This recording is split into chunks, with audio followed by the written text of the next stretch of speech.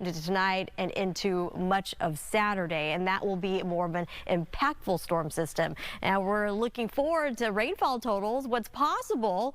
2 to 4 inches, very common for coast and inland communities, and abnormally high numbers in terms of accumulation for foothills and mountain communities. 4 to even 8 inches may be possible, as this system will stick with us all the way through about Sunday before another separate storm could make its approach sometime Monday into Tuesday. And we're eyeing all the way into next week. Also another round of rain then. Chance of thunderstorms, heavy downpours that could lead to roadway flooding.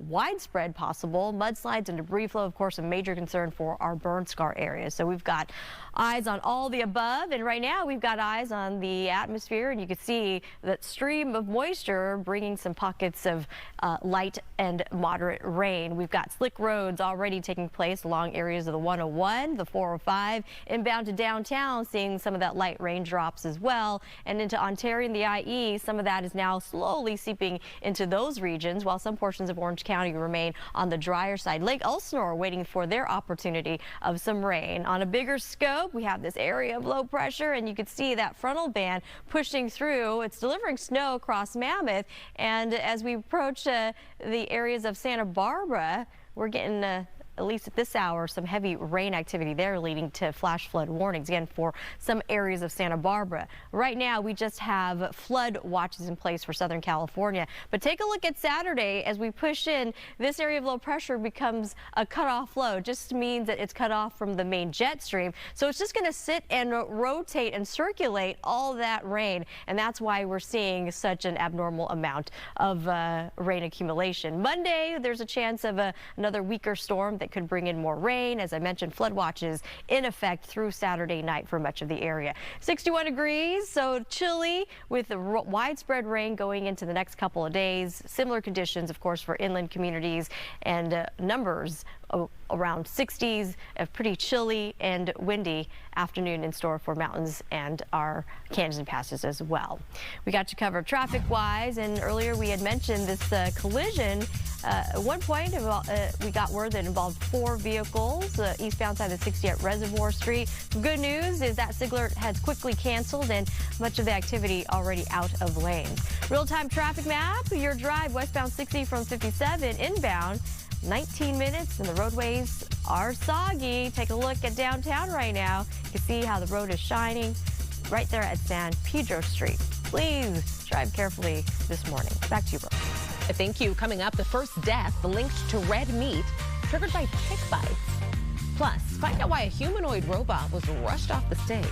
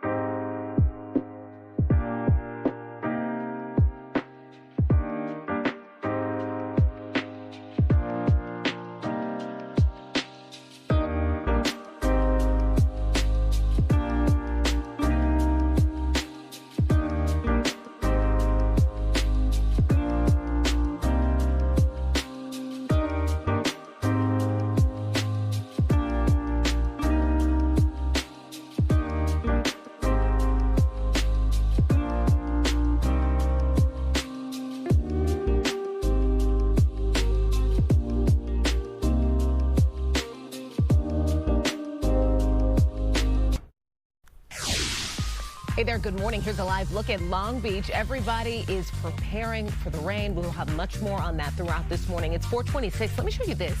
Researchers are linking a death from a meat allergy to a tick bite. Yes, so these are researchers at the University of Virginia School of Medicine. They say a New Jersey man died from a red meat allergy after being bitten by multiple ticks in 2024. The researchers say the death, which by the way remained a mystery for a year, they say the death happened after the man ate beef earlier in the day and had 2 allergic reactions caused by previous tick bites. The announcement is the first report of a person dying from a meat allergy caused by a tick bite. The allergy is known as alpha-gal syndrome. It is commonly caused by Lone Star ticks, which are mostly found in southern and eastern states. A showcase of a humanoid robot in Russia falls flat.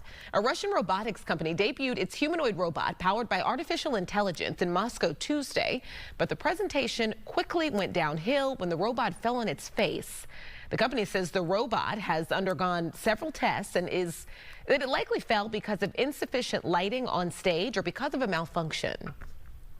Shohei Ohtani won another MVP award. Make that number 4 for him. We're going to hear from the Dodgers after the break. And of course, we are also staying on top of the weather this morning. This storm we have been warning you about for days, it's here.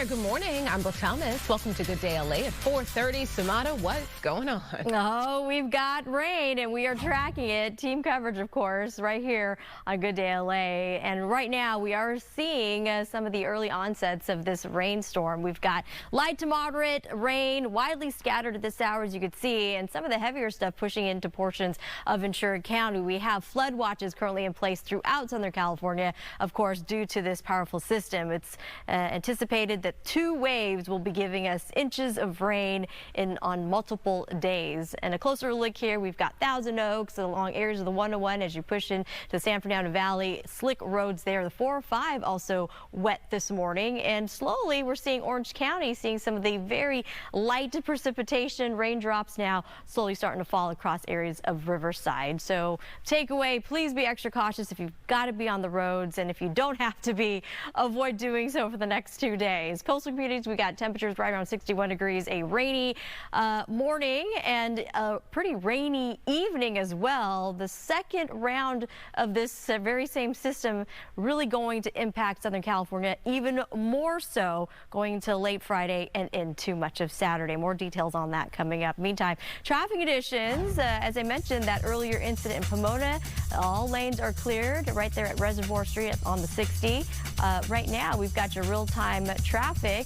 Not too bad. Roadways doing pretty good. Northbound 110 from 45, just to go ahead and allow yourself 12 minutes. And the Caltrans camera right there at 10th Fremont Avenue. Very, very light rain at this hour. Take it nice and easy out there. Brooks? So let's continue our Storm Alert team coverage now with Mario Ramirez. He's live in Malibu, and where evacuation warnings are in effect for the Palisades burn scar area.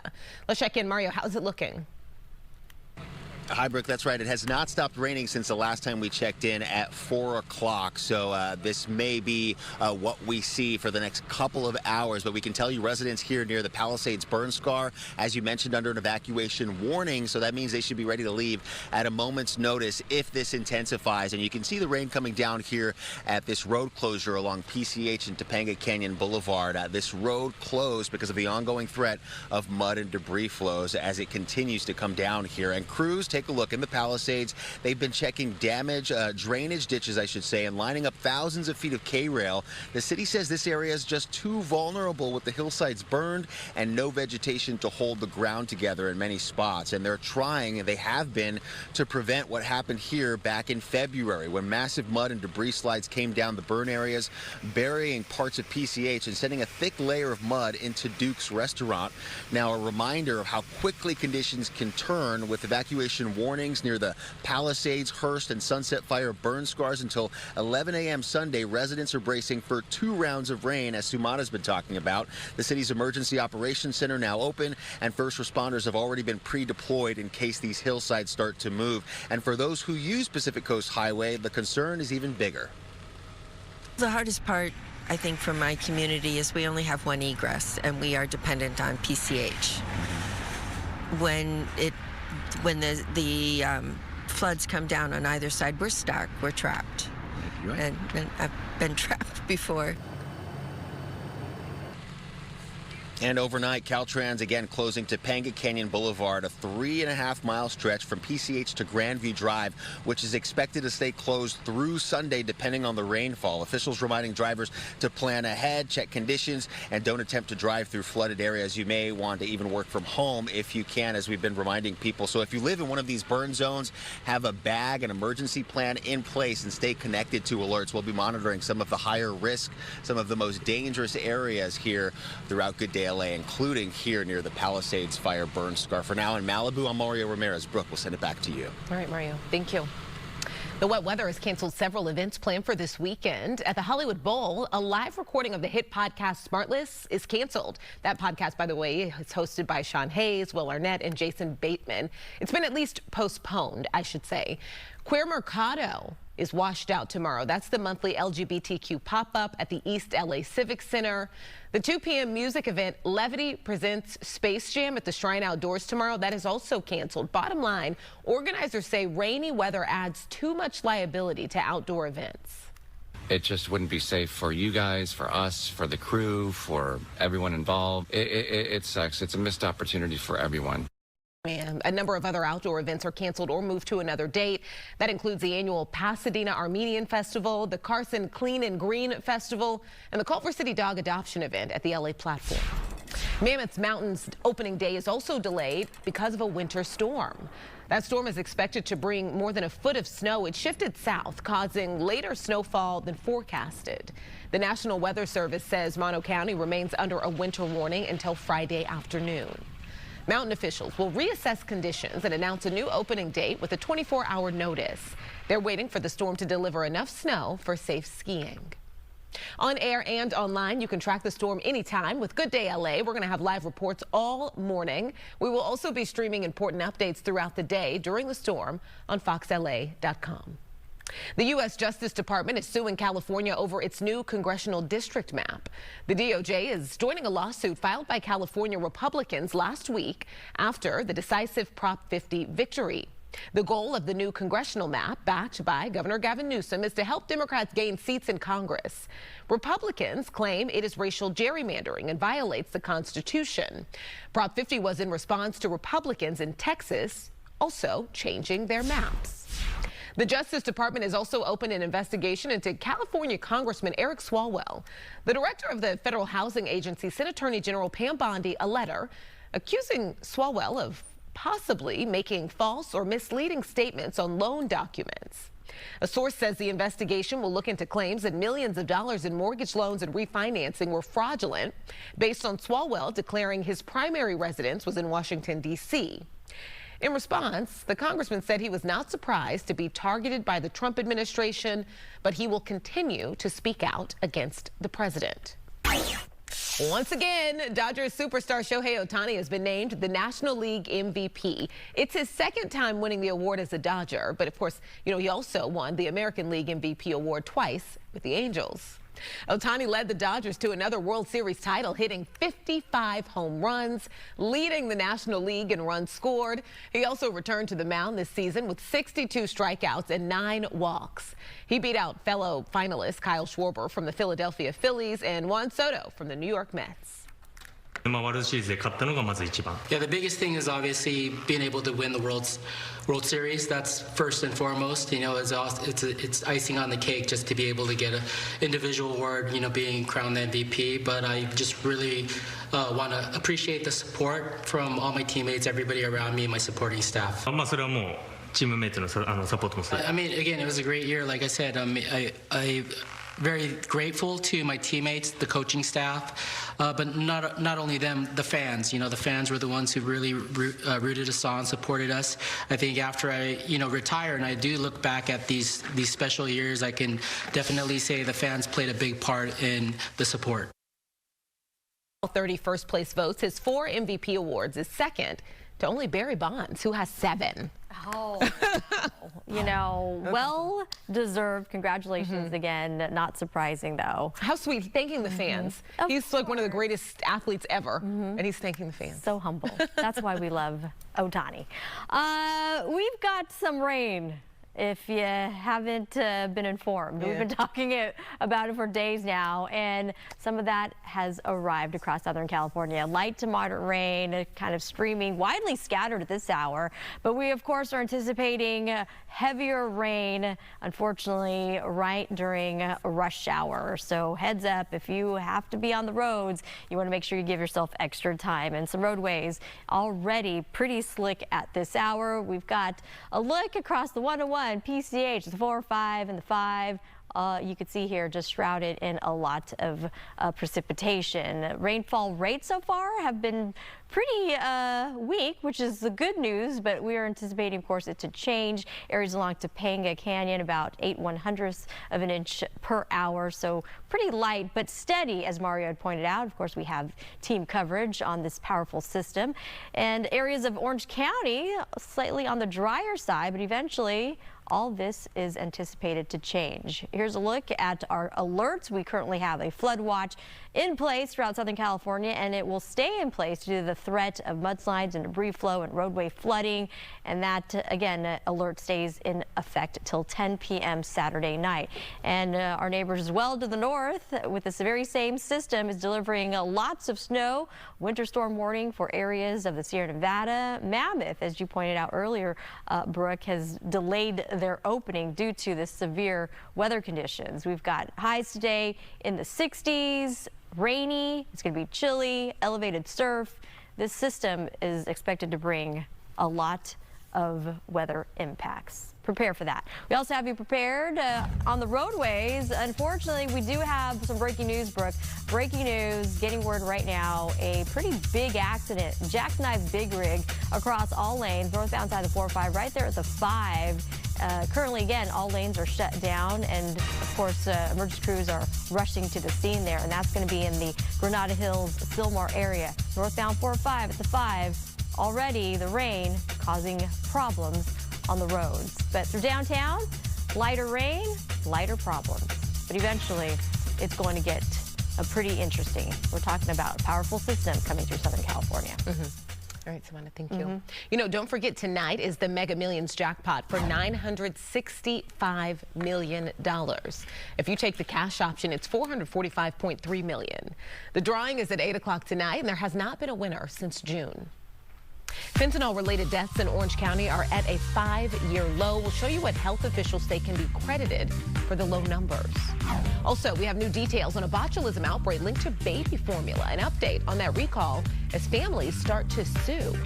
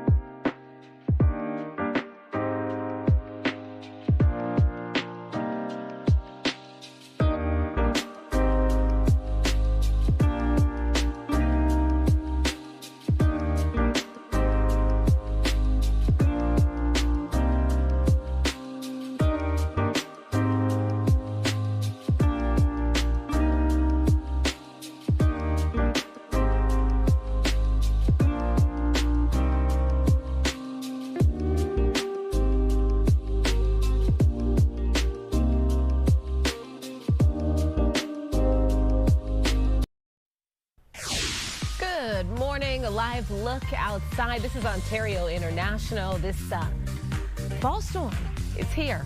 Get ready. We have good news this morning in the fight against opioid abuse. Fentanyl-related deaths in Orange County hit a 5-year low last year. Officials say 407 deaths were reported in 2024. That's down from 613 in 2023. Now, this marks a steady decline since 2021 when deaths peaked at more than 700. Authorities credit the drop to law enforcement efforts, new legislation, and community outreach. The county is also focused on education, treating substance abuse, and distributing naloxone, which is a medicine, you know, that can quickly reverse an opioid overdose. County leaders vow to continue tackling fentanyl to save lives and hold traffickers accountable. Okay, this is a rare but life-threatening illness, especially for babies. And while no deaths have been reported as of today, investigations into more than a dozen cases of infant botulism centered around by-heart formula. Families are also starting to file lawsuits. Chanley Painter reports on the latest. Food safety and medical experts are sounding off in the midst of an outbreak of infant botulism across at least a dozen states. While federal officials are reviewing more cases, at least 15 babies have become sick since August, with all of them having been hospitalized after being fed formula from the maker ByHeart. Infant botulism is an infection that can occur from what's called botulism spores, and they get in your body and they cause the nervous system to stop working. So your muscles don't work, including the muscles that you need for breathing. This week, ByHeart expanded its voluntary recall to include all of its products nationwide, writing in part, quote, "This action is being taken in close collaboration with the U.S. Food and Drug Administration." But as investigations continue, the FDA on Tuesday said lab data shows ByHeart's whole nutrition infant formula, quote, might be contaminated with the bacteria that causes botulism.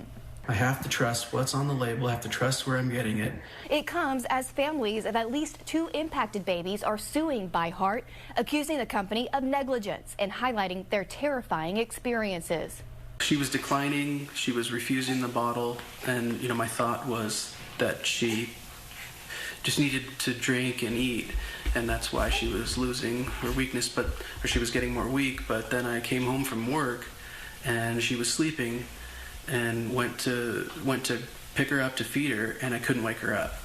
ByHeart says a support line is open for parents with questions, as the FDA says this recall will not trigger formula shortages. I'm Chanley Painter, Fox News. All right, video shows the moment a fan jumped a barrier at a Wicked premiere and charged at Ariana Grande. Look at this.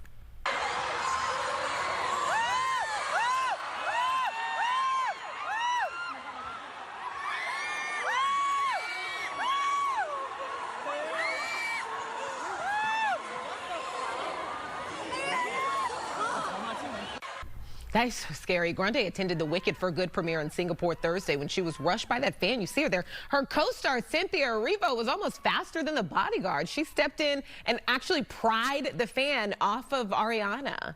Several news outlets have identified the fan as Johnson Wynn. He's a social media personality. His account is filled with posts about rushing stages and sporting events. He was arrested after this and charged with 1 count of committing a public nuisance. But, she was shaken after this. You don't know what's happening. It's so fast. You could see that she was really shaken after this. Her hand over her chest there. Yeah, that's tough. Okay, doorbell camera video from Tennessee captured a deer ramming the front door of the house.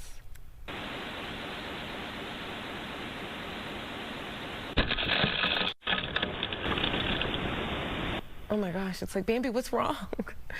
Police in Franklin, Tennessee say the deer rammed doors on 2 houses in the same neighborhood on November 6th. In both cases, the deer broke through locked doors but did not get far inside the homes. Police say after the second incident, the deer wound up in the backyard. With the help of officers and bystanders, the baby just jumped over a fence and ran away. I'm trying, was the first door glass? Did he think? I don't know. That was wild. So many questions. So many questions, right? Oh, dear. Oh, my God. Oh, dear. Somebody's got to rein that deer in. Just oh, no. Oh, no. Another type of rain Reining it in. Rain is slowly approaching Southern California. In some areas like Ventura County, seeing some light to moderate stuff already. We've got 2 waves of this pretty big and powerful system set to hit Southern California. The first one is associated with a cold front that's going to really push through the area, bringing heavier bands of rain sometime in the morning hours and through at least a good chunk of the morning before slowly, again, backing down. It'll become more showery in between the 2 waves. Later this evening, tonight, and tomorrow, Saturday, that's where we're anticipating the bigger impacts of the 2 waves. So get ready. We've got rainfall totals 2 to 4 inches as possible. Very common just about anywhere. Foothills, mountain communities, big concern. Of course, that also pertains to the burn scar areas. 4 to even up to 8 inches possible after, of course, everything is said and done. This storm isn't expected to leave until Sunday, and by Sunday, just showers are anticipated. But right on its heels, the floodgates are open. We've got a couple more storm systems coming at our direction sometime Monday and Tuesday, and again Thursday and Friday. But with this latest bout, thunderstorm chances, heavy downpours that could lead to widespread roadway flooding, mudslides, and debris flow. Right now, things aren't too bad. This is something that we can handle. Steady, light to moderate at times. In some areas, looking at pretty dry conditions at this hour, but eventually all that is expected to change. Center of the area of low pressure is still sitting offshore, and you can see here that cold front is what's helping to lift all that moisture into the atmosphere right into Southern California. And as it rotates, it's going to become detached from the main jet stream, and we'll call that a cutoff low, and it's just going to meander across just offshore of Southern California, and that's what's going to lead to these heavy rain activity throughout Saturday. Eventually, it's going to lift out of the region and showers right behind it before clearing out. And on Monday, we are anticipating yet another separate area of low pressure to bring in more showers. Flood watch in place for much of Southern California all the way through Saturday night. We've got coastal communities, temperatures sinking with rain chances on again, off again, all the way into next week. We've got inland spots about 61 degrees and rain throughout the morning. A little pocket, maybe a brief break here and there before more rain arrives later tonight and through your Saturday. Really wet weather. Big change in our weather pattern. Got you covered traffic-wise. Good Day Late Traffic is brought to you by Razavi Law Group, and we wanted to bring your attention back to a new collision, solo crash, southbound side of 605 at the East 91 Connector Road. We've got tow trucks en route to that collision, and we brought this breaking news to you earlier. Jackknife Big Rig currently impacting all lanes on the northbound side of the 405 at the 5. So heads up, the rain's coming down, and we're anticipating lots of collisions. Hopefully that won't be the case, but we've got wet roads to deal with. Both directions of the 10 at this hour, just really light stuff. Send back over. And here's a look at some other traffic hotspots. My name is Ali Razavi, and I'm the founder of Razavi Law Group. Over the past decade, our law firms recovered millions of dollars for thousands of people just like you. We handle big injury cases, and we only get paid when you do. So tell me, who hurt you? Because we'll make them pay.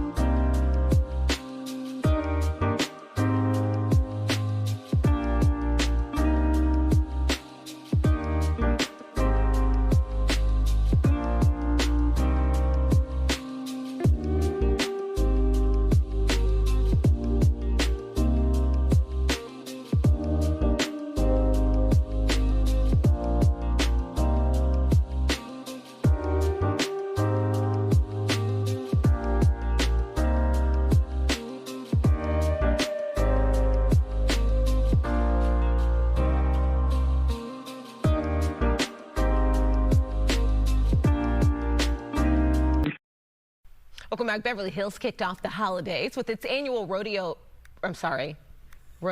drive. And let's see if anybody knows. Okay, I know. It was the Rodeo Drive holiday lighting celebration last night. Okay, this year's theme, Enchanted Holiday Dreams, brings Nutcracker-inspired decor, live performances, and festive fun to the iconic street.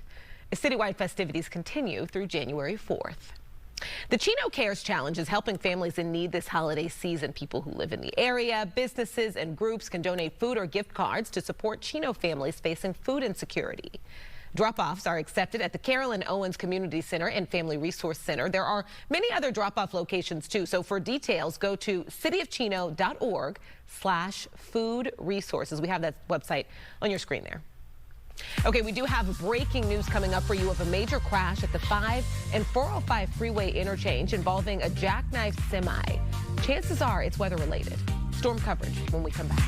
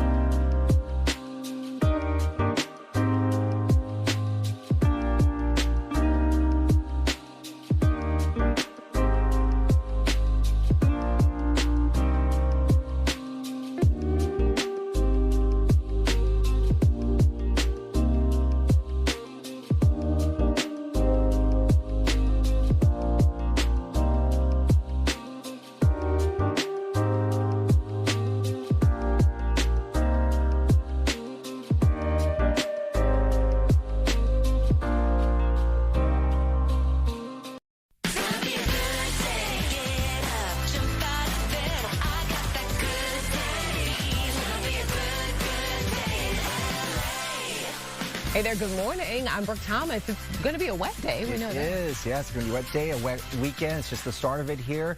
I'm Bobby Castro. Welcome to Good Day LA at 5 a.m. And yes, we are talking about the weather. It'll get pretty rough. It could get rough, I should say, through the weekend. Evacuation orders and warnings are in effect as much of Southern California braces for one big storm after another. Mario. And it is official that storm is now pushing through Southern California. We've definitely been feeling it and seeing it here in Malibu. We're live just ahead with more on those evacuation warnings and what residents need to know if they're planning on leaving today. And we are in Altadena. The rain is coming down. There are evacuation orders and warnings in place. We'll tell you what areas are impacted.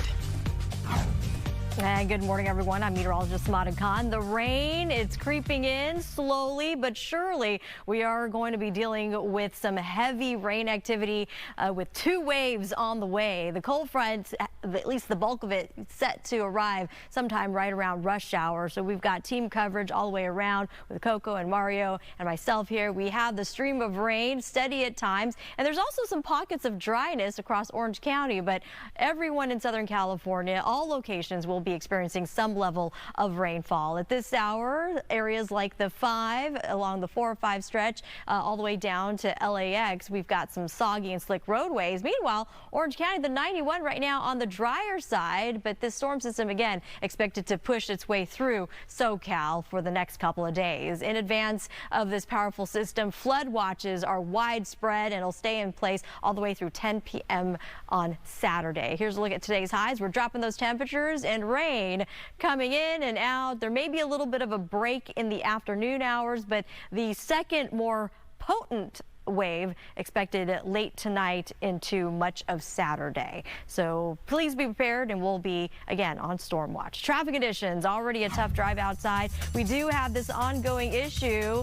Right now we have at least 1 lane closed northbound 405 right there at the 5 connector road due to a jackknife big rig. It was raining in the area earlier, so keep that in mind. A heavy duty tow truck is on the way to get it out of the road, and a solo vehicle crash here southbound side of the 605 at the East 91. A vehicle spun out and is in the ditch area, but is also partially blocking the right shoulder. We also have, again, emergency crews heading to the scene there. Back to you, too. All right, Samantha, thank you. Residents in the Eaton Fire burn area have been ordered to evacuate because of potential mud or debris flows. Coco McAvoy is live in Altadena with an update. Coco. Good morning, and the rain is coming down here in Altadena. A lot of residents preparing for what could be a very serious storm, bringing about 3 to 6 inches to the region. We are here at a yard for LA County where there are some sandbags available for residents if they'd like to pick them up as well. The Eaton Fire zone could turn into a dangerous river of mud and debris, and that's why there are evacuation warnings and orders in place for any areas near recent burn scars. Sheriff's deputies say anyone in these areas should be ready to leave at a moment's notice. The storm will bring periods of moderate to heavy rain through Saturday, with Saturday expected to be potentially the strongest day for the storm. Our team was with LA County Sheriff's deputies last night while they checked on homes in what will be the mandatory evacuation zone starting tonight. Deputies say this could be a serious storm. Small amount of rain can pick up a lot of stuff on the way down and just gather steam and pick up cars, anything in its path, and it could cause a lot of devastation out here. But still, our team spoke with some residents who say they are prepared, but they are planning to stay put throughout the storm. And again, this storm could go into next week, so make sure that you are prepared. Reporting live this morning, I'm Coco McAvoy. I'll send it back to you. All right, Coco, thank you. Evacuation warnings are in effect for the Palisades burn scar area. Mario continues our Storm Alert team coverage. He joins us live from Malibu. Mario. Bob Brooke, that's right. Evacuation warnings, which means residents should be ready to leave at a moment's notice, as well as road closures in place here near the Palisades Fire burn scar. And it is still coming down. It's much lighter than it was earlier, but we'll take you to the road here, and maybe you could make it out there on the street light. We're at PCH here near the Palisades burn scar, and we've seen the preparations here recently. Crews, take a look, in the Pacific Palisades area have been stacking up rails and sandbags, trying to get ahead of what could be a dangerous 48 hours. The city putting those concrete barriers in place, hoping to keep any mud or debris from racing down those burn scars. And we know what can happen here. Back in February, huge mud and debris flows slammed the coast, including at Duke's here on PCH. The restaurant survived the Palisades fire, but just a month later, hammered by thick, heavy mud, and they're still repairing the damage there. Mayor Bass, meanwhile, says more than 13,000 feet of K-rails already lined the area here across the Palisades, and with that storm pushing closer and closer, city leaders aren't taking any chances. The Emergency Operations Center now officially activated, and evacuation warnings in effect through Sunday morning for anyone living near the Palisades, Hearst, and Sunset Fire burn areas. Residents here say they're not just uncomfortable, but they're unsure how the hillsides here will hold up. No, I've been hearing that. It's a scary sounding rain, isn't it? Yeah, I hate to think of it. We've been through so much already. So I'm just hoping it's not going to be what they say it is. It's honestly really scary just because of all of the debris. All of the dirt in the highlands where I live is all loose. So if it rains, the chance of mudslides and rock slides increase greatly, and kind of preparing for that just in case, and preparing to leave throughout the night. And this morning, Topanga Canyon Boulevard completely shut down between PCH and Grandview Drive as a precaution because of the ongoing threat of debris flows coming down from the Palisades burn scar. Officials urging residents to stay alert, avoid flooded roads, and have a plan in place in case conditions change quickly. And of course, if the rain intensifies, that puts residents here near these burn scars more on edge. Again, it is still coming down, but very lightly. Earlier, we had the umbrella, able to ditch that for now, but we may have to bring it back as Sumata has been mentioning that it will pick up again during rush hour. For now, that's the latest here. I'm Mario Ramirez. We'll send it back to you. All right, Mario, thank you. The wet weather has canceled several events planned for this weekend. At the Hollywood Bowl, they were set to have a live recording of the hit podcast Smart Lifts with Sean Hayes, Will Arnett, and Jason Bateman. Now that's postponed. Queer Mercado is a monthly LGBTQ pop-up at the East LA Civic Center. It's washed out tomorrow. The 2 p.m. music event, Levity presents Space Jam at the Shrine Outdoors tomorrow. That is also canceled. On air and online, you can track the storm anytime with Good Day LA. We will have live reports all morning long. Our team out there this morning will also be streaming important updates throughout the day during the storm on foxla.com. Looks relatively quiet right now, but this is just the beginning. Right. The gentle portion of the big and powerful storm. 2 waves is what we're anticipating. And with the first wave, it's associated with a cold front. It's going to bring in heavy to moderate rain activity across Southern California right around rush hour. And for at least a couple hours, we're anticipating the cold front to bring in the heavy stuff and peaking right around 9 through about 10 o'clock in the morning. There may be a couple of breaks in between, and then we have the second round coming in sometime late this afternoon, this evening, most likely tonight and Saturday. The second wave is going to be even more impactful. That's where we're going to get high rainfall rates, and that could lead to mudslides and debris flow. But anytime a pocket of heavy downpour over a vulnerable area like the burn scar could lead to those similar impacts. We've got rainfall totals possible. We've actually increased these numbers 2 to 4 inches. Pretty common just about anywhere. Abnormally high for Southern California this time of year. Foothills and mountain communities, and of course their burn scar areas, a range of 4 inches. And of course we hope against this, but we want to also prepare for the worst. 8 inches is possible. Thunderstorm chances embedded in the rain bands, especially tomorrow. Heavy downpours, as I mentioned. Widespread roadway flooding, it's possible. Mudslides and debris flows. There's also a slight opportunity, a slight chance of even some tornado activity. Especially going into tomorrow. So lots going on with this system right now. As you mentioned, not too bad. Very light, steady rain. There's even some locations not seeing some of the rain yet as it is widely scattered.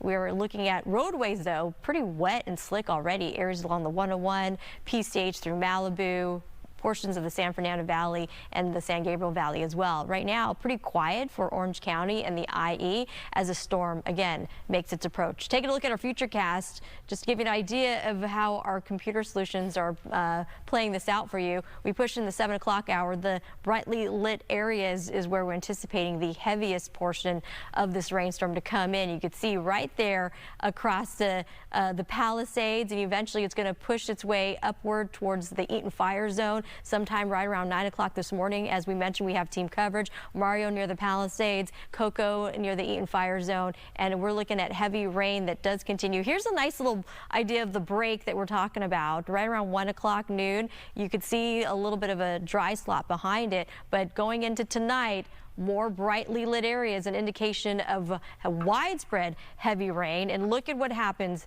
Saturday morning. Just nonstop rain, variations of it, of course. And right on the heels of this big system, we have another separate storm coming in Monday and Tuesday, expected to be on the weaker side, more showery.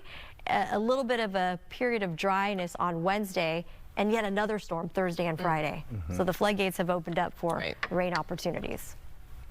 Please be careful out there. You're getting into Thanksgiving now. Yeah, hopefully that's true. Yeah. That's true. We'll be watching. All right, Samana, thank you. Thank you.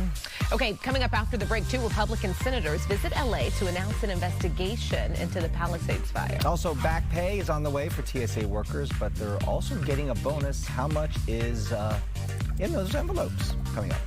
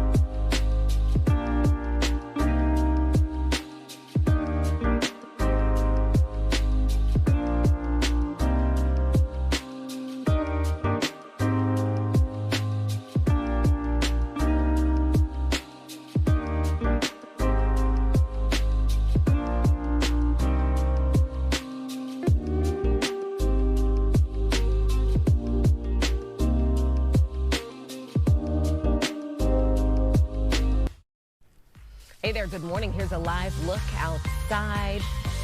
How was your drive-in this morning, Bob? Not bad. No? Not bad. Yeah, same. And it's actually, again, the calm before the storm. You're just starting to see some of those showers. It's going to pick up later this morning, the westbound 10 at Atlantic here. And looks like it's so far so good this morning. We have full team coverage on the storm coming up.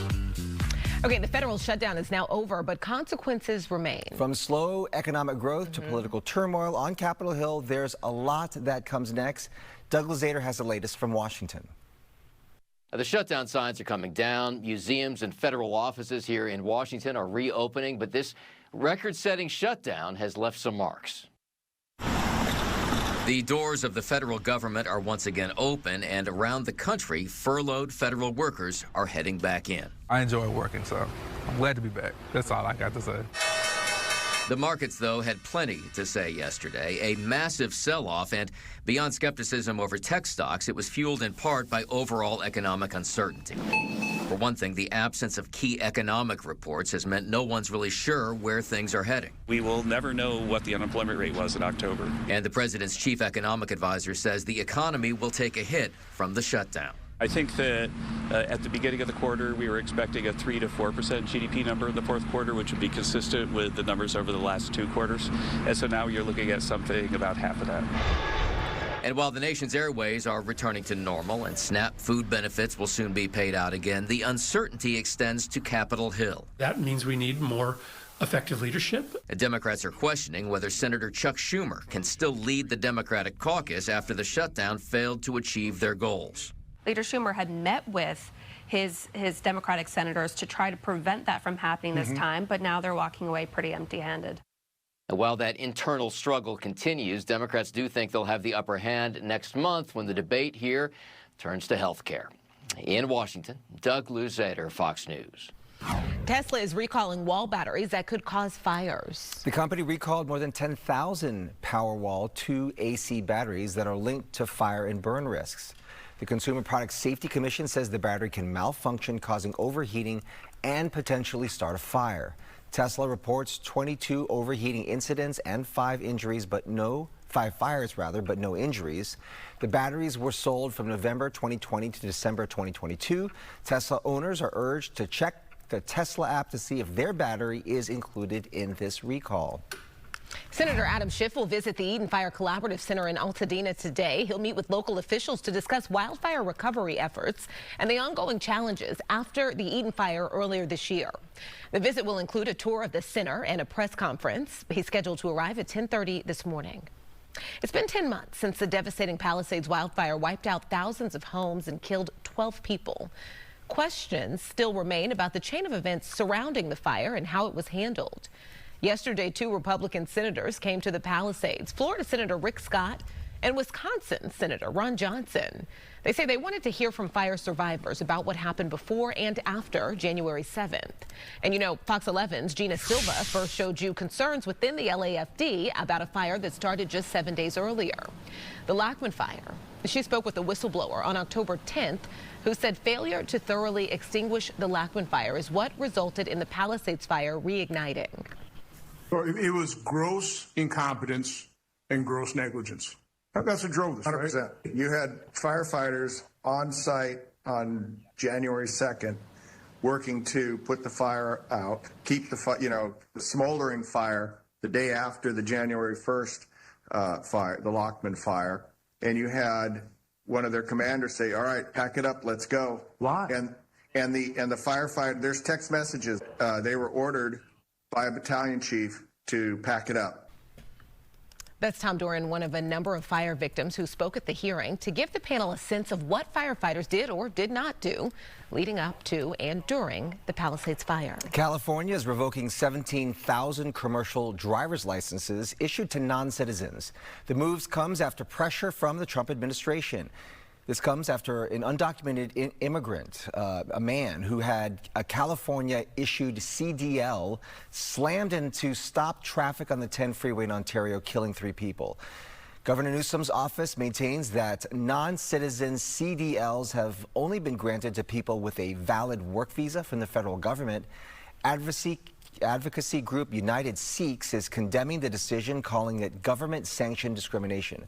The move could have a great impact on the economy as the country continues to face a trucker shortage. We get calls from companies trying to get drivers. That's a constant thing to think like, well, now we have to fill those positions or what's going to happen. 17,000 commercial driver's licenses that are being revoked had expiration dates that exceeded the driver's legal period to stay in the U.S. TSA workers who stayed on the job during the government shutdown will be rewarded with a $10,000 bonus. The reward was announced by Homeland Security Secretary Kristi Noem yesterday in Houston.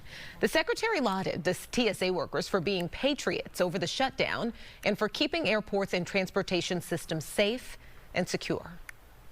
They're going to not only continue their paychecks like they should have received all along, but also they're going to get a bonus check for stepping up, taking on extra shifts, for showing up each and every day, for serving the American people, and taking seriously the mission that the Department of Homeland Security takes seriously and that they take seriously. Present to you. It is unclear how many TSA agents will get this bonus. And in a news release, Homeland Security says the bonus money will come from leftover funds from this fiscal year. It's like I said, you know, as the holiday comes around, show those TSA workers some grace. They've been oh my goodness, lot, please, right? the TSA workers, the employees at, you know, the airlines, who, by the way, almost all of them are big fans of Good Day LA. Are they so nice to you at the airport? Yeah, they opened the line and let me get cut. That's not what happened. I'm kidding. Oh, is that what happened? Extra security line. Oh, yeah. Okay? They're saying this one needs a pat down. I know. Bob goes up. I'm Bob DeCastro. Yeah. Let me in.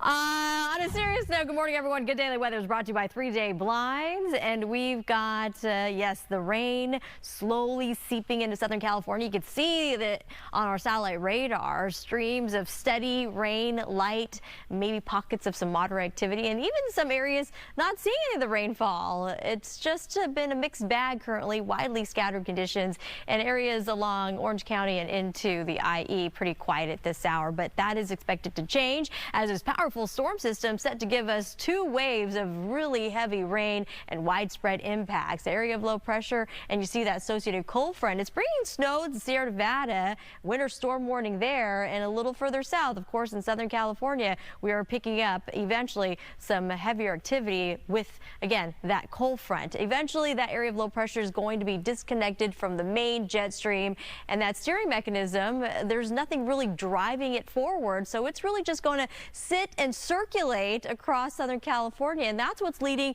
to, again, high accumulation rainfall conditions. Eventually, it's going to circulate out of the region, but still some lingering showers going into Sunday, and I'm going to go ahead and further animate this out. Monday and into Tuesday, we're anticipating yet a separate storm system, a weaker one, to bring in some widespread showers into Tuesday, and yet a third system possibly sometime Thursday and into Friday. Flood watch in effect for this latest system through Saturday night. And make sure you plan accordingly. And here's a look at how much rain we are expected to get. 2 to 4 inches will be common. 4 to even 8 inches possible for foothills and mountain communities. So a very serious storm, dangerous one at that. Coastal communities elevated surf numbers, temperature-wise, cool and chilly. We're going to keep those rain opportunities going all the way into next week. 61 degrees for today with rain opportunities across the Southland. And as I mentioned, flood watch in place for Southern California. Stick with us. We have much more on this powerful storm when we return.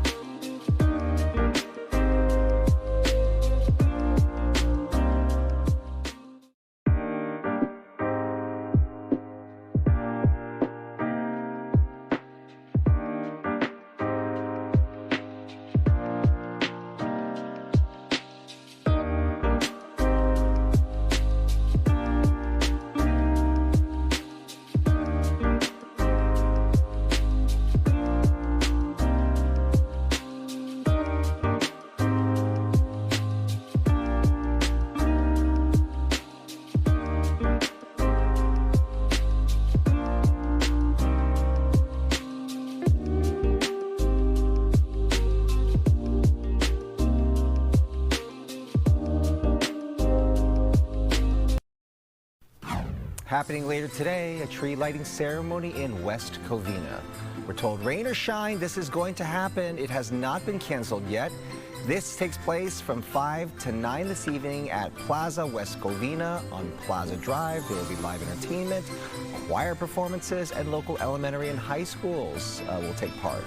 Families can meet and take pictures with Santa until Christmas Day. I love that. Yeah. Santa does everything, even no matter what the weather's like. Ho, ho, ho. That's right. We are staying on top of weather this morning. The storm we've been warning you about for days. It's here, Bob. It is here.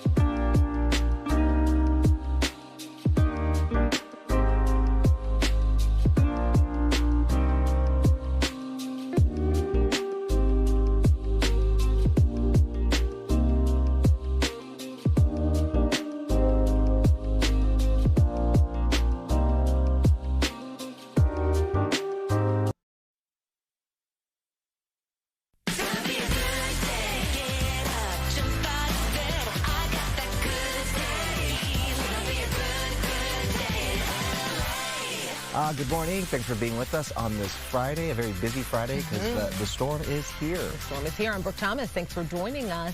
Let's get to your news. That powerful storm bringing heavy rain and flooding throughout Southern California. This atmospheric river is set to unleash a month's worth of rain in just the span of a few days. Evacuations are in place for burn scar areas around LA County, and we have you covered. Yeah, we do have live team coverage on the storm. Mario Ramirez, Coco McAvoy, both of them in the burn scar areas where mud flows are expected.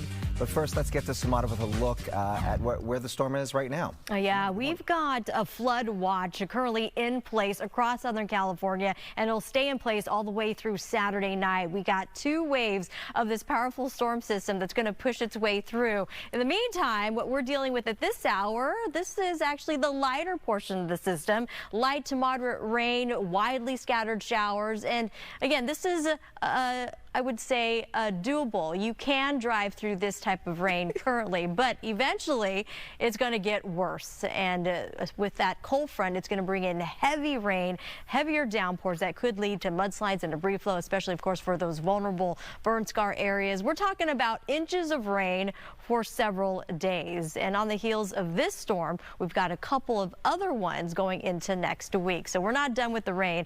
We're just getting started. Coastal communities temperatures dumping to about temperature 61 degrees, rain, pockets of it throughout the afternoon. There may be a few rain breaks in between.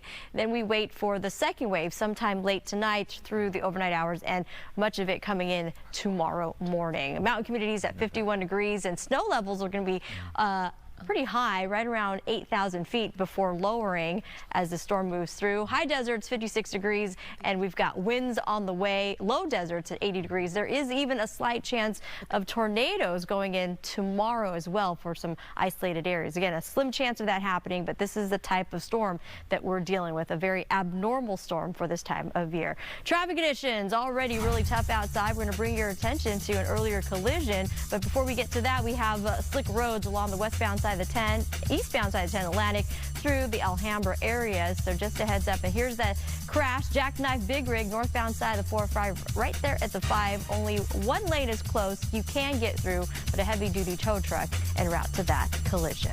Back to you two. All right, Shimona, thank you. With this rain moving in, people living near the burn scar areas in the Palisades are once again on alert for possible mudslides. Mario is keeping an eye on the situation there. He begins our storm alert coverage. Mario. That's right. We've been watching the conditions here along PCH near the coastline, and I can tell you that from about 4 to 5 o'clock, we had moderate showers, and from 5 onward, they've been light, but still coming down. Might be able to, hard to tell in the camera. We're at PCH and Topanga Canyon Boulevard. This is a road closure here because of the ongoing threat of mud and debris flows as it continues to come down, and it's expected to pick up as we go through the morning. Now take a look. Crews in the Palisades, they've been checking drainage ditches and lining up thousands of feet in K-rail in preparation for what we're seeing now. The city says this area is just too vulnerable with hillsides burned and no vegetation to hold the ground together after that devastating January wildfire, and they're trying to prevent what happened here back in February when massive mud and debris slides came down the burn areas, burying parts of PCH and sending a thick layer of mud into Duke's restaurant. And that's a reminder of how quickly conditions can turn, with evacuation warnings near the Palisades, Hearst, and Sunset Fire burn scars until 11 a.m. Sunday. Residents are bracing for those 2 rounds of rain. The city's emergency operations center now open, and first responders have already been pre-deployed in case those hillsides start to move. And for those who use Pacific Coast Highway, the concerns are even bigger. Take a listen. The hardest part, I think, for my community is we only have one egress, and we are dependent on PCH. When the floods come down on either side, we're stuck, we're trapped. And I've been trapped before. And overnight, Caltrans closing Topanga Canyon Boulevard from PCH to Grandview Drive, 3.6 mile. That stretch here expected to stay closed through the weekend depending on the rainfall and how things develop. And officials are reminding drivers to plan ahead, check conditions, and don't attempt to drive through any flooded areas. Now back out here live, a look at some of the hillsides here. We should continue to mention, if you live in a burn zone, have a packed bag, a plan in place, and stay connected to alerts. We're going to keep an eye on the conditions here along the coast in Malibu. For now, that's the latest here as it continues to come down very lightly at this hour. I'm Mario Ramirez. We'll send it back to you in the studio. All right, Mario, thank you. Now let's get to the Eaton burn fire area. Let's go right to Coco McAvoy. She's standing by with more from Altadena. Coco. Good morning, and the rain is still coming down here in Altadena, but it is a little bit lighter than it was about 30 minutes ago. We know this atmospheric river could bring about more than 4 inches to the LA County area. We're right now outside of a maintenance yard where you can see that there are sandbags available for residents so they can prepare for this storm that's going to be lasting for days now. The burn scar areas like the Eaton Fire zone could turn into dangerous rivers of mud and debris.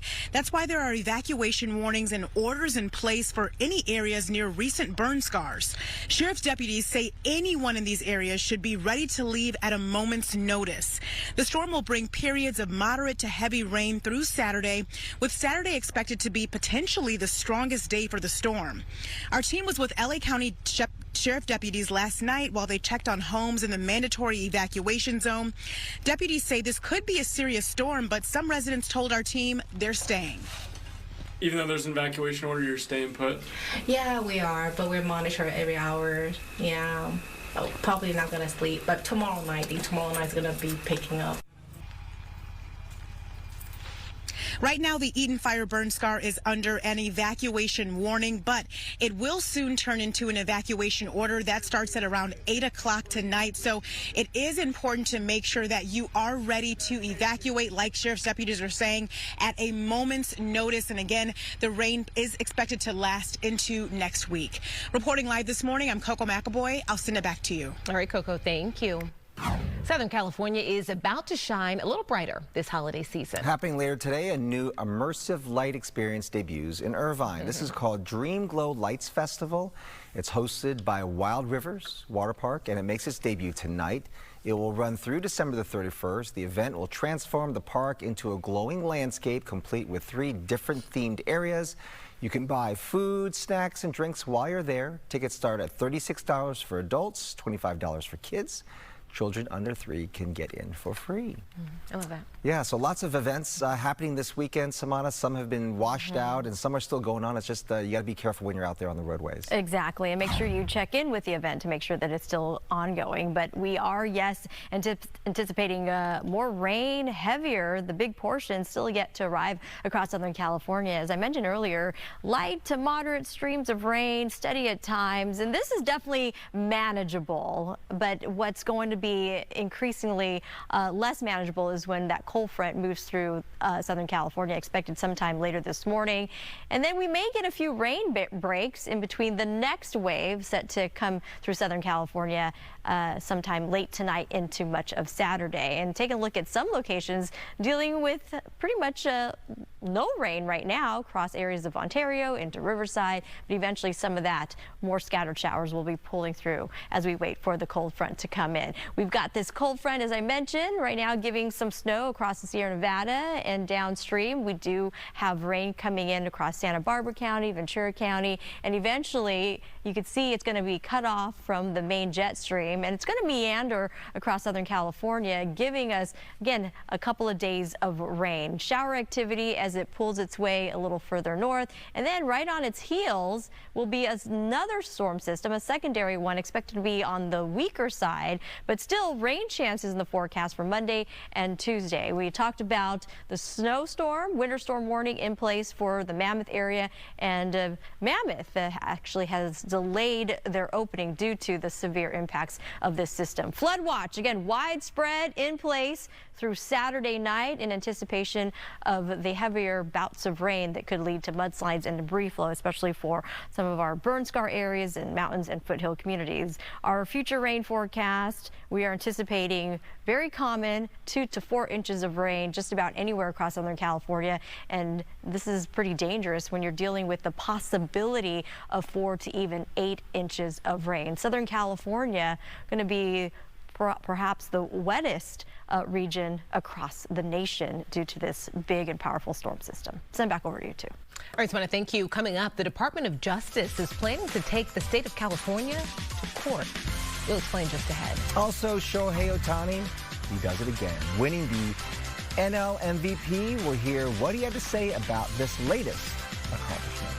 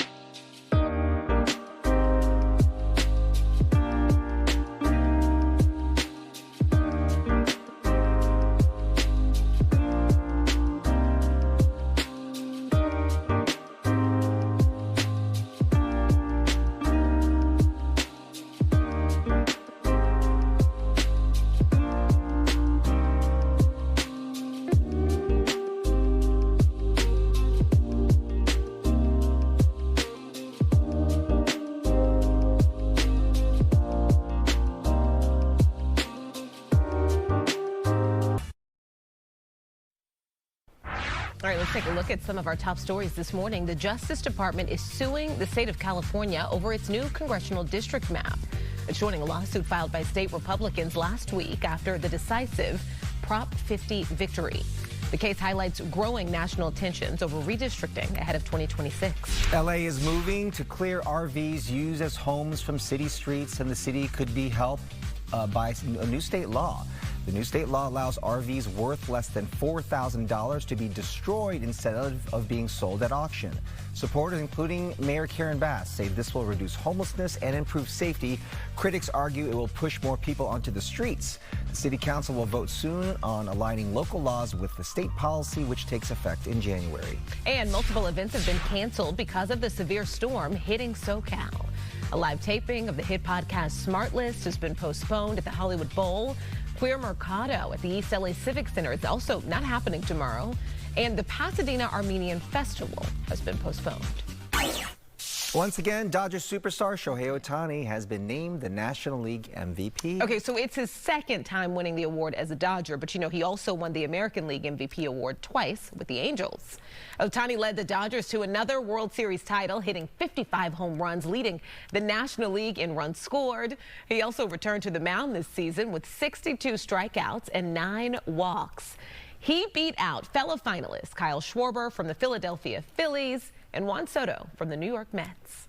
Yeah, the biggest thing is obviously being able to win the World Series. That's first and foremost. You know, it's icing on the cake just to be able to get an individual award, you know, being crowned MVP. But I just really want to appreciate the support from all my teammates, everybody around me, my supporting staff. I mean, again, it was a great year. Like I said, I very grateful to my teammates, the coaching staff, but not only them, the fans. You know, the fans were the ones who really rooted us on, supported us. I think after I, retire and I do look back at these special years, I can definitely say the fans played a big part in the support. Ohtani received all 30 first-place votes. His 4 MVP awards, that's second, by the way, only to Barry Bonds, who has 7. My friend, who's a huge Dodger fan, was watching the whole thing. Her one takeaway, she's like, he kissed his dog before he kissed his wife. And that's the one takeaway you decided to share. Well, I think it was funny. I mean, I was saying he's just a likable guy. You know, yeah. He's a likable guy. I mean, all the stories that he's going to tell his baby girl when she gets to be a little older, right? Oh, so proud of him. Yes, I'm sure. More on that. Good morning, everyone. We've got more rain in the forecast. We have a little bit of it kind of seeping into Southern California. Widely scattered light rain, maybe pockets of some moderate precipitation happening at this hour, but we're on watch for the cold front to move through sometime later this morning, and that's going to lead to widespread heavy downpours, and that's expected to linger all the way into at least the early part of the morning, into the early part of the afternoon. There may be some breaks in between, so perhaps even a little hint of sunshine, but then we're going to gear up for the second wave, and we're anticipating this second round to be even more severe than the cold front. So please be extra cautious. We have heavy rain anticipated all the way into at least Saturday morning and slowly tapering off Saturday evening. Shower chances do extend into Sunday, and with this rainfall totals quite impressive if it all holds together. We're talking about very common 2 to 5 inches of rain. We actually increased the rainfall totals and even rainfall rates. Again, pretty severe, especially for the burn scar areas, especially when we're dealing with the potential for 4 to even 8 inches. Thunderstorm chances leading to heavy downpours is possible. Tornadic activity not completely out of the question. Roadway flooding is possible, widespread mudslides and debris flow again for those burn scar fire zones. We have team coverage. We got Mario on the Palisades and of course Coco at the Eaton Fire Zone keeping watch. Again, the steady stream of rain coming across Southern California, manageable currently, but eventually that cold front is really going to push through and a burst of heavy downpours will make its way into Southern California. And And eventually that area of low pressure is going to detach from the main jet stream. So it's just going to allow it to meander, not a whole lot of movement. And that cutoff low, that's what we call it.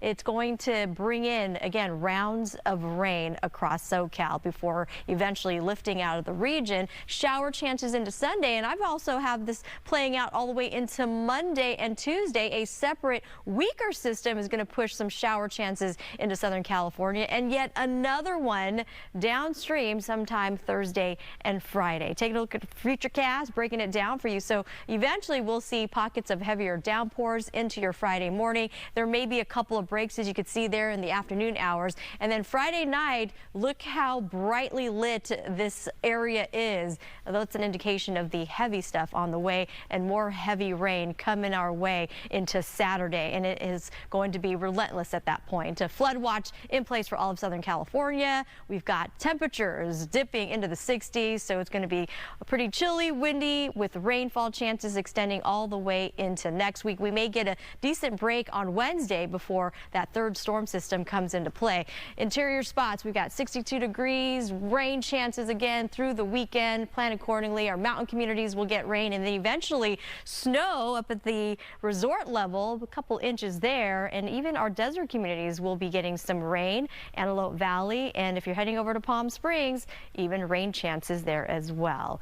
We got you covered traffic-wise. Good LA Traffic, sponsored by the law offices of Jacob and Ronnie, and call jacob.com. Already several reports of solo vehicle spinouts, and the latest one, we have eyes on this collision that we brought to you earlier. Jackknife Big Rig occupying at least one lane, northbound 405 at the 5. It's going to slow you down. A heavy-duty tow truck is on the way, and here's the Caltrans camera look, both directions of 10. You can see the slick roads, a little shiny there, but traffic, at least at this hour, moving along. Let's keep it that way. Please be careful.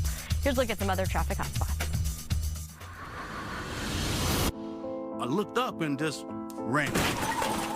Maybe we need to seek somebody who does have the expertise to be able to guide us through the process. If you're getting to an accident, you're in good hands by dealing with Jacob and Ron. Call Jacob.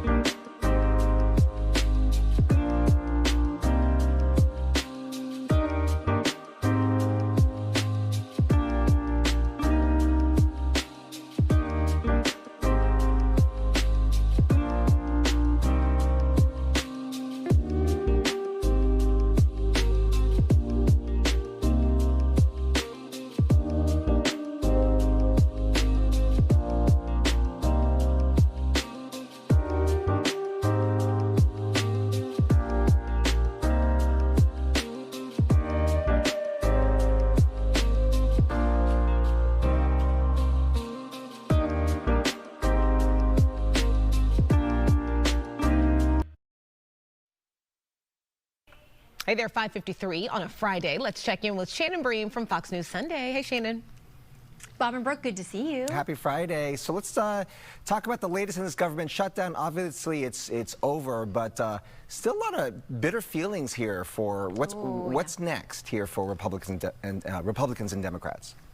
Yeah, and there's some inter-party fighting over this. You've got Democrats who are unhappy with how this thing ended, saying that Minority Leader Chuck Schumer over in the Senate needs to be replaced. So, excuse me, a little fly in my throat. Might be a gnat. I think I got it. But, you know, there's a lot of dust still to settle on this thing. We've got the speaker with us on Sunday. You know, most of the government funding goes through January 30th, so are we going to do this again in a few weeks? You get to enjoy your holidays, but it may be back to the same old beginning of the year. Of course, we have to talk about Jeffrey Epstein this morning, Shannon. Several emails were released this week mentioning President Trump in those emails. What is the White House saying and really doing about this? Yeah, they say it proves that he's innocent, that there was never an involvement with any specific woman or victim or anything else. And they point to the fact that Democrats inked out the name and put the word victim over Virginia Giuffre, and they're questioning whether they did that because she's publicly on the record numerous times and in numerous ways saying she never saw President Trump do anything illegal, unethical, or that he knew about what was going on. So the fighting over that is going to continue. The House is going to vote on this measure next week. There have been enough signatures to discharge this resolution to get it to the floor, and it's going to essentially tell the DOJ to unleash everything it's got that's unclassified, settlement deals, plea agreements, investigative notes, those kinds of things. So we may see more, but the fact is, even if it gets through the House, questionable whether it would get through the Senate or the president's desk. All right. Another busy weekend there for Fox News Sunday. Thank you so much, Shannon. We appreciate it. See you Sunday. Fox News Sunday airs right here on Fox 11, again, Sunday morning at 8 a.m. All right, let's check in with Jen about what's coming up on Good Day LA. Good morning. A lot coming up. So we have evacuation warnings, flash flood risks, and days of rain ahead. Southern California bracing now for a powerful storm that will impact those burn scar areas especially. We'll have live team coverage on that in just a few minutes. Also, we're 8 months away from the FIFA World Cup 2026. Can you believe that? Soccer legend Kobe Jones joins us in studio with a preview of what fans can expect next summer. And he's bringing some friends along with him. Join us at 6.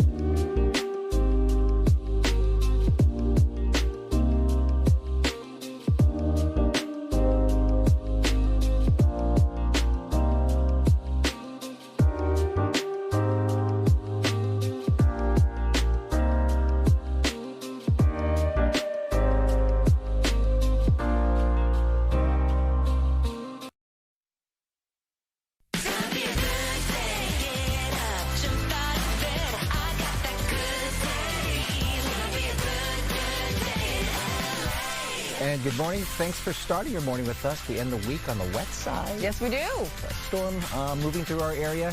Welcome to Good Day LA at 6 a.m. I'm Bobby Castro. I'm Jen Lammers. Yes, going to be a wet weekend for all of you. Our big story, of course, going into this weekend, the two-part storm system bringing in heavy rain and flooding all throughout Southern California. This atmospheric river is set to unleash a month's worth of rain in just a span of a few days.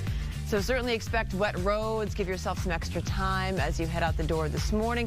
A lot of events, we need to let you know about this too, have been canceled because of the rain. Evacuation warnings in place for those burn scar areas all around LA County. As we always do, we have live team coverage on this powerful storm. Mario Ramirez and Coco McAvoy are both in our burn scar areas. Mud and debris flows could be expected there. We've got Stu Mendel up in Skyfox taking a look at road conditions. But first, here's Maria. Good morning. Good morning, Bob. Good morning, Jen. I'm going to just tweak the language a little bit about the storm that we're watching right now. Yes, we've got a lot of moisture. Atmospheric river-driven storm, it is not at this point. But that being said, there's a lot of moisture that it's pulling up from the south and southeast. This is just a storm that is hanging around.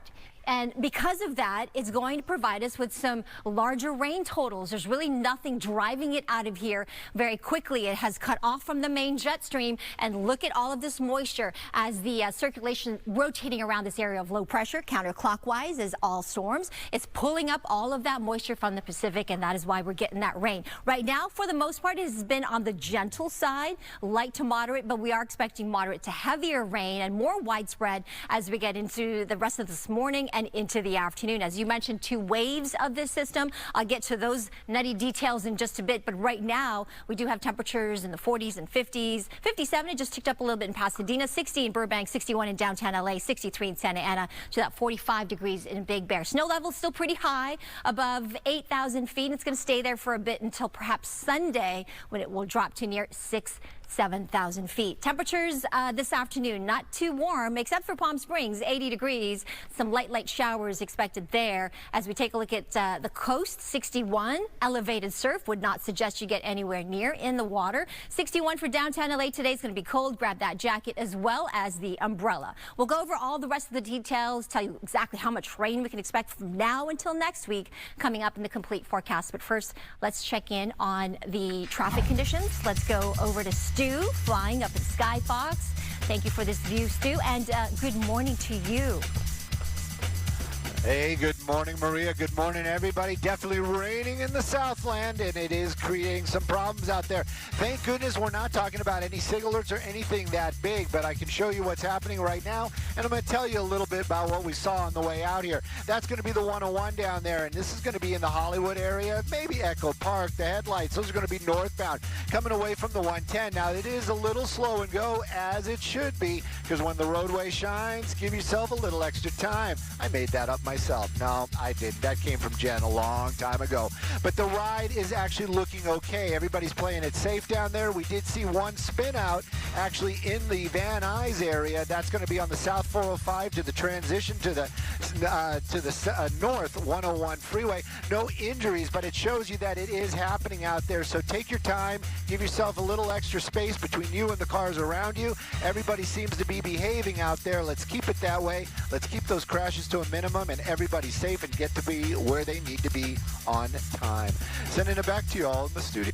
All right, Stu, thank you. So people living near those burn scar areas in the Palisades certainly on the lookout once again for possible mud and debris flows there. Right, evacuation warnings are now in effect. Mario is live in Malibu with more on the situation there. Mario.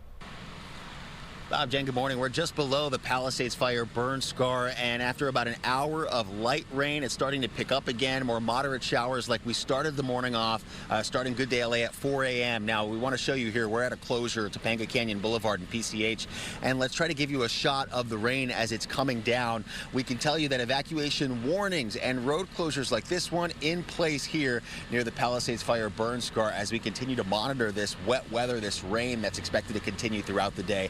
Now, crews, take a look, in the Palisades, they've been stacking up K-rails and sandbags, trying to get ahead of what could be a dangerous 48 hours. The city putting those concrete barriers in place, hoping to keep any mud or debris from coming down, racing down those burn scars. And we've seen what can happen here firsthand. Back in February, huge mud and debris flows slammed the coast, at least this part, including at Duke's on PCH. The restaurant survived the Palisades fire, but just a month later, hammered by thick mud, and they're still repairing the damage there. Meanwhile, Mayor Bass has more than 13,000 feet of K-rails already lining up across the Palisades, and with that powerful storm now pushing through, city leaders, they're not taking any chances. The Emergency Operations Center officially activated, and those evacuation warnings in effect through Sunday morning for anyone living near the Palisades, Hearst, and Sunset Fire burn scars. Residents say they're just not sure how the hillsides will hold up here after that January fire.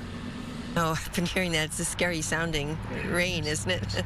Yeah, I hate to think of it. We've been through so much already. So I'm just hoping it's not going to be what they say it is. It's honestly really scary just because of all of the debris. All of the dirt in the highlands where I live is all loose. So if it rains, the chance of mudslides and rock slides increase greatly, and kind of preparing for that just in case, and preparing to leave throughout the night.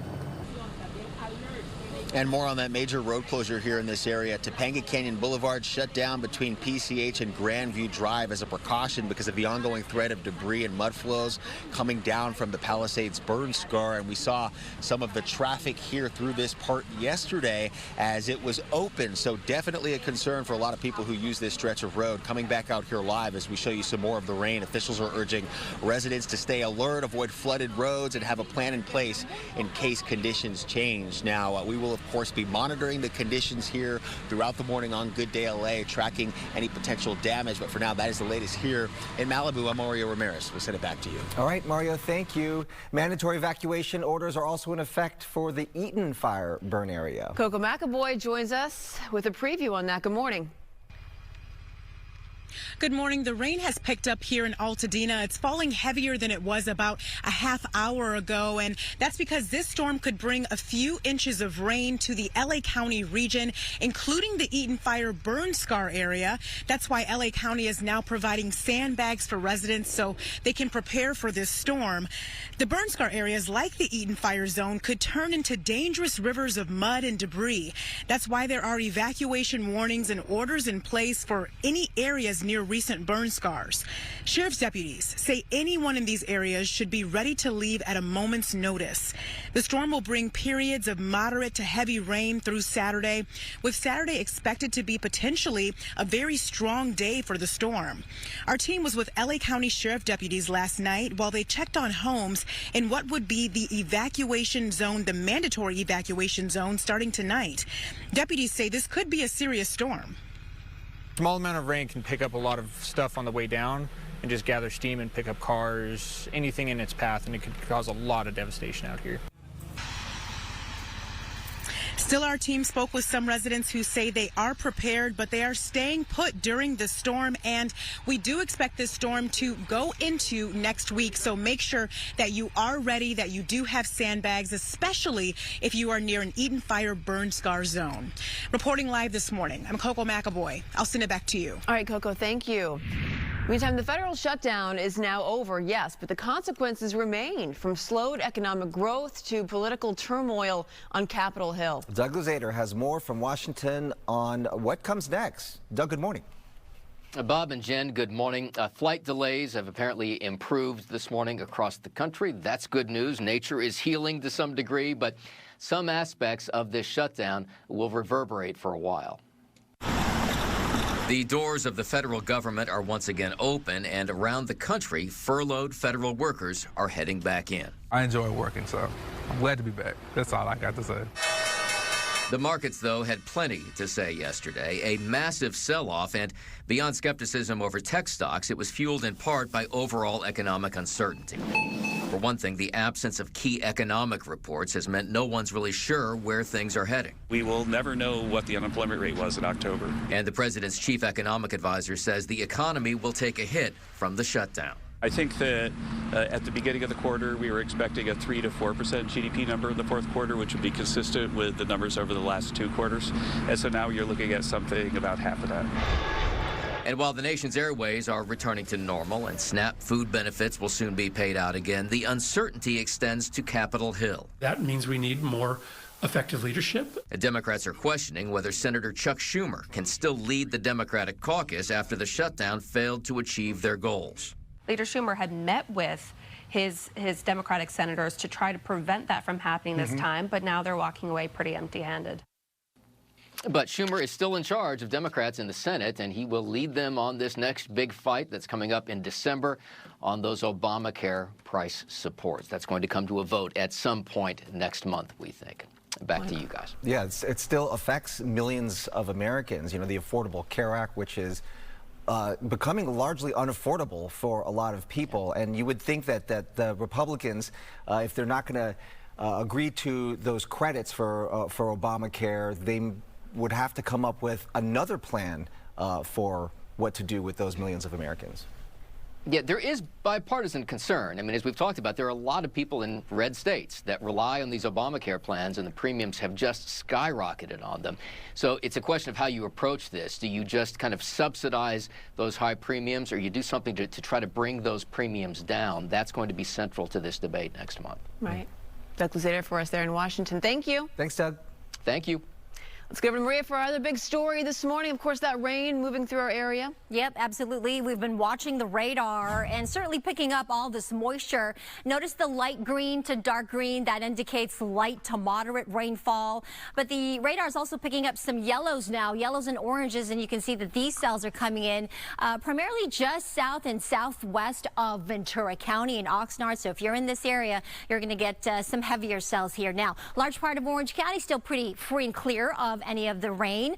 That will come to you as well a little bit later this morning into the afternoon. Here is our outlook as we watch this area of low pressure just kind of spin offshore. It has cut off from the main jet stream. We've got an area of high pressure here to our east that's just kind of keeping that low pressure system offshore. So it's going to continue to feed us with that moisture coming up from the south and southeast. It's going to give us colder temperatures, windy conditions, especially over the mountains and deserts, and the possibility of even some thunderstorms as we get into tomorrow. That's when we expect the heaviest of the rain as that low center moves inland. 2 to 5 inches of rain expected from the coast and valleys between now and next week. That's a lot of rain, but at least it's spread out over several days. 4 to 8 inches of rain over mountains and foothills. It is still significant, however, and with these thunderstorms we're expecting tomorrow, it could create, we could get some heavy downpours, some flooding, and of course some weak tornadoes is not out of the question. Some mud and debris flow is very possible. Now, when that moves off, another smaller, weaker system moves in for Monday. And then behind that, perhaps this system in the East Pacific will bring in some rain for us next week, Thursday. So that door is open. This wet weather is going to be with us for a while. I'll be back with a little bit more detail for you coming up in just a moment. In the meantime, I'll send it back to you. Thank you. So the state is pulling the plug on thousands of commercial driver's licenses issued to migrants. How this could impact the trucking industry. Also, Tesla is recalling more than 10,000 wall batteries. We'll tell you what you need to know, plus why the company might be shifting gears when it comes to third-party software integration.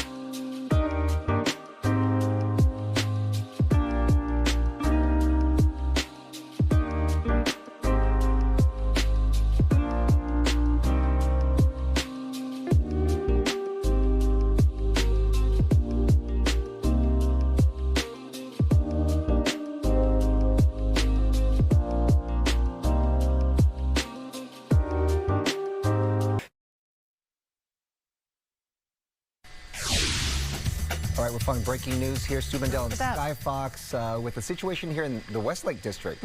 Stu, what's going on? Hey, good morning, Bobby. Good morning, everybody. Take a look at this. You know, we get a little bit of rain, and then we always have at least one tree coming down. This one happening out over here on the Hoover Street, and boy, this sucks. The dad jokes are always free. They got no injuries to anybody down there, and at least it didn't fall onto a home. It actually fell on the street, but it did crush somebody's pickup truck. You can see it right there.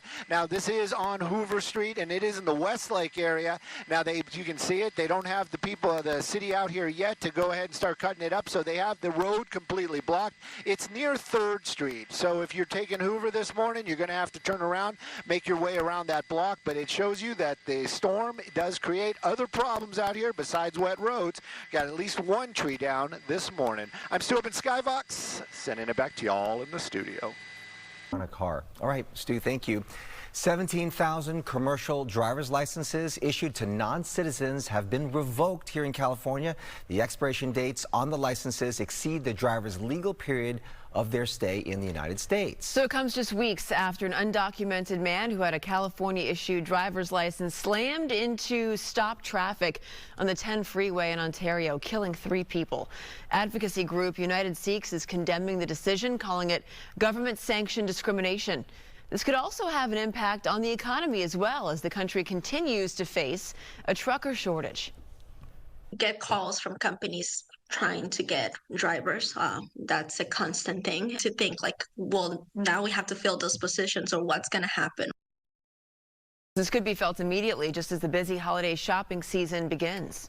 Tesla is recalling what batteries, wall batteries, I should say, that could cause fires. The company recalled more than 10,000 Powerwall 2 AC batteries that are linked to fire and burn risks. The Consumer Product Safety Commission says the battery can malfunction, causing overheating and potentially start a fire. Tesla reports 22 overheating incidents and 5 fires, but no injuries. The batteries were sold from November 2020 to December of 2022.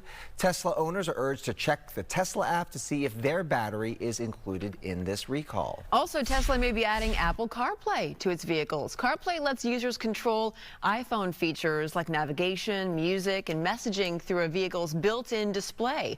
Tesla has talked about rolling out CarPlay in the coming months, but the plan is not yet finalized. The move would mark a major departure from Tesla's preference for its own ecosystem. All right, 6:18 is your time. Let's get to Marie with a look at this forecast as we're tracking the storm. It's really going to come through over the next couple of hours, right? Yeah, well, really for the next few hours, and then another wave as we get into late tonight into tomorrow. So basically be prepared for the wet weather to be here for quite a while. We've got a live look outside. You just saw that over my shoulder. A beautiful view, actually, of Long Beach, where the rain is falling lightly, gently. It is going to get a little stronger as we get into the latter part of this morning into this afternoon. That powerful storm is here, and it's just hanging around. It's kind of stalled a little bit, and it's going to one of the reasons why we're expecting some higher rainfall totals, as this storm isn't really attached to that jet stream, so it's not moving off quite as quickly as we would like. Rainfall totals possible to next week could be anywhere from 2 to 5 inches even for the coast and valleys. That's a lot of rain over the next several days, though. Foothills and mountains could get up to 4, even 8 inches of rain. Thunderstorm chances will increase as we get into tomorrow with the heavier downpours. I do think that tomorrow's rainy weather will be a little bit stronger than what we expect today, according to the computer models. We have a couple of weather alerts in place. The flood watch, really widespread across SoCal, so everybody really need to be on alert for the flooding potential. And then a flood advisory for some heavier rain falling through parts of Ventura County right now. And I do see some heavier cells just offshore getting ready to move inland. Here is the 7-day forecast as we try to break it down for you with the rain continuing today. We might see some breaks here and there for the latter part of this afternoon and this evening, but that second wave will roll in tonight into Saturday with some of the heavier rain into Sunday morning, and then we'll see scattered showers. It will turn into more scattered nature, and then another system moving in Monday into early Tuesday. That one's a little bit weaker, but it will add some rain to the rainfall totals. We'll get a little break, I think, Tuesday, Wednesday up in the mountains, and then another chance for some precipitation next week, Thursday. The mountains will see that snow snow level quite high this morning, still above 8,000 feet or so. And then by late tomorrow into Sunday morning, it should lower to near 6,000 feet. Low desert, even some showers there in Palm Springs, a little bit more scattered, but it will still be on the wetter side through the extended period. Let's go back upstairs now, get another look at what's going on outside. We've got Stu up in Sky Fox. Oh, Stu, I know. This is just not good here. What happened? Not good at all, Maria. This is an early morning crash, and sadly, the driver losing their life. This is happening on Sunset Boulevard in the city of Hollywood. You can see the crash right there. LA City Fire Department arrived here very quickly, got that victim out, and transported him to the hospital, sadly, where he did pass away. Right now, though, they got both directions of Sunset shut down in Hollywood, basically between Detroit and Formosa. So if Sunset is your drive through the Hollywood area, you're going to have to find an alternate. There's a way to get around it. And again, sadly to say, they're going to be here for a while because there is going to be an investigation due to the fact that it is a fatality.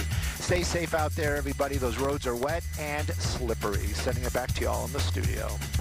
Stu, thank you. Ariana Grande confronted by a fan who leaps a barricade and grabs her.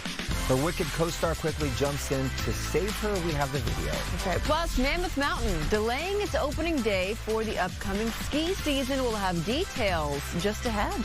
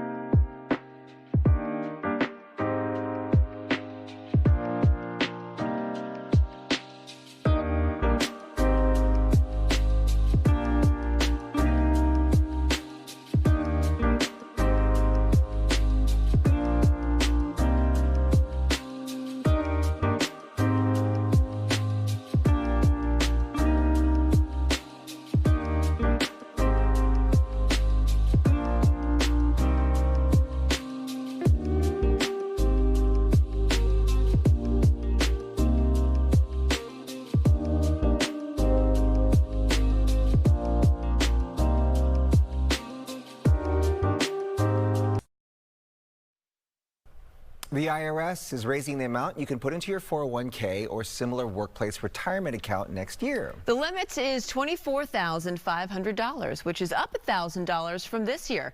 When it comes to IRAs, the maximum contribution is $7,500. People 50 and older can contribute more. But even with the IRS raising retirement savings limits, only about 4 in 10 say they're on track to maintain their current lifestyle in retirement. Verizon says it's getting ready to cut about 15,000 jobs. The company is looking to cut costs as part of its restructuring efforts. 200 Verizon stores are set to be shifted into franchised operations. This is expected to be the largest ever cuts for the wireless carrier, impacting 15% of its workforce. Layoffs are set to happen next week. Unionized workers are not expected to be affected by the layoffs. Well, did you see this video showing the moment a fan jumped a barrier at a Wicked premiere and charged at Ariana Grande? Take a look at this.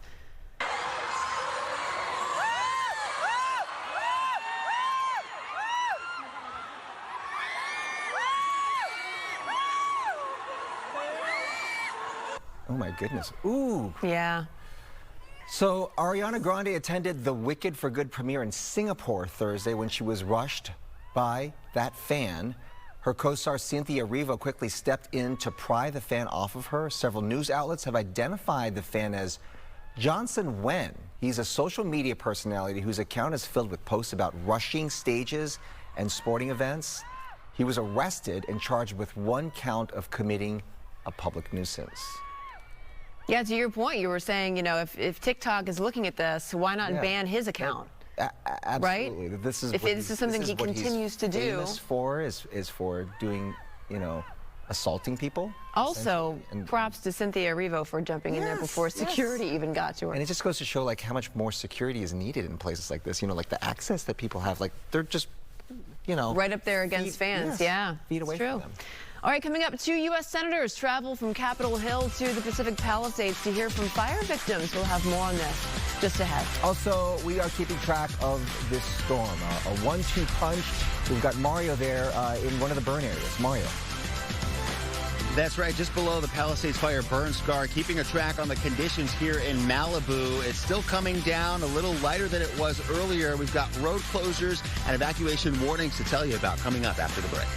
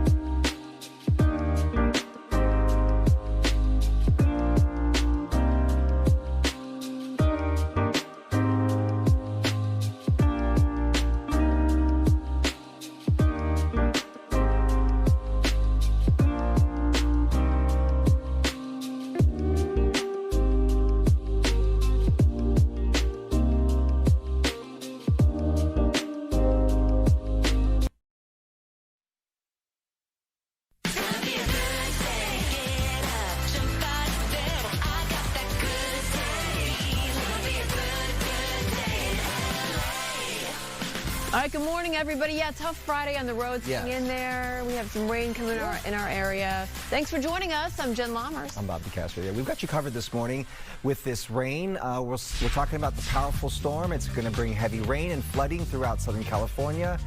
We'll have evacuation warnings are in place for the burn scar areas around LA County. We do have team coverage of the storm. We have Mario Ramirez and Coco McAvoy in those burn scar areas where it's always a concern.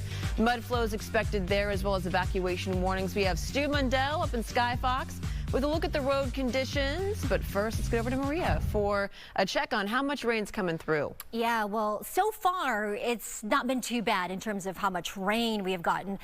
Really a tenth to a quarter of an inch of rain, depending on where you are. Some of the heaviest rainfall totals I've found were in Santa Barbara County northward. It's starting to get a little bit more as you get into the mountain locations in Ventura County, but for the most part, it hasn't been too bad. Now, that being said, we are expecting now some of the heavier cells to roll in. I've been watching some of these cells offshore, and as we zoom in, I did see a cluster of some heavier cells here just off the coast of Oxnard, up in Santa Barbara County, Ventura County. So all of this is going to start to stream northward over you. If you are in Ventura, if you are out towards parts of PCH, you're going to get in on some of that rain. In fact, Rio Plaza Elementary School here in about 5 minutes, you're going to get some of this rain. West Saticoy within about 10 minutes. So far, the precipitation rate has been manageable, about a 1/1500th of an inch to a third of an inch of rain. That will not trigger necessarily those mud and debris flows. But when it gets to over a half an inch an hour or more, that's when we get very concerned with flooding as well as triggering some mud flows. Largely quiet here in Chino Hills, but as you get into La Habra and Orange County, looking at some light showers moving in. Flood watches are in effect for the potential for flooding throughout the day today, with the heavier cells later this afternoon, and also another round expected as we get into tomorrow. Highs will be in the 50s here in the mountains and the high desert. Low desert areas still near 80 degrees. Downtown LA today, chilly at 61. Rain and elevated surf definitely along the coast, so do not get in the water. 62 for the valleys and the Inland Empire. So grab the jacket as well as the umbrella if you have to head out the door. I'll show you the rest of the forecast. In the meantime, let's check in on the traffic conditions out there. You know what happens when it rains? The traffic accidents grow exponentially, right, Stu? So if you could stay home and work, that would be awesome. Hey. Good morning, everybody. We had a little bit of an issue here, but I think we got all our ducks in a row, just like a lot of the folks on the roadway this morning. Taking a look at that drive on the 10. Now, we were in the El Monte area, and we're actually keeping moving out there, but take a look at that. Everybody seems to be behaving out there, but it does look like a safe drive, at least from the Covinas all the way out to Alhambra. Now, this portion right here, you see a lot of slow and go coming away from the Kellogg Hill over to the 605. After the 605, it does open up. Keep those speeds down. The roadways definitely are wet. We've seen a multiple spin outs this morning already. Thank goodness, not too many serious injuries. But as far as the ride goes on the 10, you've got it made pretty much from all the way from the Covinas out to Alhambra, westbound, eastbound, wide open and moving well. But keep that in mind. Just because you can, keep those speeds down. Keep an eye on what's going on around you, because the people next to you might not be as good as drivers as you. Sending it back to you all in the studio. That's right. All right. Thank you, Stu. So we do have evacuation warnings in effect for the Palisades burn scar area. Mario Ramirez continues our Storm Alert team coverage. He joins us live from Malibu with the situation there. Mario.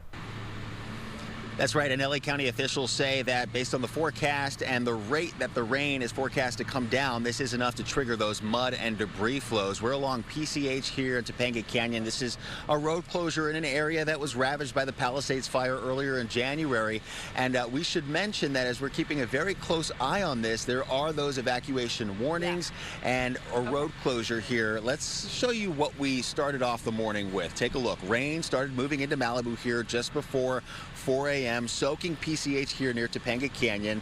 And you can see it here between 5 and 6. We saw some light misty showers, just enough to keep the road slick, and the rain started to pick back up. The National Weather Service says this storm has enough energy to produce repeated bursts of heavy rain, and we're expecting it to pick up yet again. Now, let's show you 24 hours ago, crews in the Palisades, they've been getting ready here, checking drainage ditches and lining up thousands of feet of K-rail. The city says this area is just too vulnerable with of hillsides burned and no vegetation to hold the ground together, and they're trying to prevent what happened here back in February. Massive mud and debris slides came down from the burn scars, burying parts of PCH and sending a thick layer of mud into Duke's restaurant. And that's just one reminder of how quickly conditions can turn here.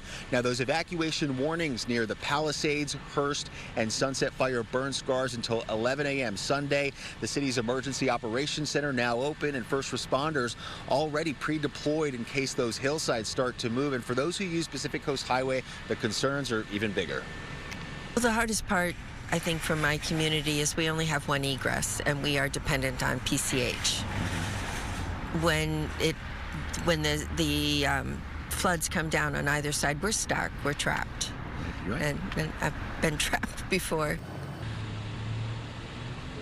Now, overnight, Caltrans again close to Panga Canyon Boulevard from PCH to Grandview Drive, a 3.6-mile stretch, and it's expected to stay closed through the weekend depending on the rainfall and how things change. Officials reminding drivers to plan ahead, check conditions, and don't attempt to drive through flooded areas. Now, coming back out here live to that closure, another look at the rain right now. It's probably hard to make out in the camera, but it is coming down very lightly. If you live in a burn zone, have that emergency plan in place, have a bag packed, and we'll let you know if those conditions do intensify and if those warnings become mandatory evacuations. For now, that's the latest here in Malibu. I'm Mario Ramirez. We'll send it back to you. All right, Mario, thank you. Now to the Eaton Fire burn area. Those residents have been ordered to evacuate as well. Let's get out to Coco McAvoy. She's live now in Altadena with an update. Good morning. Good morning. It is raining here in Altadena. It started around 4 o'clock this morning, and it hasn't stopped raining since. And I can tell you that there is a risk for those Eaton Fire burn scar areas. So they want residents to be prepared, and that's why they have sandbags available here, available for residents to pick up at their leisure. The burn scar areas like the Eaton Fire zone could turn into dangerous rivers of mud and debris, and that's why there are evacuation warnings and orders in place for any areas near recent burn scars. Sheriff's deputies say anyone in these areas should be ready to leave at a moment's notice. The storm will bring periods of moderate to heavy rain through Saturday, and Saturday could be one of the strongest days for the storm. Our team was with LA County Sheriff deputies last night while they checked on homes in the mandatory evacuation zone. Deputies say this could be a serious storm, but some residents told our team they're staying. Even though there's an evacuation order, you're staying put? Yeah, we are, but we're monitored every hour. Yeah, probably not going to sleep, but tomorrow night's going to be picking up.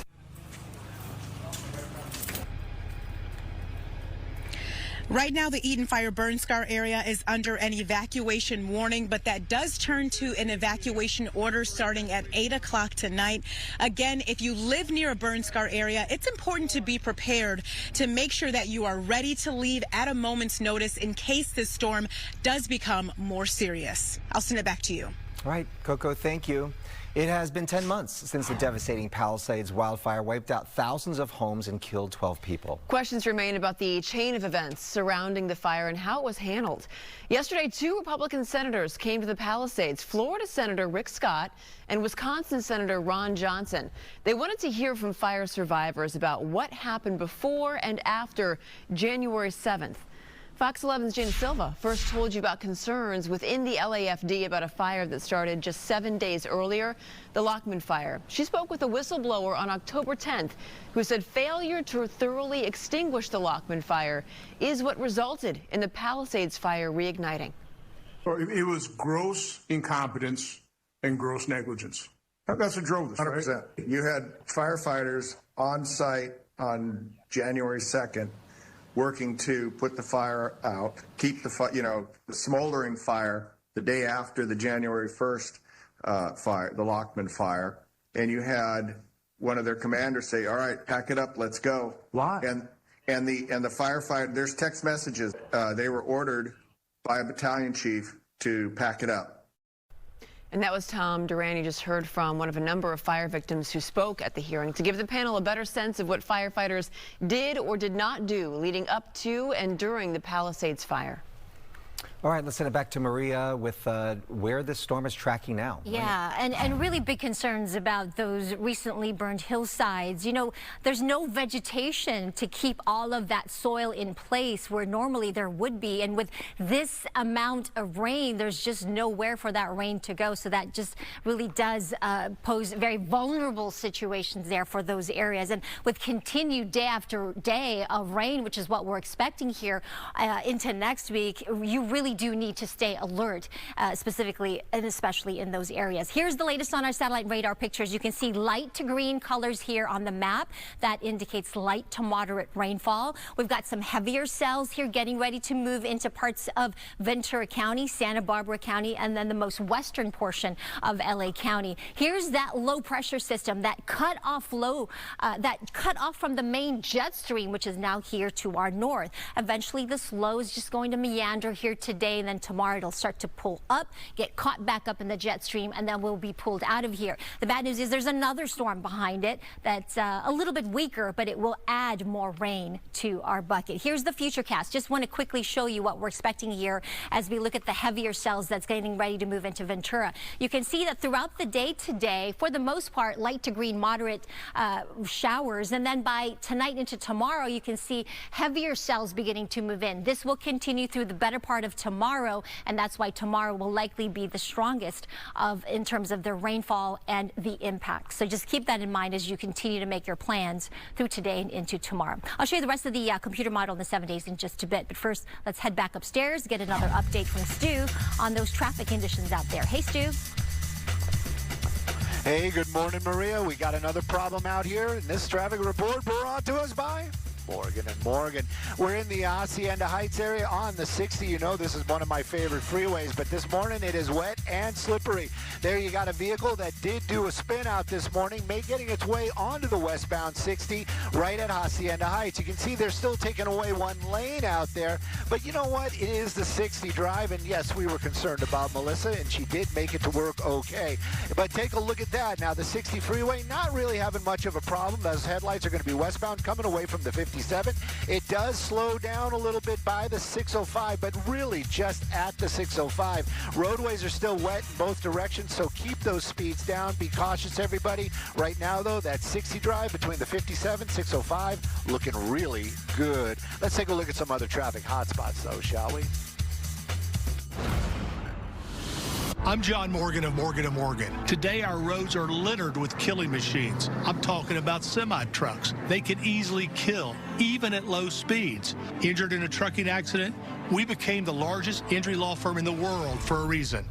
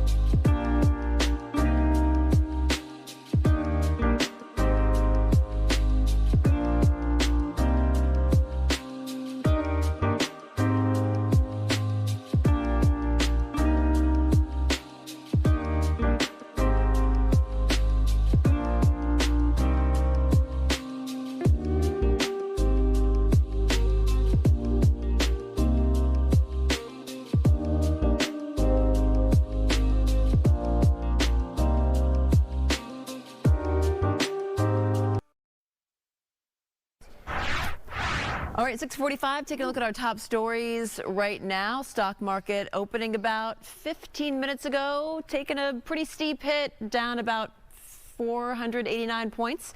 So far, looking at the numbers here, tech companies like Nvidia and Bitcoin certainly feeling the pressure the last several days. Yeah, concerned about the valuations, but those are too high. There are new developments in the wrongful death trial over former Angels pitcher Tyler Skaggs. His family's attorney plans to subpoena MLB after a team executive claimed the Angels alerted the league about Eric Kay's drug use. MLB says that's false, denying any role in Kay's treatment. He's serving 22 years for distributing the fentanyl-laced pills that killed Skaggs. The family is seeking $118 million. Mammoth Mountain's opening day is delayed because of the winter storm. Mountain officials will reassess conditions and announce a new opening date with a 24-hour notice. They're waiting for the storm to deliver enough snow for safe skiing. When's the last time you were at Mammoth Mountain? Last season. Yeah? Yeah. It's fun. You go every year? It's actually a pretty easy drive. I've never been to Mammoth. Wow. Me either. Maybe I just feel like I'm cheating on Big Bear. That's it. Yeah. To be honest, it takes almost as much time to, I mean, it's so easy to get to Mammoth. Isn't it like 5 because hours? When you get to Big Bear, you have to go up the mountain like this and just like wind up and get up there. So even the distance is longer. It's a pretty smooth drive to Mammoth. Okay. I've never been one day. Yeah. One day I go to Mammoth. Hey, you know what? Good morning. I was gonna say good morning. Good morning. Good morning. I was gonna say Happy Furry Friday, but I'm wearing more of a reptilian. So what do we say? Amphibian Friday? Right. Scaly Friday? Scaly Friday. What do we do? It doesn't roll off the tongue as much. Talking to the cast as Utopia today, so I had to dress like one of the characters. Good morning to everyone. Let's start the day off right. Let's start off with a nice story, shall we? Actor Chadwick Boseman is going to be honored posthumously with a star on the Hollywood Walk of Fame. Wakanda forever. Indeed. You know, Boseman passed away in 2020 of colon cancer. He was 43 years old. The ceremony is going to be held on November 20th. And Black Panther director Ryan Coogler and former co-star Viola Davis will speak at the event. This is beautiful. Boseman's wife will accept the honor. He was well known for portraying a lot of big name figures on screen, iconic Black American figures in history as well, including baseball player Jackie Robinson and musician James Brown. It's been 5 years since he was taken way too young. He was so talented, had such a bright future ahead of him. And he fought that battle silently too. And he fought that battle strong and silent. Yeah. Also on Good Day LA today, a new $1 billion project to build elevated roads into LAX to ease some of the traffic. Is it going to make it an easier ride? Well, some people want this high-flying project grounded. We'll dig in. Coming up. Plus, not one, not two, but 3 mascots, 3 countries, and one incredible story behind each of them. Soccer legend Kobe Jones joins us in studio to introduce us to the Moose, Jaguar, and Bald Eagle. Now, that's a Disney movie. Okay? The Moose, Jaguar, and Bald Eagle will be bringing to a bar culture to the pitch for the 2026 FIFA World Cup. Oh, it was the FIFA mascots. Yeah. And of course, as I mentioned, today is the furriest of Fridays. Look at these cuties that we've got. Cookie and Wilma, they're just a couple of the cuties we're going to be highlighting. Thank you so much. Again, I'm low on cats, so I want to put a cat sting call out for cat owners, Furry Friday at Fox.com, so I can incorporate some of the kitties in the mix. I like it. We got bunnies cat today. owners, you can do. We got bunnies today? I know, you got to see it to believe it. 8:35. I used to have a pet rabbit. Her name was Isabella. Isabella the bunny? They're smart, right? Very smart. Yeah. What, bunnies? Yeah, but they like to eat all the cords in your home. I had one. Yes, they do. They're also a little stinky, if I'm being honest. The remote control, you know, things like that. You guys, so speaking of pets, I'm feeling for all the the humans and the pets going out for their walk this morning. They got to put on their raincoats because we do have the rain that's going to continue, not just today, but into the rest of the weekend and into next week. As far as rain totals so far, as of 6 a.m. this morning, Point Conception got over 2. 2.6 inches of rain. That's a little bit farther north near Santa Barbara. And La Conchita, 1.15 inches of rain. This is in Ventura County. Simi Valley, over 1/3 of an inch already. Leo Carrillo, 11/100th of an inch of rain. And Chino, where it's not really raining too much, got a little bit, 2/100th of an inch so far. This is that area of low pressure that we have been watching, this powerful storm which has cut off from the main jet stream. So it's kind of hanging around here with us today, and it's going to continue to send up moisture from the south and southwest. It will eventually move inland, and as it does so, it's going to bring us some really heavy rain, especially as we get to tomorrow. Another system behind it will bring us some rain Monday into Tuesday, but this is a weaker system. That'll clear out, and then another one we're watching for Thursday that could be a little bit more of a colder storm that could bring more snow, definitely to the Sierra Nevada, as well as more rain for us here in SoCal. Just a quick look at our rain totals as we get through Saturday. Over 3 inches possible in downtown LA as we continue to see the storm churn and bring up the moisture. 2.87 inches possible in Ontario, and out towards Woodland Hills, 3.5 inches possible. And that is why we want you to stay alert, because all of this rain can lead to some flooding as well as mud and debris flows. Let's head back up to Stu and Sky Fox, get another look at our traffic conditions out there. And I'm seeing the raindrops out there, Stu. Being safe, I'm sure. Good morning. Hey, good morning. Yeah, you know what, Sky Fox, we can't hydroplane because we're a helicopter. Again, I say the dad jokes never stop. Let's talk a little traffic. That's going to be the 57 down there, and this is going to be in the beautiful city of Fullerton. Now, that southbound drive, it is actually pretty good from the 60 till you get to about Yorba Linda. Then you get that little bit bunching up that we show you right there as you're making your way over to the 91. Yes, the roadways are definitely wet, and you know, when we get into that type of traffic, I actually think that's a good thing because you can't really speed, and it probably keeps those crashes down. Now, northbound, take a look at that. It is wide open and moving well. Those roadways definitely wet. Let's keep those speeds down. For the most part, everything we're seeing out here on the east side and in the Orange County looking really good. We do have some crashes on the west side. We're going to go start checking those out probably in the next hour. But right now, the 57, pretty good drive. Give yourself a little extra time, especially because of the rain and the fact that there's a little bit of slowing by the 91 on those southbound lanes. Sending it back to you all in the studio, and good morning. Stu, thank you. You know our attention spans are super short these days, right? What'd you say? Good. Could the future of marketing be in micro ads? We're going to tell you more about that. I could see that. Also, a tree lighting ceremony in West Covina is happening later today. Yeah, we have the details.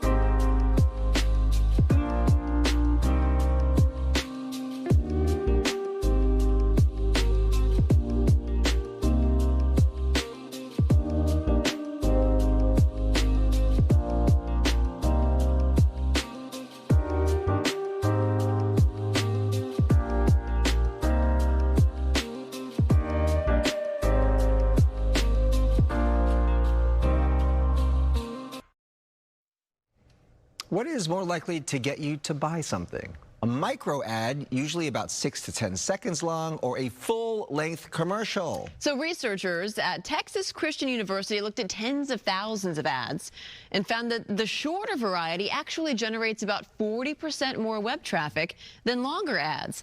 Experts say the easy explanation is, we all have very short attention spans, and they keep on getting shorter and shorter, by the way. But the advantage for brands is that shorter ads are less expensive to produce. More of them. A 6-second ad. It's basically a picture. It is. Do you remember the platform Vine? Yes. You could tell a complete story in 6 seconds. It can happen. Yeah. It's definitely takes a skill, right? It does. All right, coming up in the 7 o'clock hour, we do continue our team coverage of this powerful storm, moving through Southern California, heavy rain and possible flooding.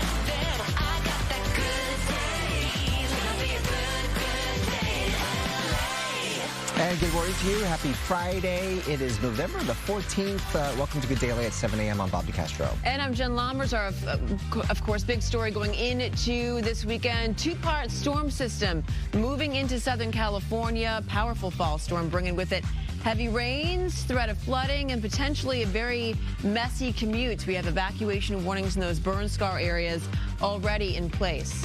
And as always, we have live team coverage of this storm. Mario Ramirez live in the Palisades burn scar area. We've got Rachel live in the Westlake district where a tree came crashing down. Coco keeping an eye on the roadways. first, let's get to Maria with more on this storm, and she's been tracking it. Good morning. Yeah, absolutely. Good morning. And this isn't the only storm, actually. There's several storms we're watching. This one is the one we're watching right now, of course, and we've got the rain that's falling across SoCal. It has been mostly light to moderate, but we are going to see, according to the models, these showers pick up, and it will get a little bit stronger and heavier as we get through the day today, and then another round as we get into tonight into tomorrow. Looking at the latest on the radar here, you can see some yellow returns. That is indicating some more moderate to heavier rainfall, but it's moving quickly, so that's the good news through parts of Ventura County. Maybe we scroll down to parts of LA County, Inglewood, Downey, light to moderate rain here. Pasadena the same, with mostly light rain. West Covina, largely quiet still in parts of Orange County. Santa Ana, not really seeing any showers right now, or Foothill Ranch or Mission Viejo, but along the coast near Laguna and Newport, seeing a few light showers there. Parts of the Inland Empire like Palm Springs getting some light showers, Yucca Valley,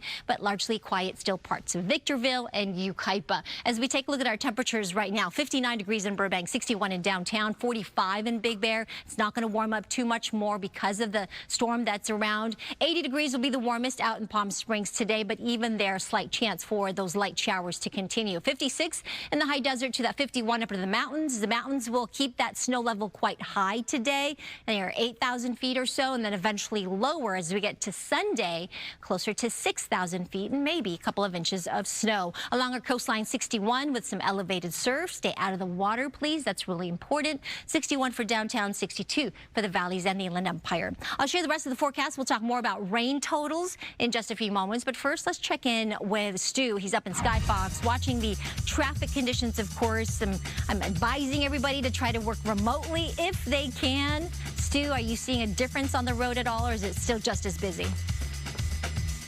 It is pretty busy this morning, and you know, a lot of times I'm just saying, when you got the traffic like this, it actually, I think it's a little safer because you know there's not going to be any hydroplaning going on out there at all. What we're taking a look at right there is going to be the southbound drive on the 5 through the city of Commerce, coming away from the 710, heading out to the 605. Now the drive from the south is looking like this from the 710 to the 605, and actually a little bit beyond. That 5 drive really slow and go. No crashes, thank goodness for that, but just a lot of high volume. Northbound, it does open up here in the city of Commerce. You're just making your way right by the Citadel. You can see it right there. By the time you get to the 710, that northbound lanes start to open up, but don't take advantage of that. The roadway's still wet. We don't want to see anybody spin out or get hurt, but to get here, a lot of slow before you get to that go. Northbound from the 605 on that 5, give yourself plenty of extra time. Sending it back to y'all in the studio. All right, thank you, Stu. We are tracking the impacts of the storm already being felt in some spots. One of the most dramatic is in Westlake, where a large tree came crashing down in a parked car. Rachel Aragon is live there with a look at the situation. Rachel. Yeah, good morning. Normally we cover this kind of storm damage. We see partial snaps or partial uprooted trees. Not the case here. This tree right behind me, completely uprooted here in Westlake. That car not going anywhere anytime soon. I want to give you a bigger picture of what this tree and what the street looks like. This is a very dense area of Westlake, by the way, so not much room to park in this area. I think this is a great reminder going forward to really be mindful of where we park during this kind of weather, because really any of these cars are vulnerable when we see these kind of winds and storms. Well, this is a woman I spoke to earlier this morning. She lives on the corner of South Hoover Street, and she tells me she walks by this street every single day, and she says she was shocked to see what she saw this morning. It's just a loud noise that I was like, oh, maybe the car. I was like, I'm not really paying attention to it. And then we're surprised, like in the morning, that tree is like standing, not really like, you know, like bending or like something like that that look like dangerous, but that one is wow. Yeah, plenty of residents out here shocked to see the debris and the aftermath of this wind. I want to go back here live. You can see this black car we're showing you right now. That car barely missed the mark. We actually talked to the owner of that black car earlier this morning. He said he moved his car right there on purpose last night to make sure he did not get any trees fallen or smashed on it. Again, such a good idea and close call, but it's really hard to tell, of course, where your car is going to be vulnerable or not. But again, I think this is just a great reminder to just be mindful of where we part going forward. And of course, keep safe as we can with these winds and storms continuing. Reporting live in Westlake this morning. Rachel Aragon, I'll send it back to you. It's a good thing no one was hurt there. Absolutely. Thank you, Rachel. Of course, all eyes on the burn scar areas with this rain moving in. People living near the Palisades burn scar once again on alert for possible mudslides there. Mario Ramirez continuing our storm alert team coverage. He's live in Malibu. Mario. Yeah, that's right. Evacuation warnings and road closures in place in this area. And we haven't seen any storm damage, what Rachel was just talking about where she is. But there is the risk, according to LA County officials, along with the risk of mud and debris flows just below the Palisades burn scar. Now, this is a closure here at PCH in Topanga Canyon. And let's try to give you a shot of the rain coming down right now. We've been going back and forth from light to moderate showers, and it seems like it's really starting to pick up now as we move forward. Now, take a look. Crews in the Pacific Palisades, they've been preparing. We've seen it, been stacking up K-rails and sandbags, trying to get ahead of what could be a dangerous 48 hours. The city putting those concrete barriers in place, hoping to keep any mud or debris from racing down those burn scars. And we've seen what can happen here. Back in February, huge mud and debris flow slamming the coast, including at Duke's on PCH, the restaurant surviving the Palisades fire earlier this year, only to get hammered by thick, heavy mud a month later, and they're still repairing the damage there. Meanwhile, Mayor Bass says there's more than 13,000 feet of K-rail already lined up across the Palisades, and with that powerful storm now pushing through, they're not taking any chances. The Emergency Operations Center now officially open and activated. Evacuation warnings in effect through Sunday morning for anyone living near the Palisades, Hearst, and Sunset Fire burn areas, and residents here say they're just not sure how the hillsides will hold up with this rain. I know. I've been hearing that. It's a scary sounding rain, isn't it? Yeah, I hate to think of it. We've been through so much already. So I'm just hoping it's not going to be what they say it is. It's honestly really scary just because of all of the debris. All of the dirt in the highlands where I live is all loose. So if it rains, the chance of mudslides and rock slides increase greatly, and kind of preparing for that just in case, and preparing to leave throughout the night.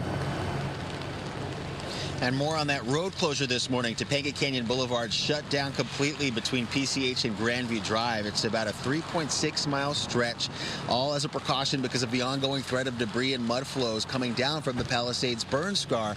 Now back out here live, another look at the rain activity here near PCH. Officials urging residents to stay alert, avoid flooded roads, and have a plan in place in case conditions change quickly and in case those evacuation warnings change into mandatory orders. We can also tell you we're under some heavy cloud cover, not a break in sight, and we'll have more on the conditions here throughout the morning. On Good Day LA, for now, live in Malibu, I'm Mario Ramirez. Back to you. All right, looks like it's picking up there just a bit, Mario. Thank you.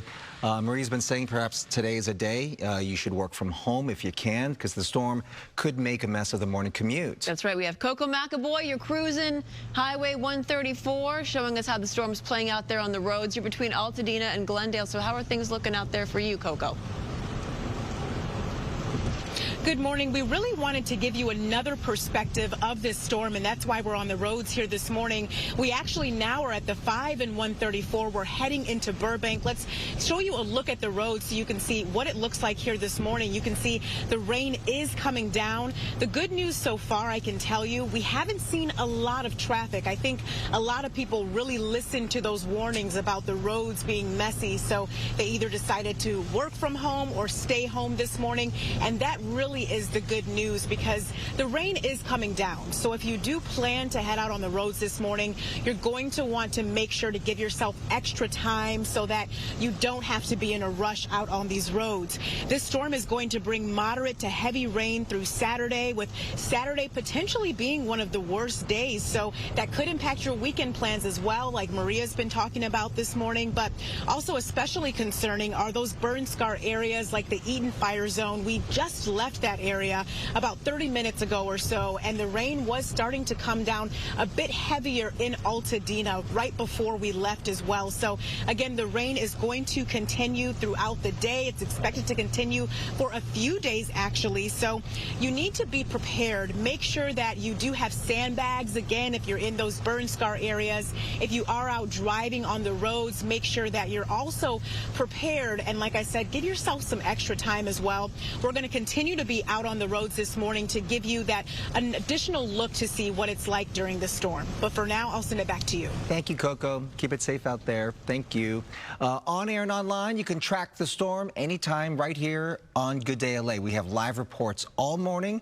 We'll also be streaming important updates throughout the day during the storm on foxla.com. All right, so the Department of Justice is planning to take the state of California to court. We're going to explain just ahead. Also, a new plan to ease traffic at LAX. We'll have more on the proposed billion-dollar project and what it means for drivers. And, of course, Maria is going to be back, continuing to track that fall storm, lighting up our radar. And Green there, she'll be here with the latest on this. We have live team coverage after the break.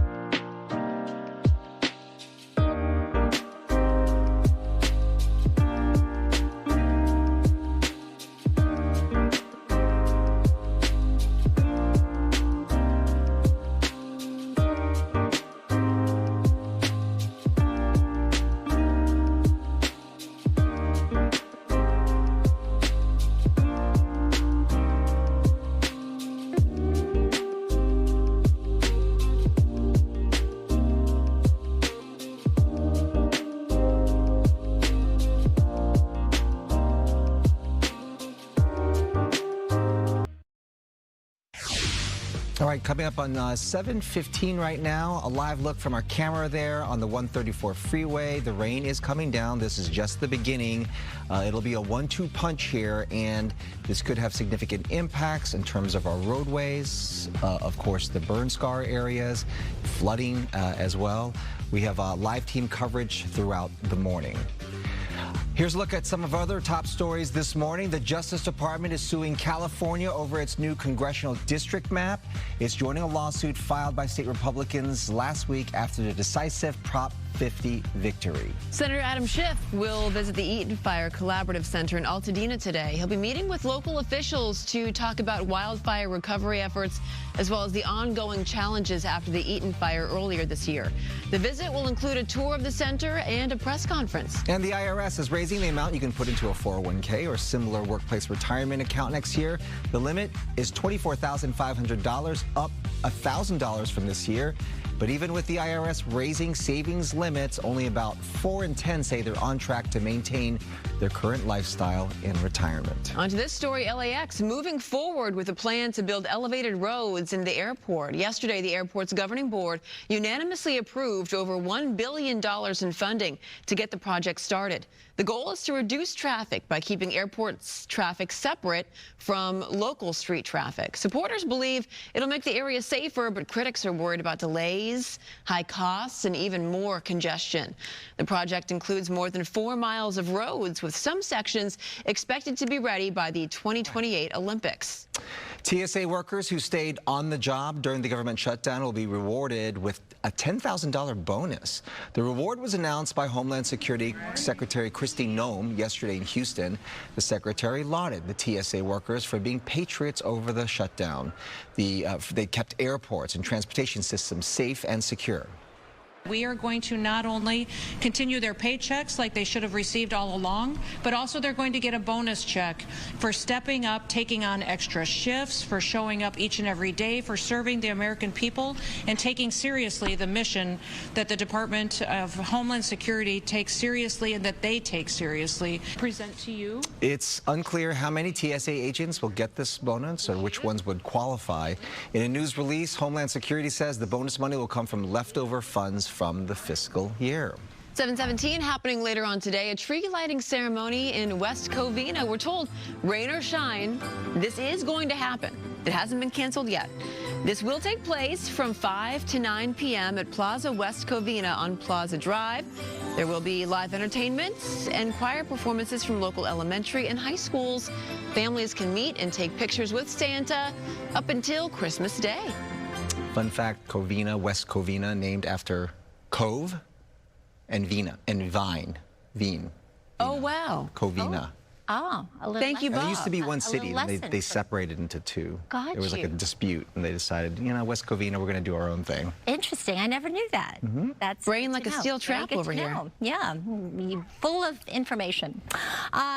Okay, let's talk about the rain, because if you are headed to West Covina tonight, make sure you bring that umbrella. Make sure you bring the rain jackets and the rain boots for the kids, because we are anticipating more rain throughout the day today. Flood watches are in effect throughout SoCal. Flood advisory right now in effect for portions of Ventura County as well as Santa Barbara County. We're seeing some of those heavier cells just offshore getting ready to move in, and has moved in a lot of areas. So we do have quite a bit of rain falling there at the moment through at least 10, 11 a.m. this morning. This is all part of an area of low pressure. This is a potent storm that has cut off from the main jet stream. So it's going to kind of just hang around here throughout the day today, pulling up all of that moisture from the south and southwest. So this is going to bring us colder temperatures, windy conditions, especially over the mountains and deserts. There is a chance for some thunderstorms, but I think that chance for thunderstorms will be greater as we get into tomorrow. And as far as how much rain we can expect with this system, actually several systems through next week could be 2 to 5 inches of rain for the coast and valleys. This is between now and Tuesday, Wednesday of next week, 4 to 8 inches for the mountains and foothills. A lot of flooding, like I said, really possible with this as we continue to see days of rain. There's a heavy cell that's getting ready to move in here as we look at the timestamp tonight into early tomorrow morning. So I think tomorrow will be the day where you really do need to rethink those plans as we expect this low pressure to start to really move inland. That's going to bring us a lot more instability. We get a little bit of a break, if you will, in terms of the rain turning more scattered by Sunday, and then we get another system moving in by late Sunday night into Monday, Tuesday, bringing more rain and some mountain snow as well, and then yet again another storm behind that for next week, Thursday. So we definitely have opened the door for some rainy conditions here coming up. As of 7 a.m. this morning, rain totals Gaviota. This is up in Santa Barbara, over 3 inches of rain. Nordoff Ridge in Ventura, up into the mountains, 1.81 inches of rain already. Simi Valley, 1/3 of an inch. Leo Carrillo, right there at the coast, about 1/3 of an inch as well. Chino, less. So not as much rain the farther south you go, but the rain will come to you as well as we get later in the day today and certainly by tonight. Here's your day planner for Anaheim. We've got some rain, light at the moment, turning a bit more showery in the afternoon. So kind of a mix of that. That sun will try to break through the clouds this afternoon, as you can see at 4 p.m. But really the showery conditions will continue. Thousand Oaks, you've got the rain for you. You're a little closer up to Santa Barbara, Ventura County there. Riverside, some showers, as you can see here, light rain at around the noon time, turning more showery, and then it'll get heavier as we get into tomorrow. Big Bear, we have mostly rain here and then perhaps some snow by the time we get to Sunday. With that snow level high today, it'll stay more like rain and then eventually turn to a little bit of snow by Sunday to Monday. All right, let's head back up to Stu up in Skyfox. He's unfortunately over an accident, overturned car here. Oh, what happened, Stu? Hey, good morning, Maria. Good morning, everybody. What happened exactly? Well, we're going to say possibly wet road related, but it's definitely creating a lot of problems out here. This is happening on the westbound 10 freeway, West LA area, right at the 405. Now, this is the usual spot where the 10 freeway starts to open up and the ride gets better. It does today as well, but to get here, oh my goodness. I'm going to say it out loud because I was like definitely had to do a double take. The ride time from the 110 to the 405 on that westbound 10 this morning, you're pushing an hour. Yes, that's 60 minutes worth of sitting in traffic out there with some of your best friend commuters. It's going to be definitely a tough drive. Now, if this is your ride, you might want to look into surface streets and or maybe the 101, depending upon where you need to be. Yeah, I can tell you right now, the tow truck is there. They are starting to right that vehicle, but even if they did it at this moment, that backup's going to be there for the morning commute for sure. Eastbound lanes wide open and moving well. The roadways are wet. Be safe out there, everybody. Sending it back to y'all in the studio. All right, Stu, thank you. Still ahead, a new state law could clear RVs off of city streets, why it's already sparking some backlash. Also ahead, Shohei Ohtani. He's done it again, winning the NL MVP. We'll hear what he had to say about that latest accomplishment.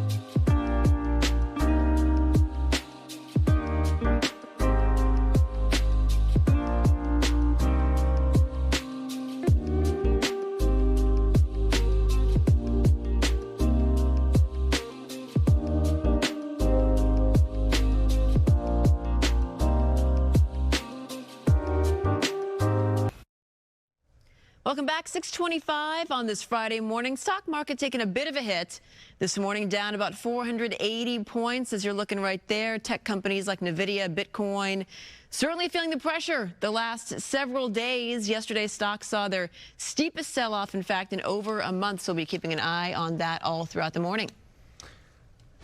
So once again, Dodgers superstar Shohei Ohtani has been named the National League MVP. It's his second time winning the award as a Dodger. He also won the American League MVP award twice with the Angels.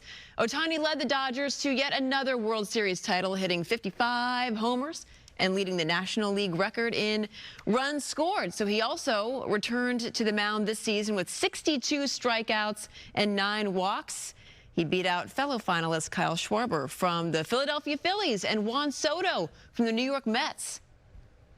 Yeah, the biggest thing is obviously being able to win the World Series. That's first and foremost. You know, it's icing on the cake just to be able to get an individual award, you know, being crowned the MVP. But I just really want to appreciate the support from all my teammates, everybody around me, and my supporting staff. I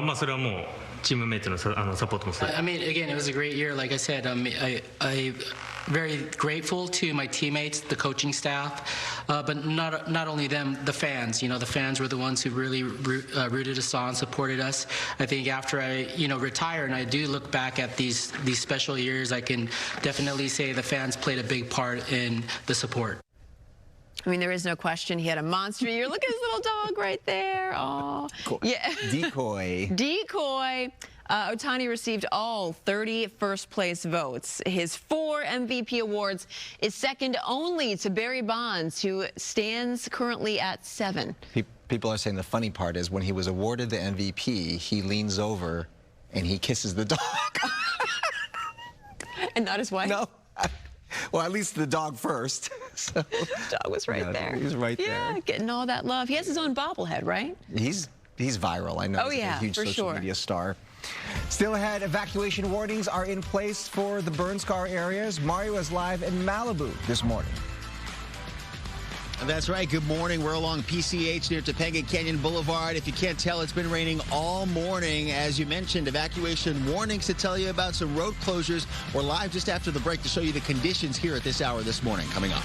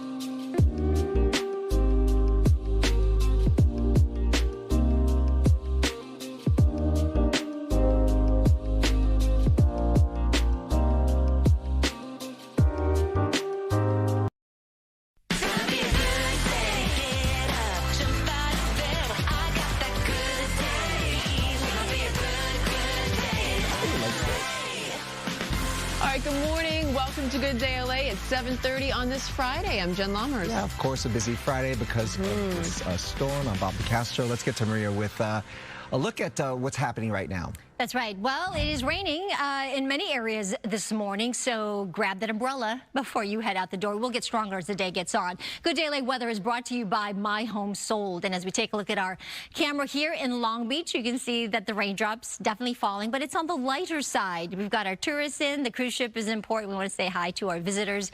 You have come in at a wet time. I'm sorry, but it's still a fun time here in SoCal. This is an area of low pressure, and it is sort of just hanging around. It has cut off from the main jet stream, so it's going to continue to pull up all that moisture from the south and southwest right over us here today. Some heavy at times. For the most part, right now, we're looking at some of the heavier cells moving across Santa Barbara and Ventura counties. 61 degrees should be the temperature today for downtown, so it's going to be chilly, well below that average. Tomorrow, I think a little bit heavier in terms of that rain. Here's one of our computer models. I just want to time it out for you. Beginning at this hour, you can see some of the heavier cells, the yellows. That's where we're seeing some of the heavier rainfall across parts of Ventura County. Not too much in Orange County, but that will move in today. And then as we get to tonight, overnight into early tomorrow morning, look at some of the heavier cells, a little bit more widespread here through parts of LA County. The darker greens indicating some of the more moderate rainfall, yellow, some of the heavier rainfall moving into parts of the Inland Empire.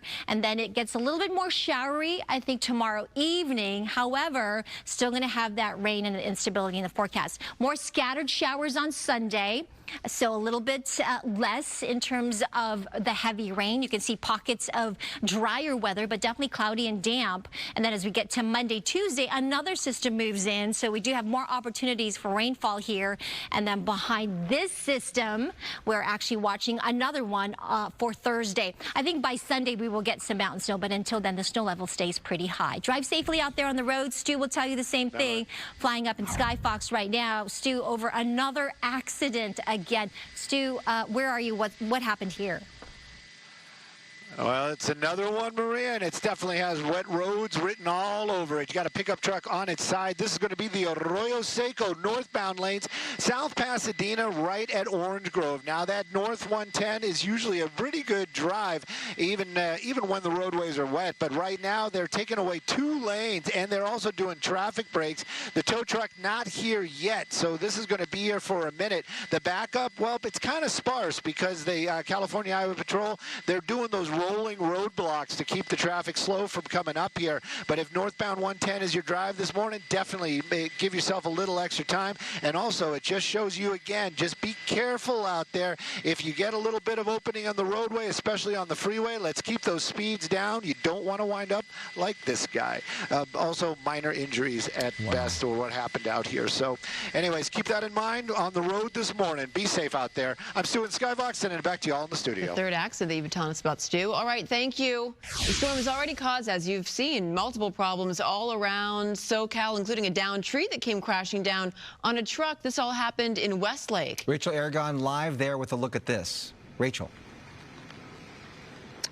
Good morning, you guys. Yeah, so many residents here in Westlake, those who are also in the area and just walking their dogs this morning, stopping and taking this view right behind me. This giant tree uprooted here on South Hoover Street, smashing that truck, as you can see, which is clearly not going anywhere. This large tree, by the way, coming all the way down and crossing and blocking off this portion of South Hoover. So if you're trying to get by, there is no chance of that.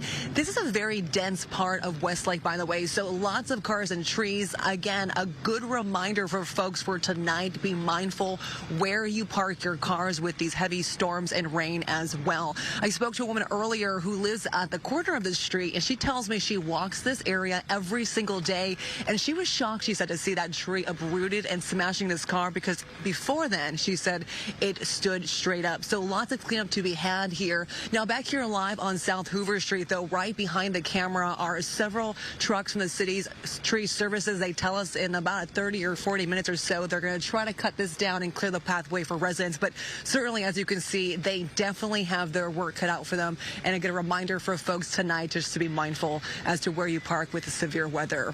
Pretty live in Westlake this morning. Rachel Aragon, I'll send it back to you. All right, Rachel, thank you. Evacuation warnings are in effect for the Palisades burn scar area. Mario is live in Malibu with a look at that. Good morning to you, Mario. Good morning. That's right. Just below the Palisades fire burn scar, and that warning means that residents should be ready to leave at a moment's notice. Be prepared for conditions to change quickly, and let's show you exactly how it's been looking this morning. This is some runoff here along Topanga Canyon Boulevard near PCH. It's been raining all morning. At sometimes a little lighter, light misty showers, and others we're seeing some pretty good downpours, but we want to compare it to a few hours ago. Take a look at how we started the morning off. Rain began moving into Malibu just before 4 a.m., soaking PCH here. Between 5 and 6, we saw light misty showers, but just enough to keep the roads slick, and that rain started to pick right back up again. The National Weather Service says this storm has enough energy to produce repeated bursts of heavy rain, and drivers headed through this area, they'll want to watch for ponding. It's already starting to show up on the shoulders, and we've seen it before. When these cells sit over the coast, the roads can get very dangerous, with the added concern of runoff bringing down mud and debris from these burn scars. And this morning, coming back out here live, this is just the start. Plan for heavy rain, low visibility, and sudden slowdowns throughout the day. And off here to the coast, we actually see a few surfers in the water. This rain here this morning, not stopping them, but of course, something to keep an eye on throughout the day here as it continues to come down. So again, it's been raining nonstop this morning, and it's expected to pick up here as we move into the further hours of Good Day LA. For now, that's the latest here in Malibu. I'm Mario Ramirez. We'll send it back to you. Never stops those surfers. No. Thank you, Mario. I mean, what are they worried about? Getting wet? That's what's in the water, though. It's what's in the water. Right. Right? There's Rob. that. Keep your mouth closed. That's all. Hang loose, right? Hang loose? Hang loose. Yeah, hang 10? Hang 10. I don't know. Just hang on to the surfboard. This is the Shaka? Yeah. Yeah. That's right. Okay. Good morning to you. I hope everyone has a dry Friday. Entertainment is sponsored by Yamava Resort and Casino. So 2 out of 3 of us have their tree up already. Go ahead, raise your hands. Yeah, I don't have mine up yet. But how many of us have already started listening to holiday music? By force. No. Bob, you played it in your story on Instagram. Oh, by golly. One song. Okay, that counts. Okay. So, well, if you want 24/7 Christmas music to get you into the holiday spirit, you know the place and you know the faces. Okay, hi. Good Day LA. Good morning. Hi, Jen. Hi, Roxy. Hi, Amanda. Hi, Bobby. Whoever else is over there. I want to take you guys inside a very private portal. At 8 o'clock this morning, something magical is going to happen. This is it, right here. This is it. There's Ellen. Hey. What's going to happen at 8? We're going to flip to all holiday music with that switch right there. Right there. She's beautiful. Yeah. The switch is nice, too. Oh, you. Merry Christmas. Oh, we love it. Yeah, we do. So, yep, in just a little over 20 minutes, Coast 103.5 is going to officially, like you see them pointing, flip that switch to all-day holiday music. It's actually a really big year for them. Woo! They're celebrating their 25th anniversary. So if you want to jingle bell rock your way into the weekend, you can start listening after 8 a.m. today. Thank you to our friends at Coast 103.5 for giving us the scoop and showing some GDLA love. We love them. Yeah, we love them. I'll be listening to some holiday music this weekend. Ryan couldn't shoot the video this way. Listen, Ryan. Don't listen to this man. I could not. I was even doing this. Ryan has sent me. This was like the 3rd try. So you know, at some point he was about to say lose my number. Right. So I'm glad he sent that to us. But next time, yeah, Ryan, if you want to just this way would be great. Thanks. Film fans are buzzing after Disney just dropped 2 big trailers. In the battle of the sequels, we've got The Devil and The Toys. Miranda? Took you long enough. Hi there, I'm Lilypad. Let's play. Ooh, tech has entered the chat. Miranda Priestley playing it rough. The Devil Wears Prada 2 trailer hitting 185 million views in just 24 hours, making it the 2nd most viewed trailer this year. Now that opens in May. Meanwhile, Toy Story 5 racked up 142 million views. Nothing to play about either. That's good. With its toys versus tech theme, and that opens Father's Day weekend in June of next year. Both films are already generating massive online chatter. No, That wasn't a question. Those movies will be monsters. They will be monsters. So here's my question, Jen. I ask you this, and Bob, I ask you this. Jen is a millennial mom. You have a very tough decision to make. It's already been made. I'm going to go Toy Story. You're going to go Toy Story first. Which one are you going to First? First. Yeah. Toy Story. That's right. She doesn't go to the theaters too often, so when she does, she makes it special. I don't have very much free time, Bob, so I got to take my kid to the theaters. Right. And it's going to be that movie. Right. He's going to love it. I know it. Oh, Which one are you going to see first? Well, how about this? Probably Devil Wears Prada. But at home, I'm not going to go to the theater to go see it. Thank you for supporting local. Yeah, that's right. Thank you for supporting our theater industry. Go to the theater. It has to be like really big. I know, like Top Gun was like the last one you saw. Maybe. Maverick, yeah. Well, which one are you going to see first? That brings us to our poll question of the day. You got to see one first. Which one is it going to be? We're tied up. Can somebody go vote to break this tie? I hate leaving off on a tie. It's interesting you don't have a option. Yeah, because you know what? It's you got to pick one. FoxLA.com/vote. Who voted? Toy Story in the lead right now. Go and scan that QR code and let us know. Bob's, a viewer does a great impression of you where they go, Bobby always goes, They nailed That's his non-committal sound. A memoir. Let's go over to Stu. Check on what's your sound, Stu? Traffic. My sound would be woohoo. That's about the best I can do. That's my sound. That's it. Let's talk a little traffic. This is actually pretty good out here. This is going to be the 2 freeway in Glazell Park, and it's brought to us by our good friends at Jacoby and Myers Injury Lawyers. Taking a look at the ride now, they actually just cleared a spin out, another spin out right there on the northbound 2 freeway at York Boulevard. But I can tell you right now, the ride is looking good, and this kind of scares me because when you get all that good spacing and the freeway speeds start coming up, that's when people start hydroplaning. Take it easy out there. Be very careful. But the 2 from the 210 out to the 5 either direction, looking fantastic. Let's take a look at some traffic hotspots. My car just hit me out of nowhere. My back was hurting, my neck was hurting. I called Jacoby and Myers. Hiring Jacoby and Myers was the best choice that I made. They genuinely cared of how I was feeling, how I was doing. Because of the settlement, I was able to spend more time with my family. Jacoby and Myers, for the justice you deserve.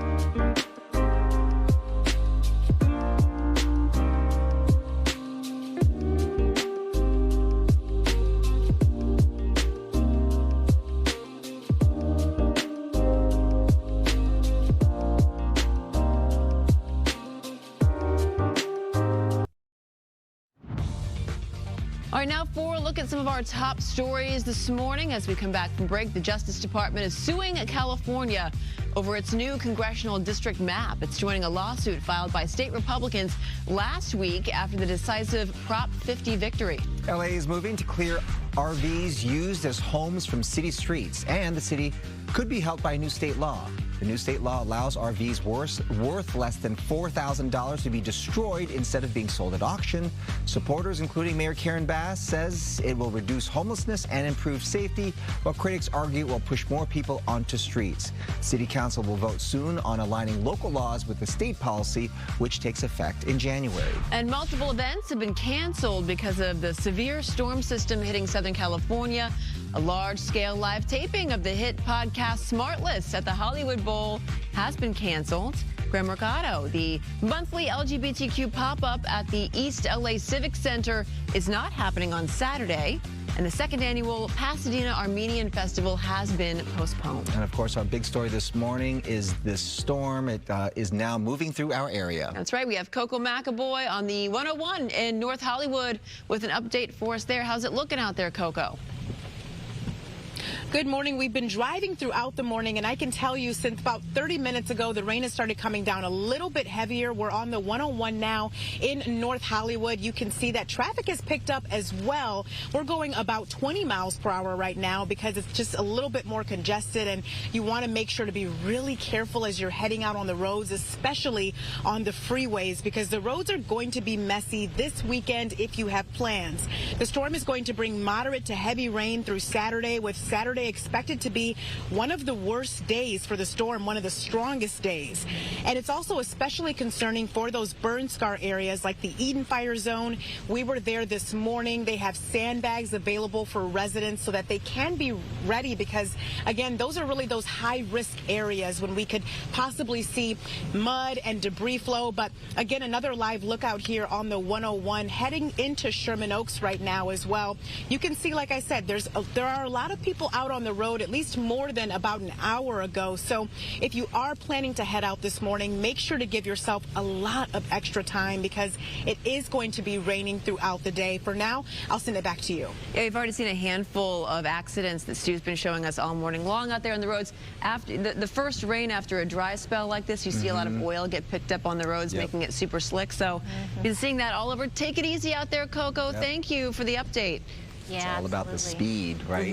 We had the CHP officers that were here yesterday kind of giving us some tips and just a heads up on, on the rainy weather we were expecting, not just today, but really over the next several days. So we've got this first storm. The powerful storm is here. It's going to bring us rain in two waves. The first wave really this morning through this afternoon, and it's mostly light now, but it will pick up in strength. Pockets of heavier rain and heavier downpours with pockets of no rain. So that's going to be the deal. Wave two, the heavier part of the storm will come in late tonight during the overnight hours into Saturday afternoon. And then we've got another system moving in, and really quite a bit of rain, 2 to 5 inches expected for the coast and valleys, upwards of 4 to 8 inches through the period into next week. There is a chance for some thunderstorms as well. And with that will come the potential possibility of some weak tornadoes as we get into tomorrow. If you are traveling today, we do have some warmer temperatures across parts of the south, even in Oklahoma City, 81 today. 84 in Dallas, 57 in Detroit if you're headed to the northeast, 51 in New York City, 79 in Miami, and Phoenix, one of the warm spots today, 86 degrees.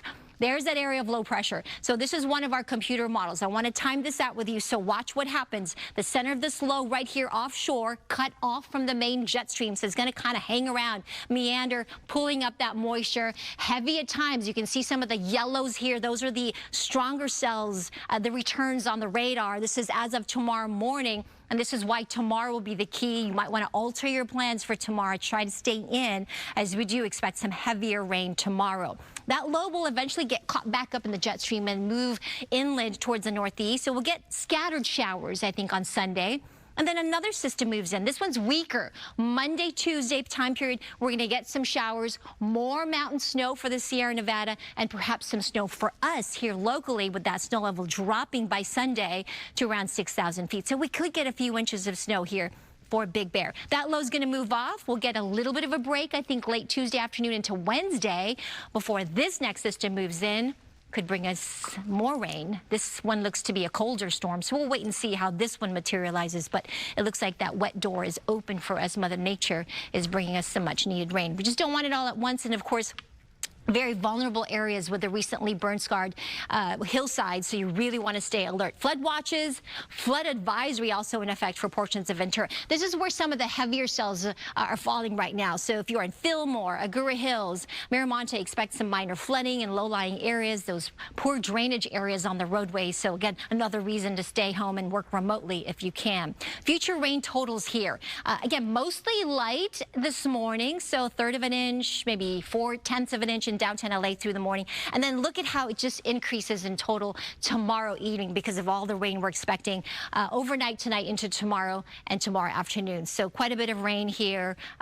Mind you, the total or the average for the month of November is just a little over 7/10 of an inch. So this is way over that. This is unusual for this time of year to get this kind of storm system. So really want you to stay safe and stay alert. The winds will be gusty as well, especially over the mountains and the deserts. Some wind gusts here clocking in near 40 miles per hour, 22, 30 mile per hour winds in Palmdale for the gusts. So if you have a high-profile vehicle, you really do want to stay in and stay out of those areas in some of our passes. 61 degrees today along the coast with the shower chances continuing. Downtown LA, 61, so below average. You'll need that jacket as well as the umbrella. Maybe more scattered showers, some breaks in the storm on Sunday. Similar conditions with some breaks Tuesday, Wednesday before that next one moves in on Thursday. Up towards the valleys Inland Empire, 62 today. And then as we take a look at the mountain locations, as I mentioned, that snow level is going to stay high, about 8,000 feet today, tomorrow, and then it will drop on Sunday, and then we can expect some snow showers to fall up into Big Bear and our local resorts. Just a few inches, which would be nice, right, for our resorts. 56 in the high desert areas. If you are headed to the mountains, by the way, make sure you bring your winter gear. That is a must. 80 degrees in Palm Springs today with those scattered showers, and then the chance for showers start to diminish, as you can see, midweek next week. That's a good thing. So stay safe out there on the roadways. We have time for some shout outs. Let's do that because they're so cute. I had to put them in. A happy 6th birthday to Sienna. Sienna's the older one in the black. We love you so much. Our big girl says your mom, your dad, and your little sis Olivia. So cute. And then we still are honoring our veterans, of course, this week. Thank you, Ishmael Sandoval, for your service, and a happy Veterans Day to you. If you want me to give your loved one a shout out, just email me your pictures, tvshoutouts@fox.com. Stay with us. We'll be right back.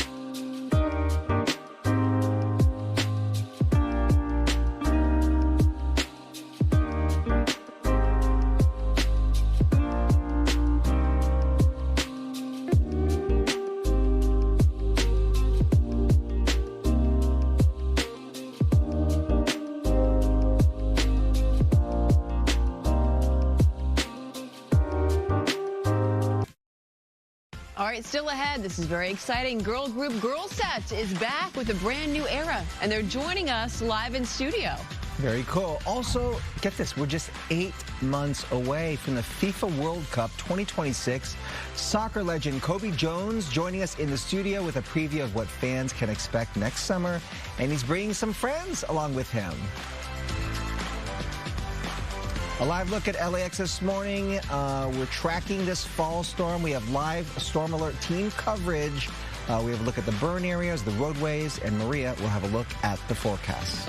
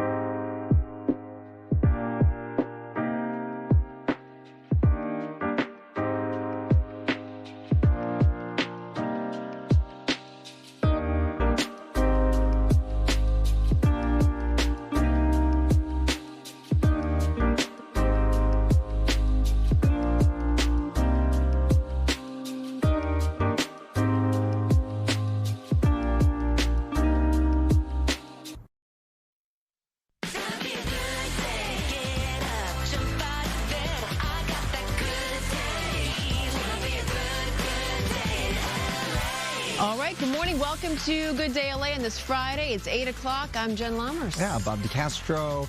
Our big story going into this weekend, of course, this two-part storm system that's moving through Southern California.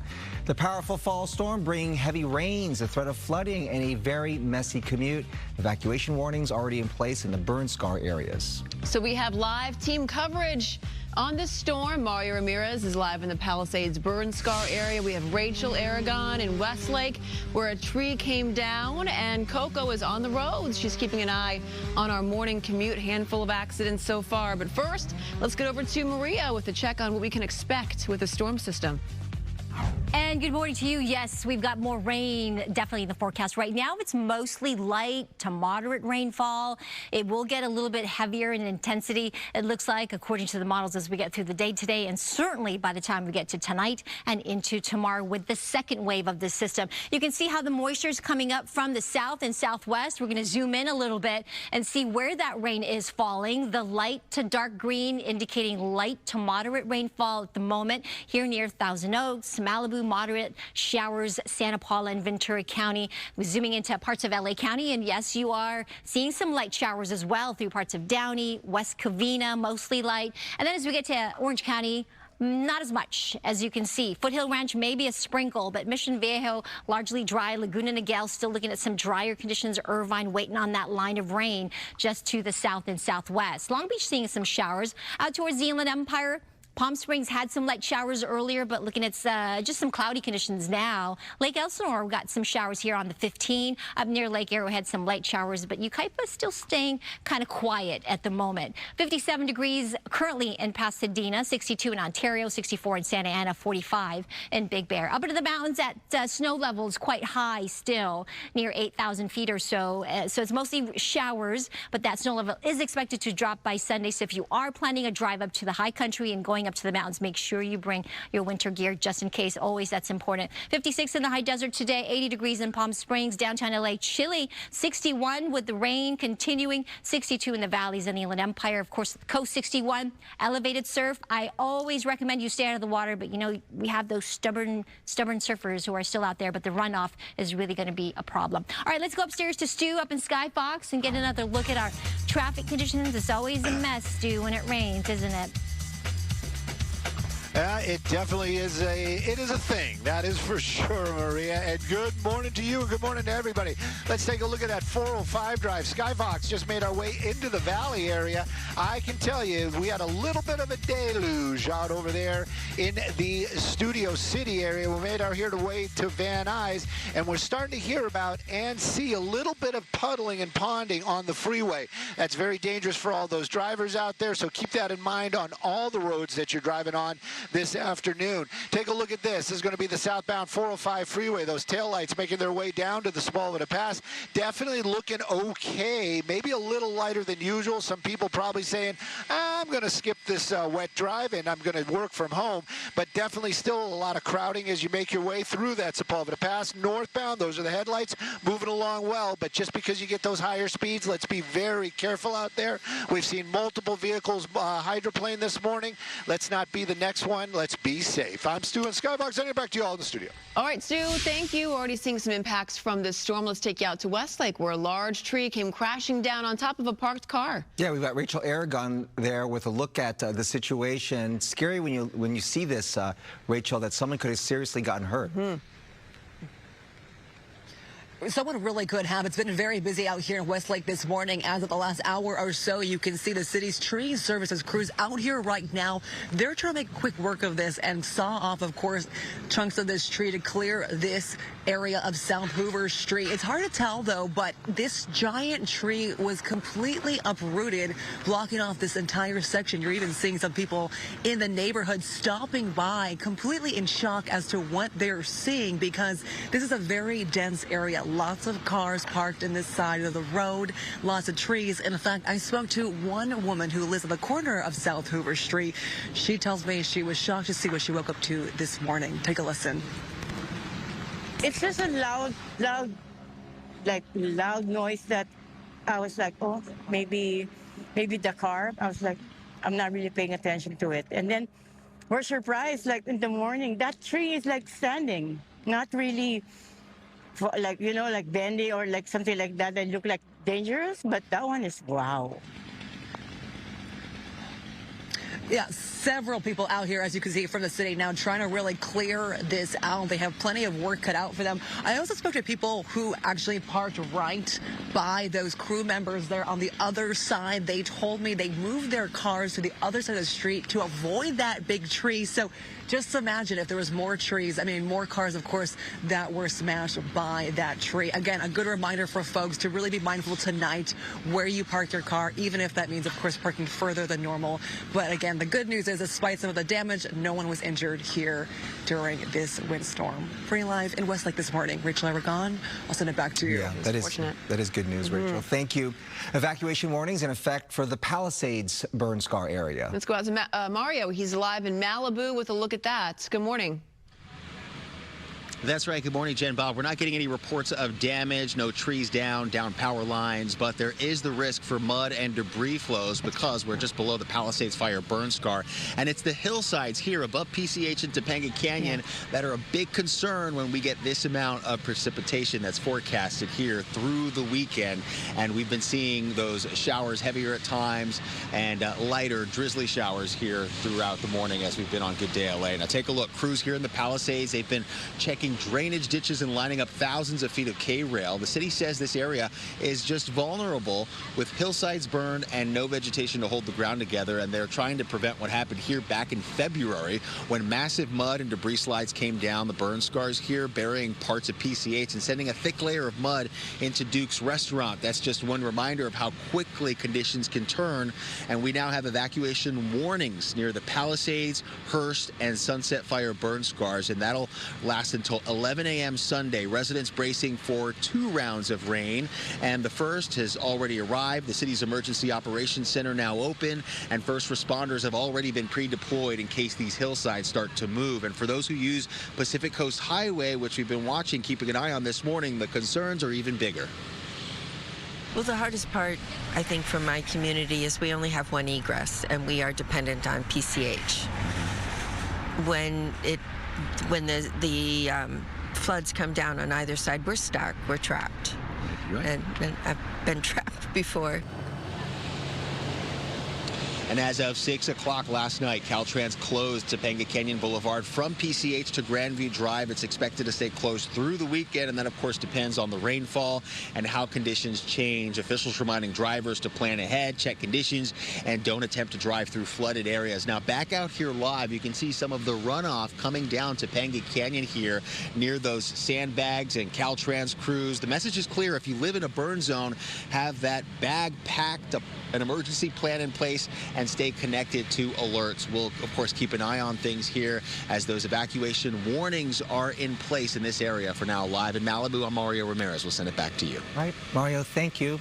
As Maria's been saying, it might be a good day to work from home. That's right. On this Friday. If you can, because it's a mess out there. We've seen a number of accidents already on our roadways. That's right. Stu's been showing us. Coco McAvoy is driving the 101 in the San Fernando Valley. How's it looking?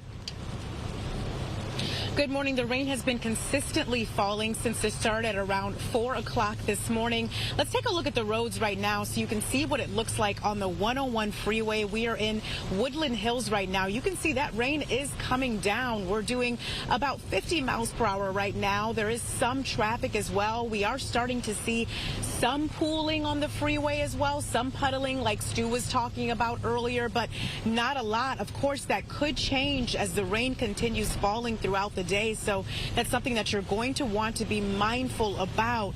This storm could dump a few inches of rain across parts of LA County. The roads will likely be messy, so you're going to want to be careful if you have plans this weekend. We're talking about moderate to heavy rain through Saturday, with Saturday potentially being one of the strongest days for the storm. And as we mentioned, we were out in the Eaton Fire burn scar area earlier this morning. That's another area of high concern with this storm. And so they are giving out free sandbags to residents. Make sure that you're prepared, especially if you live in that area. But back now, another look at the 101 here in Woodland Hills. You know, we're talking about, we've seen a few accidents on the freeway, so it's important to make sure if you are heading out this morning, give yourself some extra time. And that advice remains throughout the weekend as well as we continue the storm. I'll send it back to you. All right, Coco, thank you very much. We want to let you know, on air and online, you can continue to track this storm anytime with Good Day LA. We will have live reports from all the reporters all morning long. We'll also be streaming important updates throughout the day. We'll give you any alerts that come through as well. So stick it right here with Fox 11 and go to foxla.com for continuing coverage. All right, a lot more Good Day still to come. The state is pulling the plug on thousands of commercial driver's licenses issued to immigrants. How this could impact the trucking industry. Also, if you were thinking about heading up to Mammoth for some skiing this weekend, guess what? You have to wait a little longer. Opening day has been delayed. We'll tell you when they do expect to reopen. As we go to break, we want to give you a live look at Long Beach, and there you see rain, rain on the lens. Yeah, this is just the beginning This storm packing a 1-2 punch here. Maria has a look at what your weekend looks like, and spoiler alert, it is going to be very wet. Sorry for those cruise ship passengers. Yeah, well.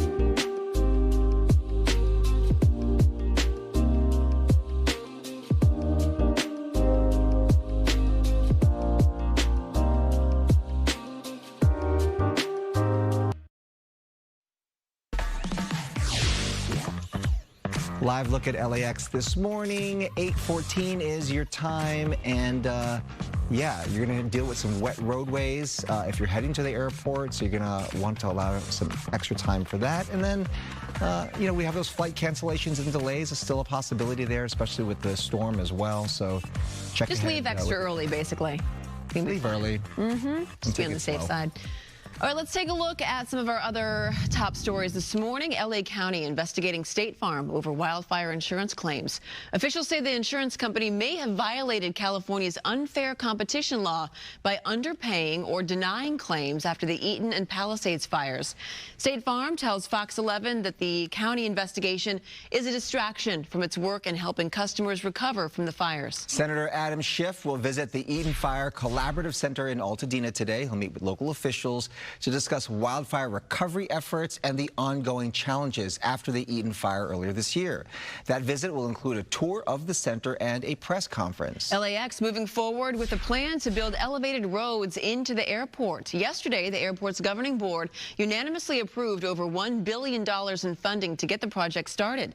The goal is to reduce traffic by keeping airport traffic separate from local street traffic. The project includes more than 4 miles of roads, with some sections expected expected to be ready by the 2028 Olympics. 17,000 commercial driver's licenses issued to non-citizens have been revoked in the state of California because the expiration dates on the licenses exceeded the driver's legal period to stay in the country. This comes just weeks after an undocumented man who had a California-issued CDL slammed into stop traffic on the 10 freeway in Ontario. That killed 3 people. Advocacy group United Sikhs is condemning that decision, calling it government-sanctioned discrimination. This could also have an impact on the economy, they say, as the country continues to face a trucker shortage. We get calls from companies trying to get drivers. That's a constant thing to think like, well, now we have to fill those positions, or what's going to happen. The consequences could be felt immediately just as the busy holiday shopping season begins. Tesla is recalling wall batteries that could cause fires. The company recalled more than 10,000 Powerwall 2 AC batteries that are linked to fire and burn risks. The Consumer Product Safety Commission says the battery can malfunction, causing overheating and potentially starting a fire. Tesla reports 22 overheating incidents and 5 fires, but no injuries. The batteries were sold from November 2020 to December 2022. Tesla owners are urged to check the Tesla app to see if their battery is included in that recall. Southern California about to shine a little brighter this holiday season. Happening later today, a new immersive light experience debuts in Irvine. It's called the Dream Glow Festival. It's being hosted by Wild Rivers Water Park and makes its debut tonight.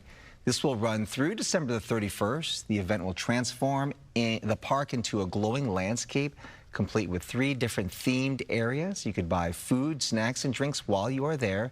Tickets start at $36 for adults and $25 for kids. Children under 3 can get in for free. Maria, you know what I'm thinking about? All the parents out there thinking about, how am I going to entertain my kids indoors all weekend long? Yeah, this is where you go deep into the bookshelf, maybe get some games. Some puzzles. The bookshelf. Yeah, Oh, right. yeah. Here. Yeah, right. Here's a good book for you. How about some games? That's where they're going to go. That's right. Games. The tablets. Say some bad news about the opening of Mammoth Mountain. Obviously, this is some file footage, but they were supposed to make the announcement tomorrow. They delayed it a day to Saturday, but now they've delayed it again. The conditions are just not good enough to open the resort this weekend, so they're going to wait. It's going to be a day-by-day basis, according to Steve McCabe, Director of Operations up there at Mammoth Mountain. We're excited about that, but for now, I think they got 1 to 3 inches of snow as of this morning, but we're looking at another cold storm that's going to be moving in Monday, Tuesday, and I think that one has the potential to bring more snow. So we're going to watch it carefully. Right now, mostly rain. Part of the reason why is because we're pulling up all this moisture from the south, so it's kind of a warmer, milder type of air mass that's moving up from the south and southwest. One of the reasons why our snow level is staying high until at least Sunday. When that low moves off and the next system moves in, that snow level will drop to near 6,000 feet. In the meantime, we're getting rain today, so we do have a flood advisory at the moment for portions of Ventura County, but flood watches all across SoCal for the potential for flooding, particularly as we get into tonight into tomorrow and tomorrow night. So that flood watch will continue through tomorrow night. Flood advisory right now in effect until 12 because of the heavier cells. We've got some heavier rain, moderate to heavy rain in Oxnard, Miramonte, Fillmore, parts of Ventura County, Agoura Hills. So we've got some flooding in low-lying areas there, poor drainage. So you might want to just stay indoors a little bit longer if you can, work remotely because of all the rain we're expecting. Here's the one of our models. There's that area of low pressure. It's cut off from the main jet stream, so we don't have those fast-moving winds in the upper levels of the atmosphere to help move it along. So it's going to hang around here for a bit longer today, pulling up all that moisture. So that's going to give us some chilly temperatures, gusty winds over the mountains and deserts, and because we're going to continue to see all this rain, flooding definitely a concern. And then some heavier cells will roll in today, so flooding, mud, and debris flows certainly possible. So that's when we get concerned. The yellows are starting to pop up here on the radar for overnight tonight into tomorrow morning. So I think tomorrow will be the day when you really have to re-examine your plans because being outdoors will be a problem. We've got some heavier cells rolling in. This will continue throughout the day to tomorrow. And then eventually on Sunday, this low will get caught up in the jet stream and then be out of here. We'll get maybe scattered showers on Sunday, and then another system moves in. This one a little bit colder. Monday into Tuesday will bring us more rain. And then behind that, look at this, another area of low pressure for perhaps Thursday. of next week. So we've got more rain definitely headed for us. 61 degrees today in downtown LA. Bring that jacket as you head out. Stay with us. We'll be right back with more traffic, news, and weather, of course.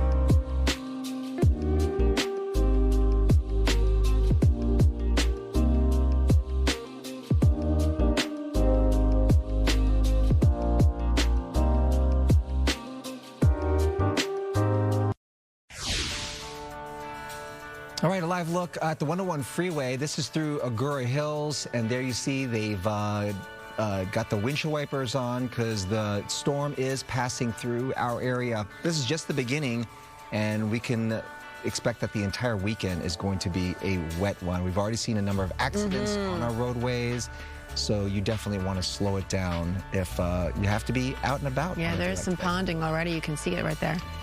Meantime, Beverly Hills kicked off the holidays with its annual Rodeo Drive holiday lighting celebration last night. This year's theme, Enchanted Holiday Dreams, brings Nutcracker-inspired decor, live performances, and festive fun to the iconic street. Citywide festivities continue through January 4th. The Chino Cares Challenge is helping families in need this holiday season. I want to tell you about this.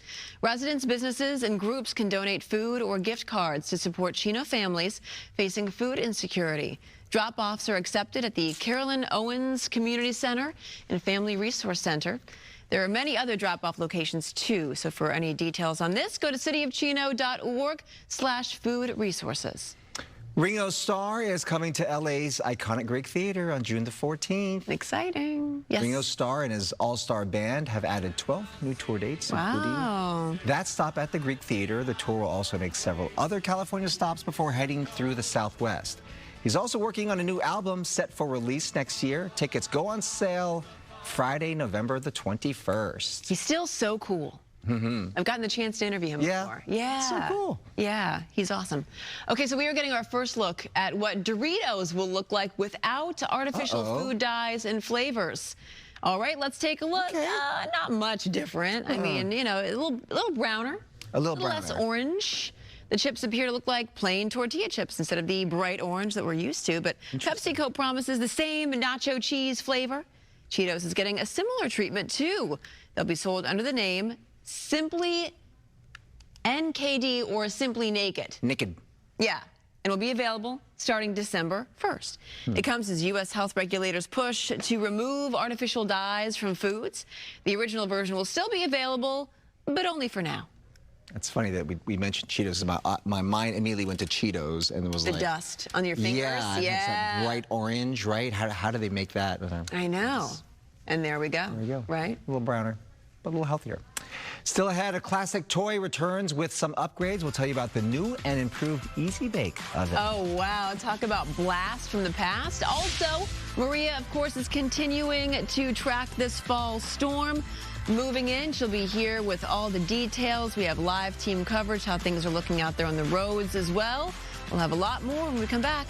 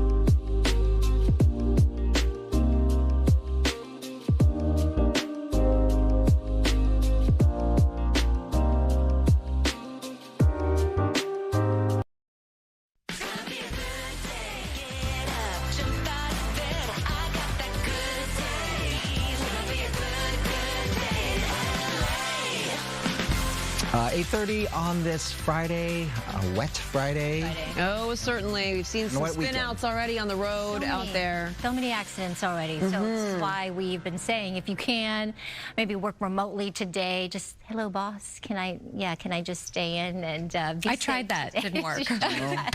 But if you can, definitely do it. I always do preface it with that. If you can, try to do that. But we do have our powerful storm that is here with us. It has been largely light this morning, but we are watching two waves with this system. The first one's moving in this morning. The second one will pack quite a bit more punch.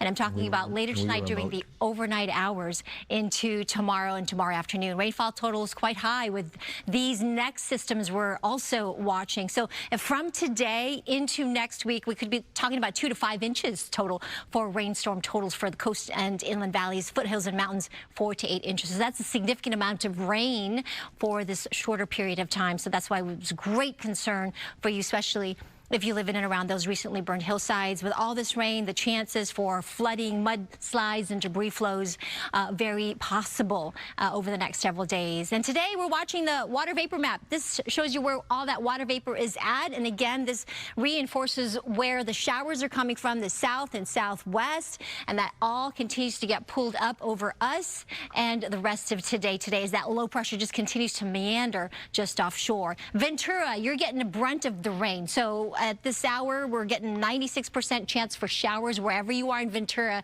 96% probability you are getting that rain. It does lower a little bit, so we'll get some breaks here and there. The rain will turn more scattered through the early part of the afternoon, and then it picks up again. That's that second wave starting to move in later tonight and into tomorrow. As far as how many days, what can we expect? Well, tomorrow for downtown LA, really we're talking about the heavier rain tomorrow, and then it starts to diminish to more scattered showers on Sunday. That next system moves in Monday into Tuesday. A little bit of a break, I think, on Wednesday, and then another colder storm moving in Thursday into Friday. So that wet door is open, and we do need the rain, but we just have to be mindful of some of the vulnerable hillsides that have recently been burned, and if you live in and around those areas. 62 today for that high temperature in Woodland Hills, 64 in Pasadena, 51 in Big Bear, to that 80 degrees in Palm Springs. I'll show you the 7-day forecast coming up in just a few minutes, but in the meantime, let's check in on that drive outside. It's been tough. Samada's got all the details and our traffic conditions. Hey, Samada. Hey, good morning, Maria. Good morning, everyone. It definitely has been a really tough drive out there. And to Maria's point, if you don't have to be on the roadways, I would avoid doing so. You could continue to see the rain continuing to come down across Southern California. And we do have the latest crash, unfortunately, northbound side of the 57 at Diamond Bar Boulevard. 2 vehicles collided there. They are taking some cars off the road just in advance of that accident as they address this issue. There are lanes currently blocked at this hour. You can see, again, more rain continue to filter through that area. Tow trucks are en route, again, into the Diamond Bar area. And a reminder, storm closures, this continues to be in place. Topanga Canyon Boulevard, both directions from Grandview Drive all the way down to PCH. And here's a look at our real-time traffic. You're looking at 67 minutes. That's a long drive leaving downtown to get to the west side, and it continues to be a slick and soggy drive. Northbound 110 from the 45 inbound, 32 minutes. Not too bad currently. Westbound 60 from 57 at 28 minutes. Here's a live Caltrans camera. The roadways, yes, they are damp, they are wet, but at least it's moving. So this is a good look through the Pasadena area along the 210 at Lake Avenue. Back to you two. All right, Samantha, thank you. A new art exhibit explores some powerful topics through the use of sculptures. Brooke joins us from Roberts Projects in Hancock Park with a look. Good morning. Hey there. Yeah, you know, it's a really fascinating sculpture. Can I just show you really quick? I want to show you right here. So we're going to come in. Look at this sculpture, Bob and Jen. How shocked would you be if I told you that this was made with shea butter? Whoa. Right. Does that not blow your mind? So it's shea butter and resin. Solid. They use resin outside. Resin. Amazing. The resin. That is beautiful. Wow, that's incredible. That's masterful. Isn't that mind-blowing when you think about that? Right? Yes. So, yeah, this is a really powerful art show. You know, a friend sent this to me, like, hey, when I come to town, we should go and see this. And I was like, wait a minute. I want to put this on the show. This is so cool. It really explores a loss of innocence by Black children and how that is etched into your mind, your body, your soul, your experiences. Mary, come on over here. Let's chat about this. They were wowed by the shea butter aspect. And this is absolutely stunning. Talk to me about this show. Yeah, so this is a first exhibition with New York-based artist Esma Mohamoud. The title of the show is called What Does Webster Say About Soul? Okay, what does that mean? It's taken from comment number 1, which is Gil Scott-Heron's spoken word poem, and the show itself, as you mentioned, has to do a lot about the loss of innocence in Black culture with Black children in America. This work, for example, is based on a relationship of the artist artist and one of her friends in her childhood. It's called I'm a Part of You Indefinitely, which is taken from the Mariah Carey song, which the two of them used to listen to.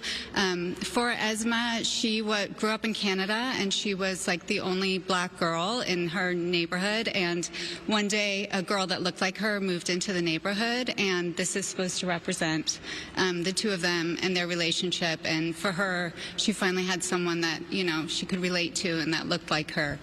How that kind of changed her life. This is really beautiful. What's been the reaction from people when they come in and see this? Yeah, people are just blown away by how powerful the exhibition is, how emotional it makes a lot of people feel, but also by the fact of the material and the work and how it's been made is kind of mind-blowing to a lot of people as well. And there's only one more day left of this exhibit, right? So people can come and see this today and, well, 2 more days, today and tomorrow, right? Tomorrow. It closes tomorrow, so if people want to come, they'd need to come today. So this is that last push. Come on out here. I'm at Roberts Projects Gallery on La Brea. Just that simple. Come out and see this because it's really stunning. And I believe, am I correct, that 2 of these pieces have already been sold? Yes, that's correct. Back to you. Can you believe that shea butter? That is so intricate. Wow. That is so beautiful. And shea butter. It's powerful, right? Unbelievable. Yeah. Wow. Thank you, Brooke. Beautiful gallery, too. Wow. Okay. Ladies, if you have little ones, oh, wait for this. We're bringing back the nostalgia, baby. The Easy Bake Oven is back just in time for the holidays. You remember the Easy Bake Oven, Love it. right? Ding! Remember the bell? You wonder how it was all done. It was first introduced way back in 1963 and quickly became a must-have item for millions of kids. It has an updated design now, using a heating element similar to a conventional oven instead of light bulbs. I love the light bulb. Oh, Maguchi. The new model is said to be more efficient and safer to use. Oh, wow. Okay, So what about us? The fire hazards that we had to navigate as children, that was fun. It was just light bulbs? It was light bulbs. That was hot. That's hot enough to bake something? It did make a brownie. It came with a batter. Yeah, Okay. and then you would pour the batter into I remember a the pan. commercial because they'd pull out like a cupcake. That's right. It would take forever. Yeah. But it's we never hot. questioned it. A light bulb's hot enough to like bake a cake. Apparently it was. Look at us. I mean, we're all still here, right? Hanging on. We're still here. Yeah. Sometimes barely, but we're still here. But we're still here. I'm glad that they still have the classics. Where's Teddy Ruxpin, though, and Light Bright? Oh, I like Light Bright. They actually have a new revamped Light Bright. I love it. I love it. Sorry, a choke hazard. Be careful All the with small that one. parts. Be careful. Good morning to you. Entertainment is sponsored by Yamava Resort and Casino. Let's get right to our poll, which has a lot of votes rolling on in. We asked, which one are you going to see first? The Battle of Devil Wears Prada versus Toy Story 5, both coming out spring and summer of 2026. And 56% of you say The Devil Wears Prada 2. Bob, you win this round. I knew it. Go to foxla.com/vote to get your say in. You can vote all morning long. Okay, everybody. You know what day it is. Ooh, ooh, ooh. TGIFF. Thank goodness it's Furry Friday. Good day, LA DJ. Drop the music, please. Hooty hoo. Hooty hoo. We got. Let's see our first guy. Oh, I told you. Oh. We've got bunnies. Look at that. Bisque and Patty. Look at Bisque. And they like watermelon. And some bunny wants to be on TV, and that's Bisque and Patty. Thank you for sending in your bunnies on this Furry Friday. Next up, we've got Cookie. Cookie. Cookie's located in the kitchen. Loves hanging out in the kitchen with their their human parent. What's cooking? Good looking, Cookie. Next up. Oh, look at Reed. At the dog beach in Huntington Beach. And Reed is saying, you know, rain or shine, bro, we're going to hang 10. Because you know how old Reed is? Age 10. Wow. Yeah, Reed is 10. And guess who's 5? Wilma Wildflower. Happy birthday. In Chino Hills. Happy 5th birthday to you, Wilma Wildflower. Wow, how cute. He's got some blue eyes. Oh, yeah, Wilma, you're a good-looking little cutie. Next up, oh, look at this. They're approximately 11 weeks old, 2.5 to 3.5 pounds each. Oh, you got some kittens. Look at this. We've got some kittens that need a forever home. The white male is Alabaster, the white female is Lily, and the black female is Mystique. They're all healthy and ready for their forever homes. Oh, please help give these cute little kittens a forever home. They're from our friends at Infinite Love Rescue. Oh, we love Infinite Love. We love, there's the website right there in Gardena, infiniteloverescue.org. Jen, I think we've got some more furry friends in studio. Oh, we do, and they're coming in right now. Look at this. See, we have there's like a moose on the loose. Perfect There's a for Furry moose Friday. on the loose in the studio. Oh my goodness! Look at that. Something fun and for all the soccer fans out there. Yeah, that's right. Football. Jaguar over there. Wow, look at that. You want to stay tuned for that. This is fun. And then an eagle. Caw-caw. Oh, yes. Okay, so we have some very special guests. Sandra is standing by, including, by the way, 3-time World Cup champ Kobe Jones. Hey! There they are. There they are. I told you there was a moose on the loose. There's a moose on the loose. We have all that, but first, let's go over to Samada for a check on traffic. Things are a little messy out there. They look good over there, but not so great over here. Good Day Late Traffic sponsored by Jacob and Ronnie. Call jacob.com. We do have a brand new crash. Not surprising, unfortunately. This time around, we do have an overturned vehicle southbound side of the 405 to the West 60 Connector Road. We've got tow trucks on the way, and it continues to pour there. Northbound side of the 57 at Diamond Bar Boulevard, two-vehicle crash has the HOV lane blocked, and already delays are adding up. Give yourself a lot of extra time leaving the house, and also a reminder, due to the storm coming in to Topanga Canyon Boulevard, both directions shut down from Grandview Drive all the way to PCH, and your real-time traffic not looking good at all. Leaving downtown to get to the west side, 61 minutes, and the rain, as I mentioned, precipitation continuing to make roads slick. Keep it nice and easy out there. Here's a look at some other traffic hotspots. I looked up and just ran. Maybe we need to seek somebody who does have the expertise to be able to guide us through the process. If you're getting to an accident, you're in good hands by dealing with Jacob and Ron. Call Jacob.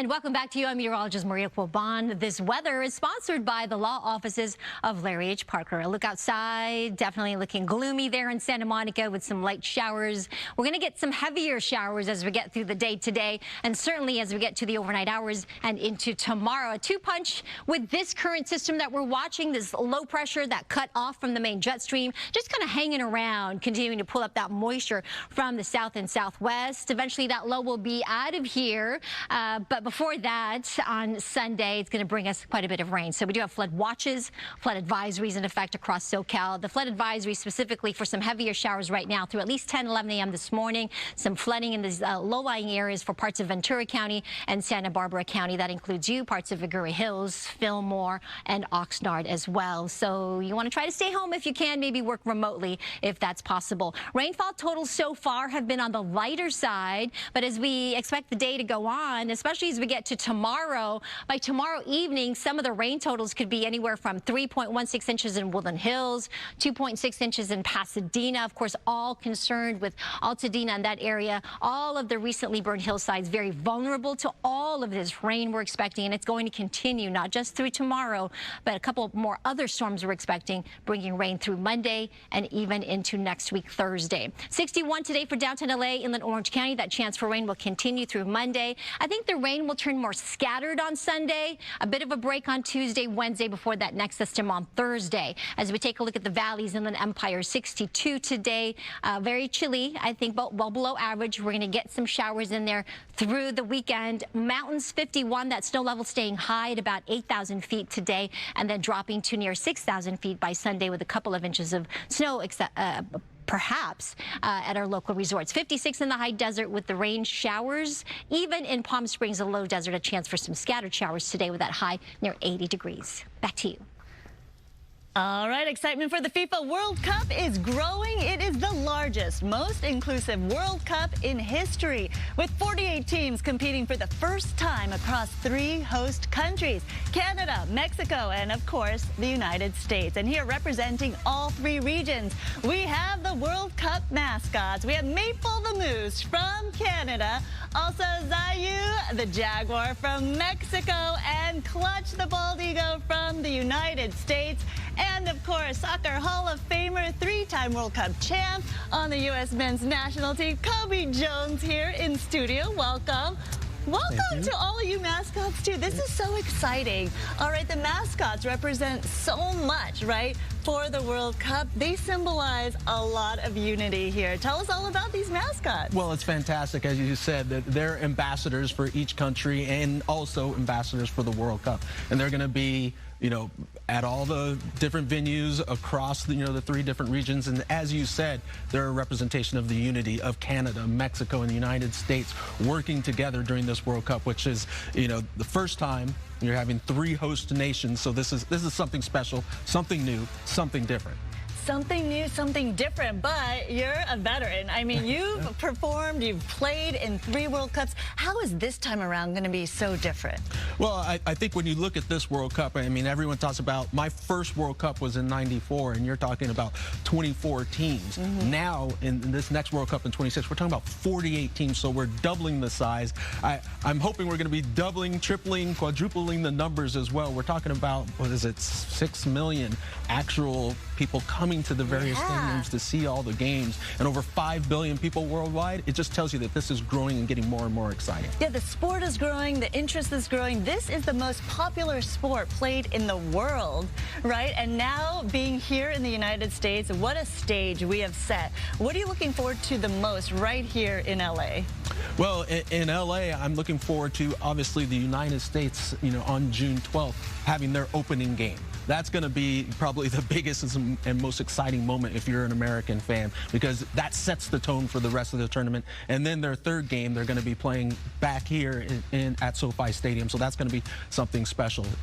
At SoFi, there's actually 8 total games. So, I mean, you're going to have a lot of opportunity. And we'll find out who else is going to be playing here when we have the draw on December 5th. Yes, we're excited for that. Of course, how's the U.S. team looking? Because a lot of fans, of course, want to see the big stars. We have Lionel Messi, Ronaldo, but there's some up-and-comers coming up you want to keep an eye out for. Yeah, I mean, for me, of course, I'm going to be focusing on the United States. That's what I do. I mean, I don't even know you can say an up-and-comer, but someone that has really established himself, but now you want to see, can he catapult himself into those big names, and that, of course, is Christian Pulisic. He's the big star in the United States right now. He's going to have to be the leader of this U.S. team because, you know, everyone's talking about him, so a lot of weight on the shoulders. Captain America, let's go. All right, we can't wait for all the action. Come on in. All right, representing Unity, we have Maple, Zayu, and, of course, Clutch. Coming in, Clutch, for the United States. We can't wait for all of this.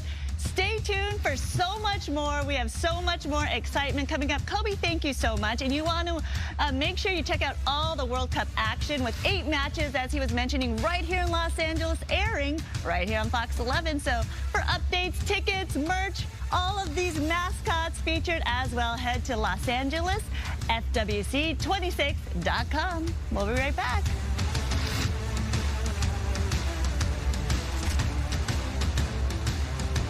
How awesome!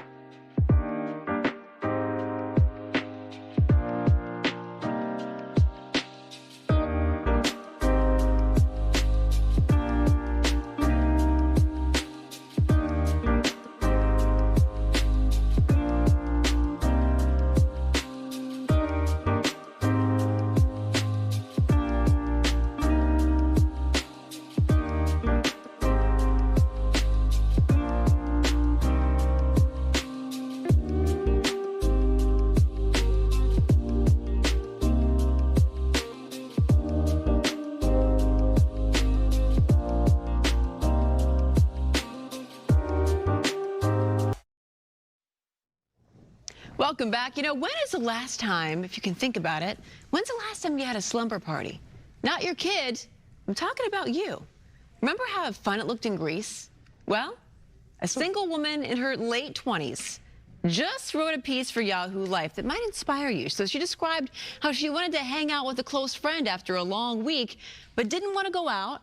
So guess what? They wound up having an old school slumber party, watching a movie in their jammies, raiding the fridge, talking and laughing into the wee hours until they finally fell asleep side by side on the couch. Must be a pretty big couch. She says it was great to just coexist with a friend for hours without any pressures of trying to be on in public. It brought them closer than another night at happy hour, and they both felt like kids again, which is always a win. I've done this with my friend before in New York, many times, late nights. Does we would everybody go out, like though, sleep in and the then, same room? Yeah. I mean, you know New York, tight squeeze everywhere you go. Why not just go to like, I know that icks like you go out. to like Palm Springs or something, everybody get their own hotel room, right? To like sleep in the same. It's not a slumber party. I know, but then you're just hang out on late vacation at night. together. Right.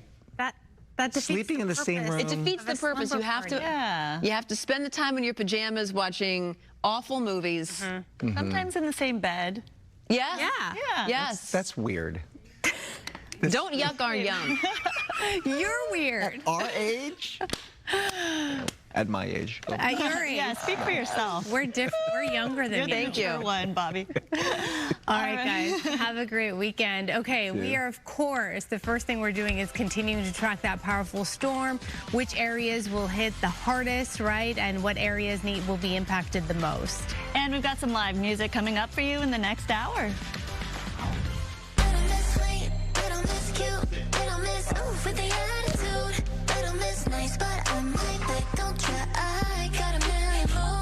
Yeah, they'll get you moving on this Friday. Girl Set is here, and we'll be right back.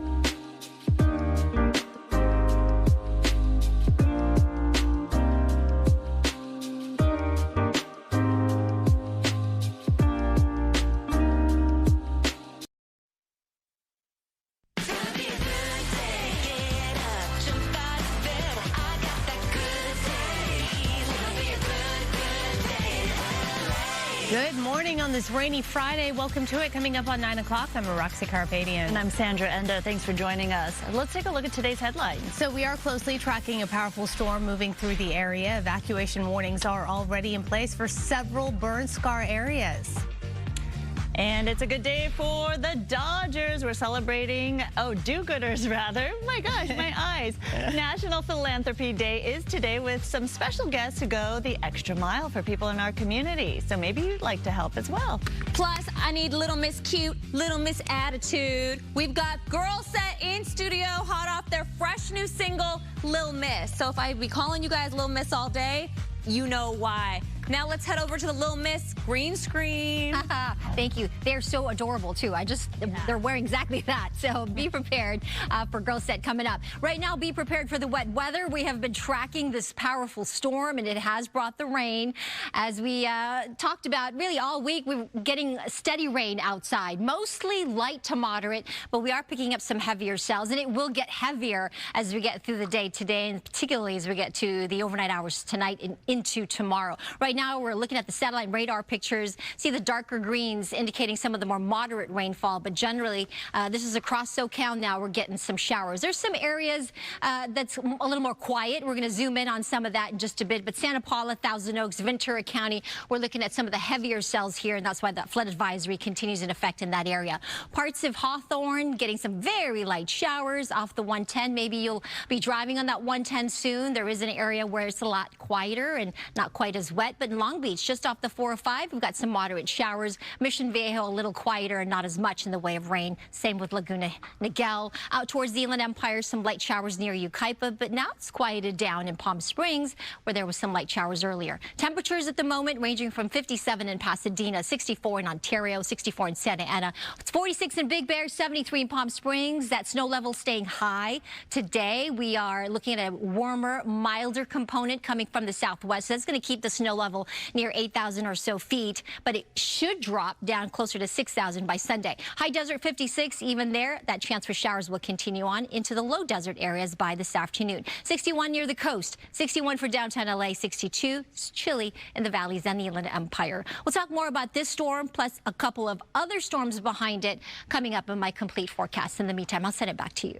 Maria, thank you. And with the storm, people in the Palisades fire burn zone area are on high alert, of course, for possible mud and debris flows. That's right. We continue our team coverage with Mario Ramirez live in Malibu. How's it looking, Mario? Yeah, it's looking pretty good so far. I was just talking to this Caltrans crew out here. We're along PCH and Topanga Canyon Boulevard. He says that they've checked the roadway here, a 3.5-mile stretch that is closed right now, and they had one minor slide, a few rocks that came down on the road, but other than that, they've been doing a good job, and the rain has not caused any issues here. But as it comes down a little lighter now than it was earlier, take a look at how we started the morning off. Rain started moving here into Malibu just before 4 a.m., soaking PCH here near Topanga Canyon, and for about an hour we saw light misty showers, just enough to keep the roads slick, and that rain started to pick right back up, and that's been the pattern here throughout the morning. The National Weather Service says this storm has enough energy to produce repeated bursts of heavy rain. Meanwhile, let's show you this. Crews here in this area and in Pacific Palisades, they've been stacking up K-rails and sandbags, trying to get ahead of what could be a dangerous 48 hours. The city putting those concrete barriers in place, hoping to keep any mud or debris from racing down those burn scars, and we've seen what can happen here back in February. Huge mud and debris flows slammed the coast, including at Duke's on PCH, the restaurant surviving the Palisades fire, only to get hammered by thick, heavy mud just a month later, and they're still repairing the damage there. Now, evacuation warnings in effect through Sunday morning for residents living near the Palisades, Hearst, and Sunset Fire burn areas, and people living in those areas say they're just not sure how the hillsides are going to hold up with this precipitation. I know. I've been hearing that. It's a scary sounding rain, isn't it? Yeah, I hate to think of it. We've been through so much already. So I'm just hoping it's not going to be what they say it is. It's honestly really scary just because of all of the debris. All of the dirt in the highlands where I live is all loose. So if it rains, the chance of mudslides and rock slides increase greatly, and kind of preparing for that just in case, and preparing to leave throughout the night. And that's the big message. Prepare to leave if you are under an evacuation warning. And another reminder about this closure. Topanga Canyon Boulevard shut down completely between PCH and Grandview Drive as a precaution because of ongoing threats of debris flows and mudslides coming down from the Palisades burn scar. Back out here live, let's try to show you some of the rain coming down here, at least what you can see through the camera. Officials urging residents to stay alert, avoid flooded roads, and have a plan in place in case those conditions worsen in. And if this rain intensifies, that, of course, just puts these residents more and more on edge. And we'll keep you posted here. For now, that's the latest in Malibu. I'm Mario Ramirez. We'll send it back to you in the studio. Mario, thank you. And the storm already caused some problems around the city, including a downed tree that came crashing down on a truck in Westlake. There's a big tree there. Rachel Aragon live on South Hoover Street with the very latest. Rachel. Yeah, the rain has subsided quite a bit, but just to give you an idea how big this tree is, crews are still out here after an hour later, still trying to saw bits and pieces, if you will, because this massive tree came crashing down. For perspective, this is on South Hoover Street in Westlake. You can see that truck there completely smashed in the middle. This happened overnight, but crews have been out here for the last hour or so trying to piece this away, if you will, to make room for cars to go by.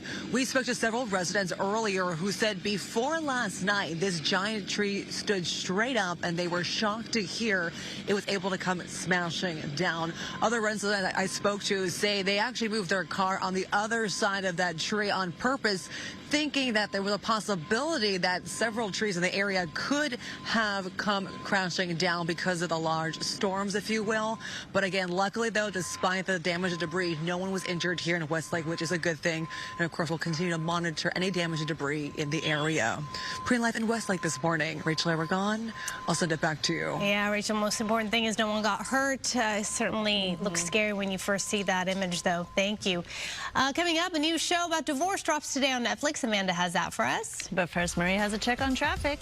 And with the wet roads out there, it is slick and dangerous. Good Day LA traffic brought to you by Downtown LA Law Group Accident and Injury Attorneys. Yes, widespread, mostly light to moderate rain, of course, meaning it's going to slow you down a bit. Do want to give you a heads up on that closure right here. Because of the storms, this is Topanga Canyon Boulevard between Grandview Drive to PCH, so you do want to avoid that area. One of our live traffic cameras out there on the East 210 at Lake Avenue. It looks pretty good in terms of the traffic, but the roads are wet. We've got some light showers, and I see you cars are speeding. You need to slow it down, even though it doesn't look like there's anyone slowing you down on the roadways. But you got to be really extra careful. We have had just a big number of accidents already today. Westbound 10 freeway between the 5 to the 405. This is headed toward Santa Monica. It's really not bad. 39 minutes. Northbound between on the 110 between the 405 to the 10, 25 minutes. On that West 60 between the 57 to the 5, 25 minutes there. Kind of a Friday light situation going on out there. Here's a look at some of the other traffic hotspots. Downtown LA Law Group, California's top injury law firm, can get you paid. We handle slip and falls, accidents, and many other injury cases. Text Injury Help to 40222 or visit us online at calldowntown.com.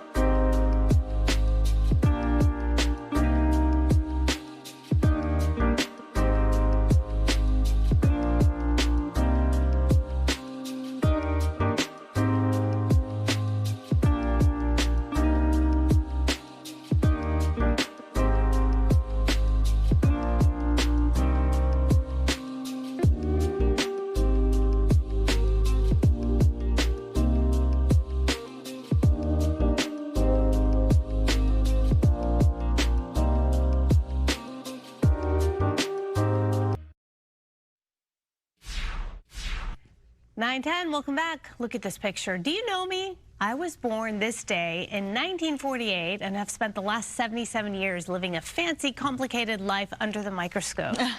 This, my friends, is King Charles of England, the eldest child of Queen Elizabeth II and Prince Philip. He was born in Buckingham Palace, and he remained a prince, well, you know, until 2023, when he became the oldest person to accede to the British throne. Where's Amanda today? Oh. Amanda's not here, but Tony Baloney is. Gotcha. Ready? Woo! Oh my goodness. Happy Tony Baloney Day to all who celebrate. We've been waiting for this film to hit Netflix. We'll get right into that. Entertainment sponsored by Yamava Resort and Casino. In Your Dreams is a fun fantasy film starring Tony Baloney, and it drops today on Netflix. I know this man. It can't be. My long-lost favorite stuffed animal, Baloney Tony! My man, Miscellaneous. I knew I smelled something rotten. Nice to see you. That's The Office's Craig Robinson as Baloney Tony.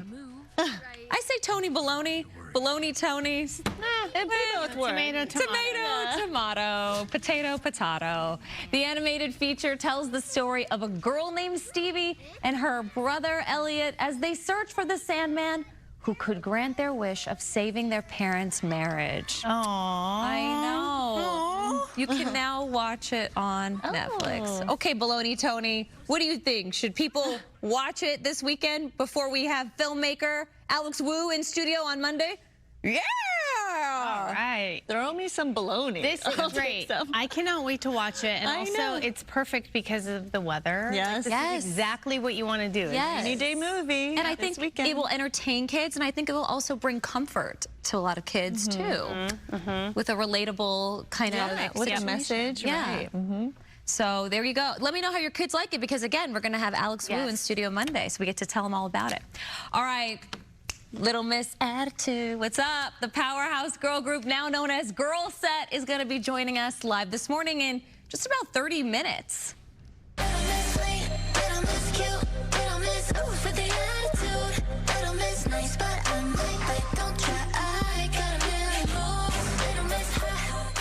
Do you guys know anyone who can relate to this song? I do. I sure do.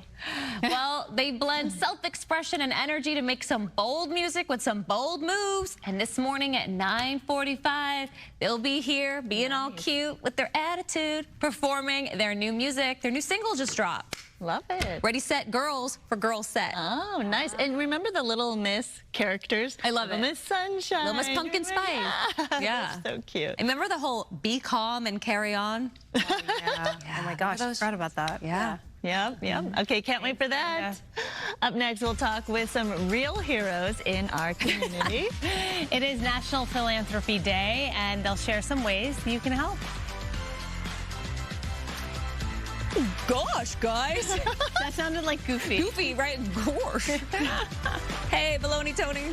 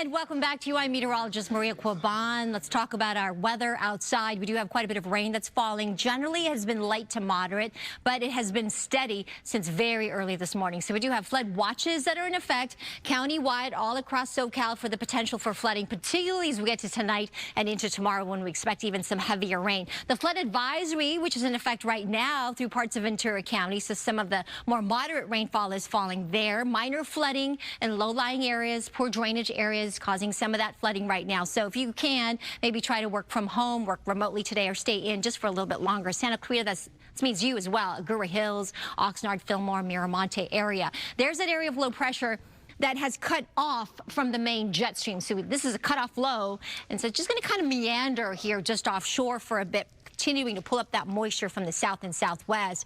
That's going to move off to the northeast as we get into late tomorrow and Sunday. So it'll be here for a little bit, spinning, continuing to bring us rain. As this low moves off, another weaker system will move in, but that will add to the rain totals. And right now we're looking at a possibility of rain anywhere from 2 to 5 inches between now and next week, Tuesday, for the coast and valleys, upwards of 4 to 8 inches over the mountains and foothills. That's very impressive rainfall totals. That is why we are concerned with you, especially if you live in and around those recently burned hillsides. All of this rain's got to go somewhere, and a lot of those hillsides have been denuded because of the fires, and so there's nowhere for that to go, and that can also help to trigger and displace all of that vulnerable area. All those hillsides can come down, so mud and debris flow is very possible. Got another system moving in Monday to Tuesday, and then behind that, another cold storm for next week, Thursday. So that wet door is open for us. As far as rain totals so far this morning, Gaviota up in Santa Barbara County, 3.06 inches of rain.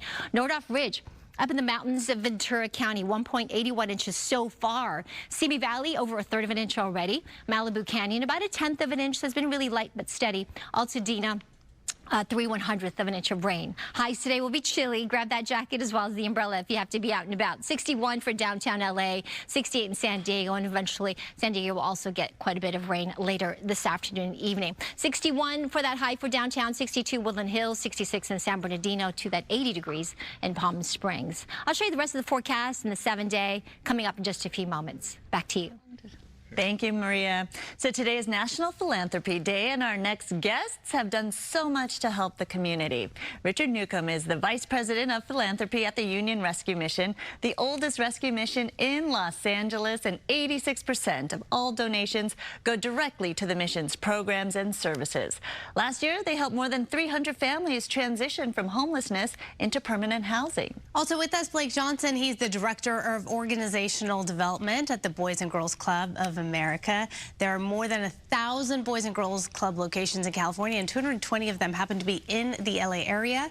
Last year, they provided more than 23 million meals and snacks to those in need. Welcome to both of you, and thank you for being here on this rainy Friday. We're thrilled to be here. Thank you. Richard, the last time I saw you, we were hanging off the side of a building. We were rappelling down 20 stories. 25 stories. 25. I stand corrected. I was the one screaming. You were the calm one that has done it many, many years. Yes. And it was all for charity, all for a great cause. It was. I've been in this role as VP of Philanthropy at URM for the last 7 years, and it's one of the events we layered on to help the organization grow by 70% in that window in time. And so, yeah, we've raised $8.5 million from that event over the last 7 years, and raised, thanks to you and all the notoriety you brought in your 20-minute rappel down the side of the building. We raised $1.9 million for that event. So. People were so scared of her screaming. They're like, yes, we'll donate. We'll donate. Yeah, just get her down somehow. So I think I recruited you to come back next year, right? I don't know that we agreed to that, but maybe. I'm certainly looking forward to that. Why don't you come with her? Oh, we don't need the cameraman. I'll hold the camera. We got to talk to Blake now. Blake, it's pretty impressive that just the sheer amount of opportunity and resources the Boys and Girls Club offers. I am so proud of the work the Boys and Girls Clubs are doing in Southern California. I can tell you mentioned 23 million meals served. That was in California alone. So what we do is make sure every kid, when they arrive, right, they have a chance for a hot meal, a snack, right, and that's we've really seen, you know, that be an important part of our service this year. So thank you for highlighting all the work Boys and Girls Clubs do. Would you say over the years the need has grown, or has it been pretty stagnant? How would you describe it? I know COVID really was tricky, but have we bounced back at all, or what's the situation like right now? You know, one of the things that we can always count on are Boys and Girls Clubs to meet the moment, and that's what they're doing. And so we've seen an increase in food service, but we've also seen an increase of incredible experiences that kids and families can have, and community resources coming through the clubs. Incredible things in partnerships with communities, like community resource refrigerators at clubs, and we have seen those take off and really provide a bridge, service, and we love that. But we also love just ensuring kids thrive with great opportunities, right? So. And speaking of the need, I imagine both of you see so much in terms of the need now, given the economy, inflation, as well as the SNAP benefits that so many people rely on that were taken away, but now they're slowly rolling back. But clearly, maybe through your doors, you're seeing more people as well? Absolutely. We average over 1,000 per night, and 60% of that or more are moms, dads, and kids, and about 20% are seniors. So we've seen a real rise, especially from the summer on. It's been pretty much nonstop. More and more people coming to our door. We have a policy: we'll never turn away a mom, a family, or kids that come to our door no matter what, and we've been able to do that. And we have great partners for food sources, Amazon, Starbucks, the Food Bank. Betty Porto has been a partner for 15 years, and all of them give us amazing donations to help contribute to that and answer the call every day. Some of the stories we hear about are people who are not used to asking for help, and how difficult it is for them to actually say, hey, you know what, I recognize it, I do need the help, and to actually come to you and get that help. Yeah, and I can say, just being in so many locations, Boys and Girls Clubs with partners all across Southern California are able to provide a number of incredible services: trauma-informed care, social emotional development for kids and families.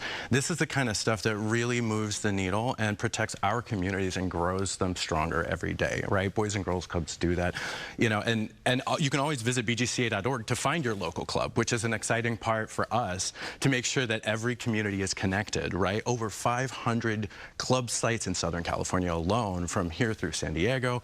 So we're always excited to be growing, finding new partnerships to ensure that this kind of work continues. And URM is similar. We're just not three hots in a cot come off the street for a meal and a place to rest your head. We have full wraparound services. We partner with Pepperdine Mental Health, Pepperdine Legal Aid, USC Dental, over 7,000 visits annually, UCLA Medical, and they've been partners for 20 to 30 years, all of them. But we have life transformational programs. We had one graduate, a mom from our Hope Gardens facility, after 2 years in that life-changing program, but was working for us, a program assistant, at $16.50 an hour.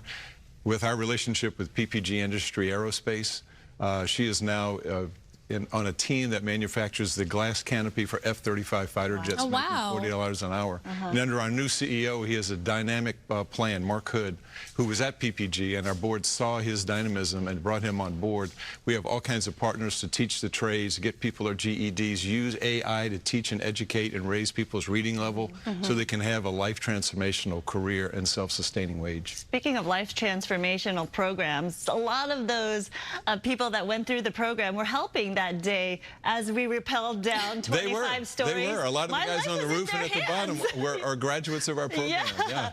They were praying for us. Yes. I remember that. You needed that day. Yeah, I'm like, please pray really good for me. I need it. That's funny. But I think what's important is for both of you to highlight some of these programs are so proactive, right?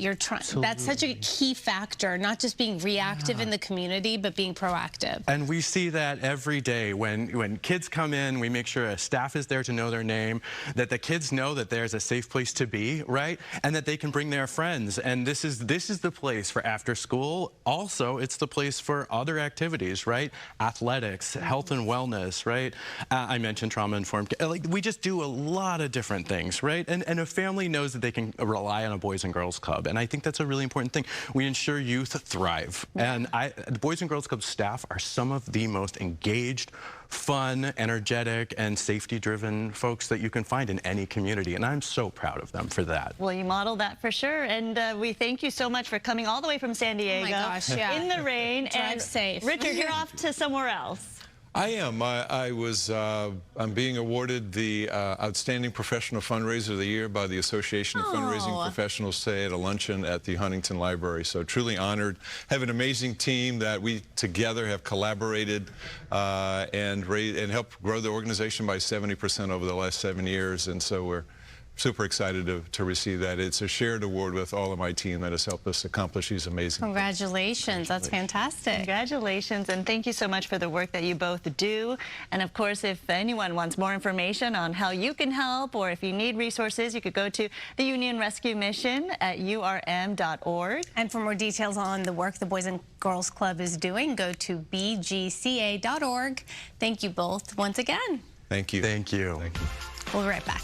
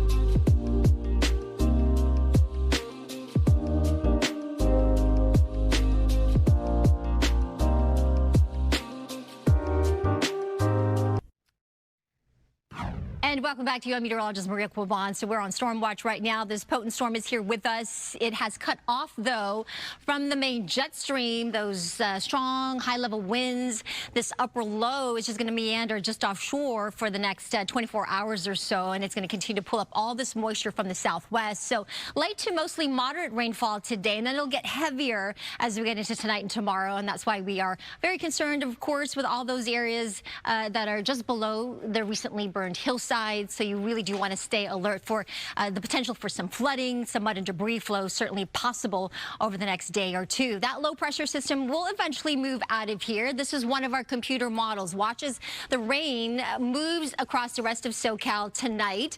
And then tomorrow, looking at some returns in that yellow color, indicating some of the heavier cells rolling in. So tomorrow is really going to be the day where we expect some of the heavier rain to fall. So you might want to alter your plans when it comes to tomorrow's forecast, as we'll continue through the afternoon tomorrow, and then it'll start to break apart. We'll see some scattered showers by Sunday, or scattered rain. We'll see some breaks a little bit more, and then that next system moves in Monday into Tuesday. So we'll see a little bit more in the way of widespread rain Monday into Tuesday. So that will add more rain to the bucket, and then a little bit of a break. Scattered showers through Tuesday afternoon, Wednesday, a little bit of a break, and then another system moves in on Thursday. So this is what I'm talking about, that wet door is open, so you want to hang on to those umbrellas. Temperatures right now, we're looking at some well below average highs. 61 for downtown LA. You can see how it gets down to just 60 degrees as we look at Monday. And as we take a look at Friday, rather the valleys and the Inland Empire, 62 today. A little break Tuesday, Wednesday with maybe a little bit more sunshine in the valleys, parts of the Inland Empire. The mountains, the snow level is going to stay high today above 8,000 feet. And then when this system moves off and another colder one moves in on Sunday, that snow level is expected to drop to about 6,000 feet. So hopefully we'll get some fresh powder as well here on our local resorts, maybe 2 to 3 inches. Low desert also looking at some light scattered showers, 80 degrees in Palm Springs today. I'll send it back to you. All right, Maria, thank you. Time now to see how the storm is impacting the morning commute. That's right, Coco right now joining us with an update. And Coco, you're on the 101 freeway in Ventura, I believe, right?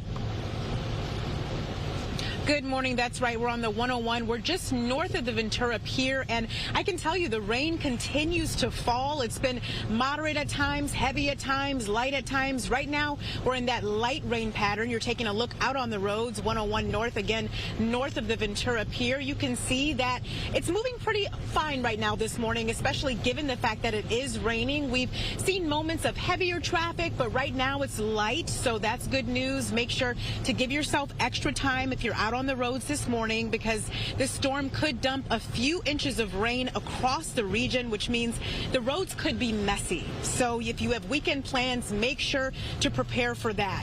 The storm is going to be bringing moderate to heavy rain through Saturday, with Saturday expected to be a strong day for the storm. We spoke with Ventura County drivers out on the roads today, and majority are saying we needed the rain.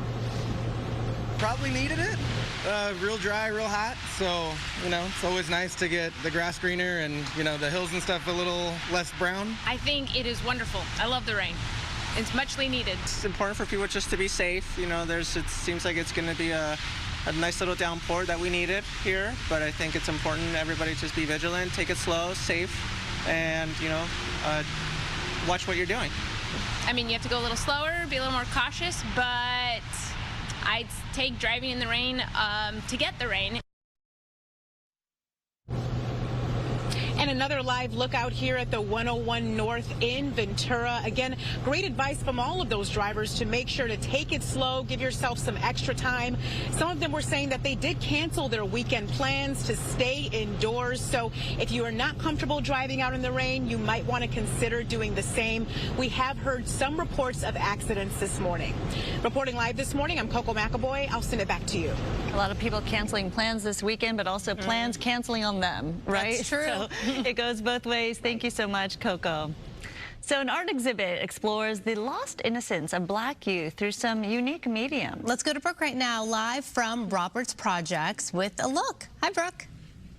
Hey, yeah, you know what I was thinking, if your plans are canceled tomorrow, you want to be inside somewhere cozy, but really have a good time, have a beautiful experience, come to the final day of this show. What does Webster say about soul? Take a look at this. This is phenomenal. Just look at the detail, right? Even myself, I was walking around and bending over and looking. I'm like, is he on his tiptoes?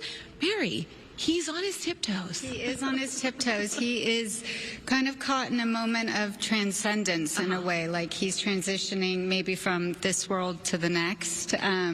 But yeah, people are very impressed by how he's positioned that way up on his toes. No, that's really cool. And let's talk about this exhibit in general. What's it about? This exhibit is about, the ideas of loss of innocence for Black children especially. Studies show that young Black children experience the permanence of death about 2 years before their white peers. Mm-hmm. And so the artist really wanted to focus on that and ideas around, innocence. And how that affects your life, how that shapes your future, things like that, right? This is cool. And because people, I imagine, might be shocked to hear that these sculptures are made from shea butter. That's correct. The shea butter and resin, which is what makes them hard. They give off the appearance of marble, but they are actually made of shea butter. This work also has another component to it, which is charred animal bones, which is what makes it black compared to the other sculptures in the show, which are traditional white shea butter. Wow, this is really powerful. What's been the reaction from people who have seen this? You know, people are really just blown away, like twofold, really, by visually how stunning the exhibition is and how powerful and what it evokes. Like this work, for example, you know, kind of evokes, you know, what happened to Trayvon Martin. You're not sure if he's been, you know, maybe something has happened to him. We've caught him in a moment like that, or it could be that he's transcending upwards. And then also just by the use of the material as well, and how amazing it is that these are, you know, not marble, that they're made of that they're made of marble, they're not stone, they're made of shea butter. This is awesome, Mary. Thank you. And, you know, come and see this show. It really does what art is supposed to do, right? Provoke thought. It's cool. Back to you. Really powerful. Yeah. I love that. Thank you, Brooke. All right, coming up, Dodgers fans have something new to celebrate. Also, there is a $1 billion drawing tonight for Mega Millions players. Are you going to play? Are you going to try? Can't win if you don't try. We'll be right back.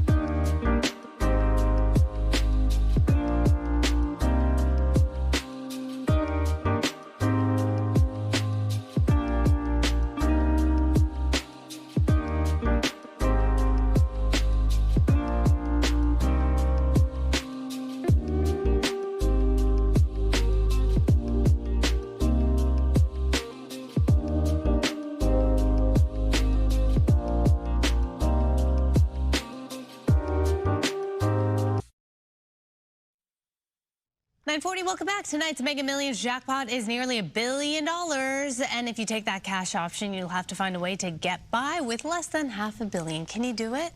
There hasn't been a winner since June. The drawing is at 8 o'clock. And there's this. Shohei Ohtani has been named the National League MVP, his second time around as a Dodger. It's his fourth overall, and he won the American League Award twice with the Angels, as we know. Ohtani hit 55 home runs this season and led the league in runs scored. On the mound, he struck out 62 batters in 14 games. The vote was unanimous, with him receiving all 30 first-place votes. Yeah, the biggest thing is obviously being able to win the World Series. That's first and foremost. You know, it's icing on the cake just to be able to get an individual award, you know, being crowned MVP. But I just really want to appreciate the support from all my teammates, everybody around me, my supporting staff. I mean, again, it was a great year. Like I said, I very grateful to my teammates, the coaching staff, but not only them, the fans. You know, the fans were the ones who really rooted us on, supported us. I think after I, you know, retire and I do look back at these special years, I can definitely say the fans played a big part in the support. All right, the next time we'll see him on the field will be this March in Tokyo for the World Baseball Classic, where he's expected to play for Japan. Now, Shohei led Team Japan to victory in the 2023 World Baseball Classic. No surprise, he was named tournament MVP there. All right, we're very excited to welcome Girls Said to our studio. They're about to perform for you live right after the break. Stay with us.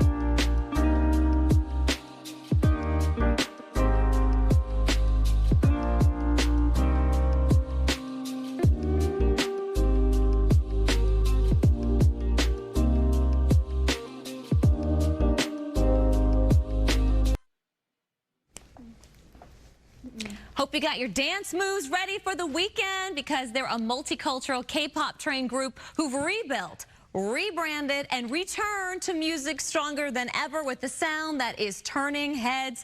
And here to celebrate the debut of their brand new single, Little Miss, is Lexi, raise your hand, Camilla, Kendall, Savannah, and Amanda. No, I'm not part of Girls Set, but I wish I was, because, man, to be 19 and 20 again with that flexibility and those dance moves, how much fun do you girls have just doing the dance moves? Oh, so much. Too much. Yeah? Too much fun in the studio sometimes. So 19 and 20 years old, I remember I went to the clubs back in the day, but what is like a go-to dance move, especially with music like yours? What is it? Is it in the head? Is it in the hips? What do we do? Because we got to get attitude. right? These days. A little bit of everything. Are we a little shoulder shimmy? Days. These days. Yeah. Okay. Now, I know these days, today is a very big day for you girls. Tell everybody why we're celebrating today. Well, today, Little Miss has, yesterday, Little Miss has released, so we are going to be performing that for you guys today. Yeah. First time. The first time performing this song. Yes. This is a day to celebrate for sure. Now, you went through a name change and a restart. So how does life as Girl Set reset in style? I mean, we've been Girl Set for a while now, and so I feel like being able to just be Girl Set with the new us is a new lifestyle, even though we're still the same people. Same but vibes. It's a whole new group. Yeah. New group, same vibes. Yes. Got it. Love it. Yes. Tell us what inspired Little Miss, because I'm feeling very Little Miss today. Ooh. Well, Little Miss is a very like 2000s-esque inspired That's why I love it, because I'm a millennial. Yeah. Yeah, so it's just very danceable and like fun, and just one of those songs that I feel like you would hear girl groups do in the past. And Yeah. so it's really fun. It's bold and fun. Back. You know, I work with 3 other girls too on GDLA Plus, and we're pretty tight. We don't dance like you girls, but we are tight. And I want to know, how do you girls remain tight and also work together? I mean, I always say this, but I think the fact that we kind of live the same life, you know, we're in this together, we go through the same things together.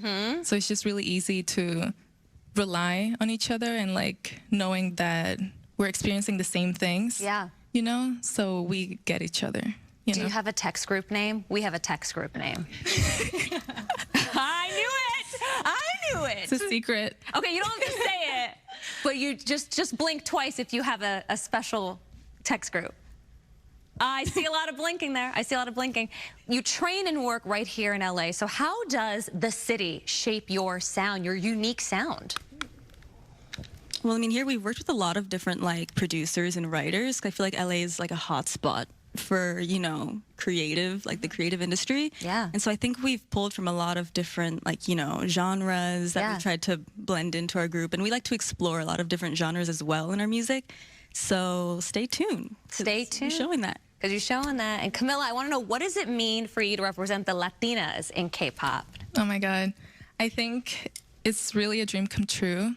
You know, growing up, I felt like, you know, we need that representation and we need more of that representation. Absolutely. So I feel like it's a blessing to be able to be that girl for a lot of Latinas growing up and kind of showing them that, you know, if I can do it, you can do it too. That's right. Before we get into your performance, there are a lot of young girls right now watching. What would be your message to all the little misses out there?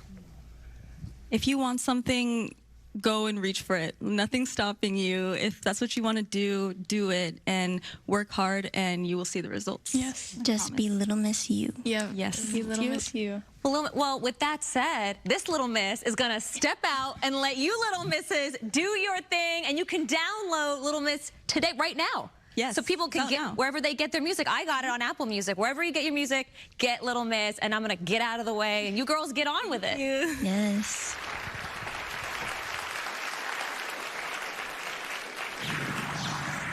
Little Miss Sweet, Little Miss Cute, Little Miss Oof with the attitude.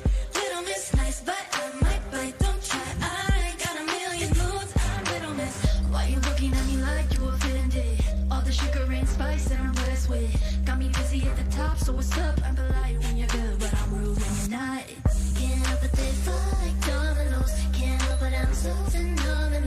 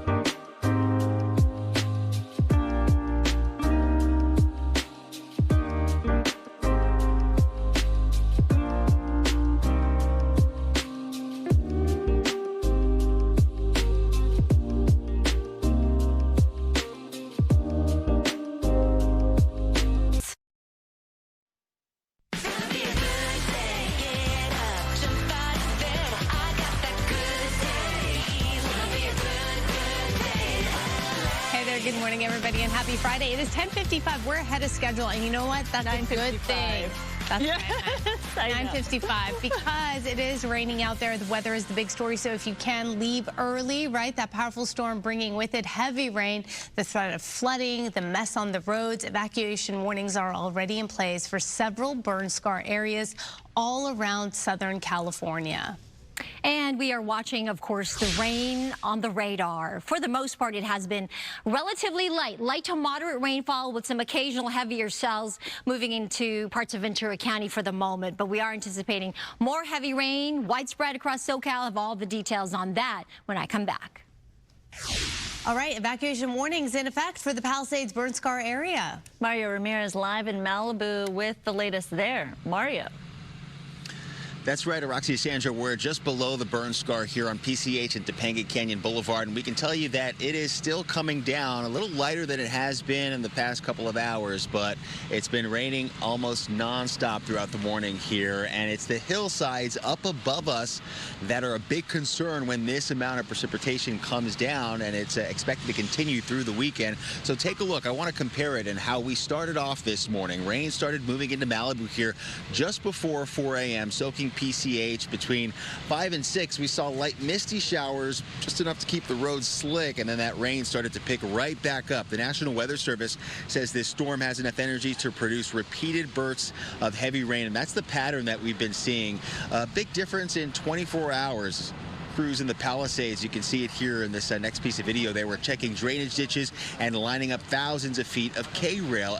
And with the hillsides burned here and no vegetation to hold the ground together, the area is vulnerable to mud and debris flow. City crews trying to prevent what happened here back in February when massive mud and debris slides came down the burn scars, burying parts of PCH and sending a thick layer of mud into Duke's restaurant. And that's just one reminder of how quickly conditions can turn, with evacuation warnings near the Palisades, Hearst, and Sunset Fire burn scars until 11 a.m. Sunday. First responders have already been pre-deployed in case those hillsides start to move, and for those who use Pacific Coast Highway, the concerns are even bigger. Well, the hardest part, I think, for my community is we only have one egress, and we are dependent on PCH. When the floods come down on either side, we're stuck, we're trapped. Right. And I've been trapped before. And as of 6 o'clock last night, Caltrans closed Topanga Canyon Boulevard from PCH to Grandview Drive. That's a 3.6-mile stretch. It's expected to stay closed through the weekend, depending on the rainfall and how things develop. Officials reminding drivers to plan ahead, check conditions, and don't attempt to drive through flooded areas. And that is a big area of concern for mud and debris flows. Now, coming back out here live, you can see some of the cloud cover continuing to move through this area. We've been under cloud cover all morning, and again, it has been raining nonstop, sometimes very light rain, and other times we're seeing those heavier downpours. The evacuation warnings here in place until 11 a.m. Sunday. For now, that's the latest here in Malibu. I'm Mario Ramirez. We'll send it back to you. All right, Mario, thank you. We're also keeping tabs on how the storm is impacting drivers on our local freeways this morning. That's right. Let's go to Coco right now. She's patrolling the roadways with her photographer this morning. Where are you right now? Good morning. So we moved off of the 101 North, and we're actually in a neighborhood now in Oxnard because we wanted to give you a different perspective here. So as you can see, we're going to show you a live look. You can see that it is raining outside. The rain has been light, but it's consistent, and it really changes hour by hour. Sometimes it's moderate, sometimes it's heavier. You can see that we're starting to see some flooding in the road here. I'm told that this neighborhood usually does experience this as well. So that's something to be prepared for, is because the rain's going to be continuously falling throughout the day into the weekend. You're going to start seeing some neighborhoods with some road flooding, of course, and we did see some puddling on the freeway as well. That 101, you can see we're kind of driving through some of that flooding now here on this street in Oxnard right now. So the storm is planning to bring moderate to heavy rain through Saturday, with Saturday expected to be potentially a very strong day for the storm. So we have been speaking with drivers neighbors out in Ventura County about this. Many of them saying that they have canceled plans for their weekend because of the rain. They plan to just stay indoors and stick out the storm. A lot of them also saying that they're glad that we are getting the rain because, of course, we need it. But again, just be prepared. If you are planning to head out today through the weekend, make sure you give yourself some extra time. Also, never a good idea to drive through those flooded areas either because you don't know how deep it's going to be. For now, I'll send it back to you. All right, Coco, thank you. And now we're tracking the impacts from the storm, and one of the most dramatic ones, and the scenes we've been watching this morning is from Westlake. A large tree, a massive one, came crashing down on a car. Let's go to Rachel Aragon right now, live in South Hoover Street with a closer look. Thankfully, Rachel, no one was inside that vehicle.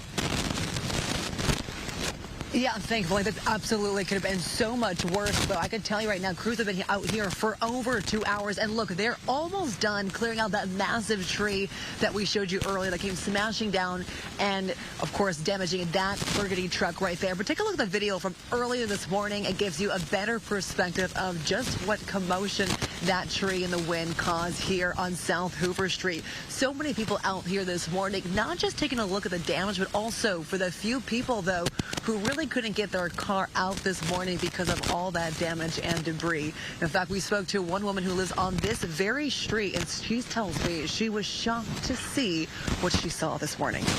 It's just a loud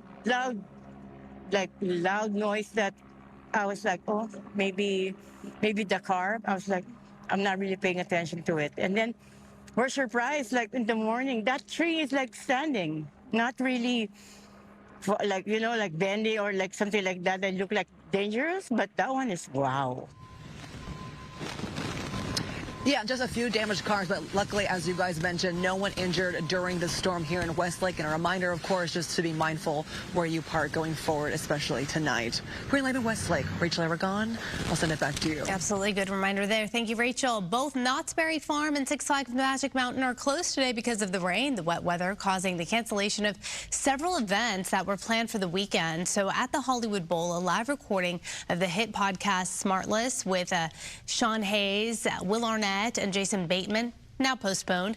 Queer Mercado, the monthly LGBTQ pop-up at the East LA Civic Center, is washed out tomorrow. The 2 p.m. music event, Levity Presents Space Jam at the Shrine Auditorium tomorrow, also canceled. Basically, bottom line is organizers say rainy weather adds too much liability to these outdoor events.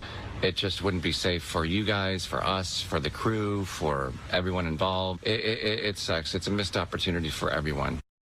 A number of outdoor events also canceled or moved to another date. That includes the annual Pasadena Armenian Festival, the Carson Clean and Green Festival, and the Culver City Dog Adoption event at the LA platform. And Mammoth Mountain's opening day is delayed because of this winter storm. The storm, which is expected to bring over a foot of snow, shifted south, causing later snowfall than forecasted. The National Weather Service says Mono County remains under a winter warning until Friday afternoon. Mountain officials will reassess conditions and announce a new opening date with a 24-hour notice. They're waiting for the storm to deliver enough snow for safe skiing. On air and online, of course, you can track the storm anytime with Good Day LA. In addition to our live reports, we'll also be streaming important updates throughout the day during the storm on foxla.com. And yes, Mammoth delaying their opening officially. It was supposed to be set for tomorrow, but yeah, the storm really taking on more of a southerly component with that flow. You can tell by the radar here in the satellite images. You can see how that moisture is streaming up from the south and southwest. So yeah, this is causing the snow level to stay quite high and not quite as much snow. But that being said, we are expecting another storm system behind this one come Monday into Tuesday, and it looks like that will bring quite a bit of snow into the Sierra Nevada. So it's kind of a day-by-day situation there. Heard Steve McCabe put out that notice yesterday. For us, we've had this sort of light to moderate rainfall mostly today. We're occasionally seeing some of those heavier cells. You can see some of these yellows popping up, the returns on the radar indicating where some of the heavier downpours are falling, but it's quick moving. So that's good. Thousand Oaks, we are seeing some light showers there for you. Malibu kind of quiet at the moment, but there's definitely more rain down to the south. Calabasas as well on the quieter side. Santa Clarita, some light showers as we kind of fly through here across SoCal. Hawthorne, some light showers near Rancho Palos Verdes, looking at some light showers as well as parts of Downey, West Covina. Pasadena's got a slightly stronger cell that's passing through there at the moment, but that should roll through to the east. Huntington Beach, moderate rainfall. Irvine, same. Foothill Ranch. So Orange County now getting some of them more moderate rainfall when it was largely quiet earlier this morning. The Inland Empire, parts of the low desert areas, Palm Springs, much more quiet right now at this hour. They did get some light showers earlier this morning. Yucca Valley also on the quieter side. All across SoCal, the dynamics are in place for quite a bit of rain to continue, especially as we get into tonight to tomorrow. So flood watches are going to be in effect through tomorrow night. The flood advisory that's in effect right now until noon for the flooding that's out there. And this is primarily because of the heavier cells that are pushing through parts of Ventura County. So Fillmore, Agoura Hills, Santa Clarita, Miramonte, Oxnard. You've got some minor flooding that's happening right now. Low-lying, poor drainage areas because of the continued rainfall outside. There's that area of low pressure. The center just kind of meandering. It's cut off from the main jet stream. So that's going to hang around for a bit today into tomorrow. This is going to give us some cooler temperatures. There is a chance for thunderstorms, and I think it'll be greater chances for that tomorrow. And that will bring, of course, those heavier downpours. And that's why we're concerned about those recently burned hillsides. And between now and Tuesday, quite a bit of rain expected, actually. The bulk of it tomorrow into Sunday. 2 to 5 inches through the period into next week, possible for the coast and valleys. That's a lot of rain. 4 to 8 inches for the mountains and foothills. Of course, flooding a big concern, as well as even some weak tornadoes would not be out of the question as we look into tomorrow. That low will eventually catch up with the jet stream as it moves out of here on Sunday. But then look what happens. Another weaker system moves in. This will bring more snow for the Sierra Nevada. And also for us here, some rain and even some mountain snow for our local resorts. So we'll wait and see if we get a couple inches or so for the San Bernardino Mountains. 58 degrees in Burbank currently. Highs today will be on the chilly side, so bring that jacket as well as the umbrella. 51 up to the mountains, 80 in the low desert. Downtown LA should only see a high of about 61 degrees later this afternoon. I'll show you the 7-day forecast and more extended model coming up just a few minutes. Back to you. Sounds good, Maria. Thank you. So things are slowly getting back up and running a day after the government shutdown ended. Furloughed federal workers can expect to start seeing some $16 billion in back pay in their bank accounts over the coming days. The Office of Personnel Management posted on X that federal workers can expect the back pay to come by next Wednesday. CalFresh, meanwhile, is working on loading full benefit amounts to recipients of EBT cards. The timing will vary from county to county. Air travel also steadily improving this morning. The FAA is still requiring flight cuts of 6% today at 40 major U.S. airports. That does include LAX and Ontario International. Air traffic controller staffing is recovering. The FAA also says that flights should return to normal by about Monday once the flight cuts order is then lifted. Airlines still expect a record Thanksgiving travel period starting next week. TSA workers who stayed on the job during the government shutdown will be rewarded with a $10,000 bonus. The reward was announced by Homeland Security Secretary Kristi Noem yesterday in Houston. The secretary lauded the TSA workers for being patriots during the shutdown and for keeping airports and transportation systems safe and secure. We are going to not only continue their paychecks like they should have received all along, but also they're going to get a bonus check for stepping up, taking on extra shifts, for showing up each and every day, for serving the American people, and taking seriously the mission that the Department of Homeland Security takes seriously and that they take seriously. Present to you. It is unclear, though, how many TSA agents will get this bonus. In a news release, Homeland Security says the bonus money will come from leftover funds from this fiscal year. All right, coming up, details on the plan to build new elevated roads to LAX. Plus, Brooke is at Roberts Projects Gallery this morning. Hey there, yeah. So this morning we've been focused on one really powerful exhibit, but this gallery has so much more for you to come see. I'll show you after the break.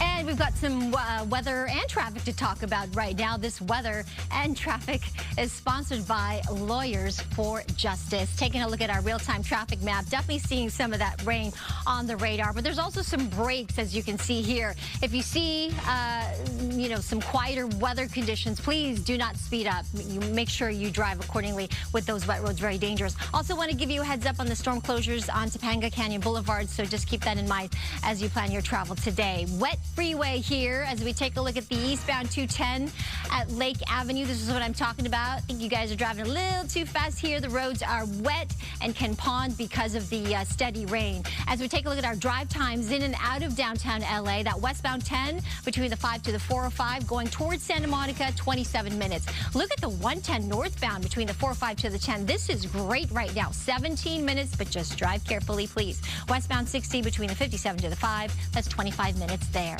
Here's a look at some of the other traffic hotspots. When you've been injured, everything changes. At Lawyers for Justice, we have the resources to fight for our clients. Call 818-JUSTICE today. Call 818-JUSTICE.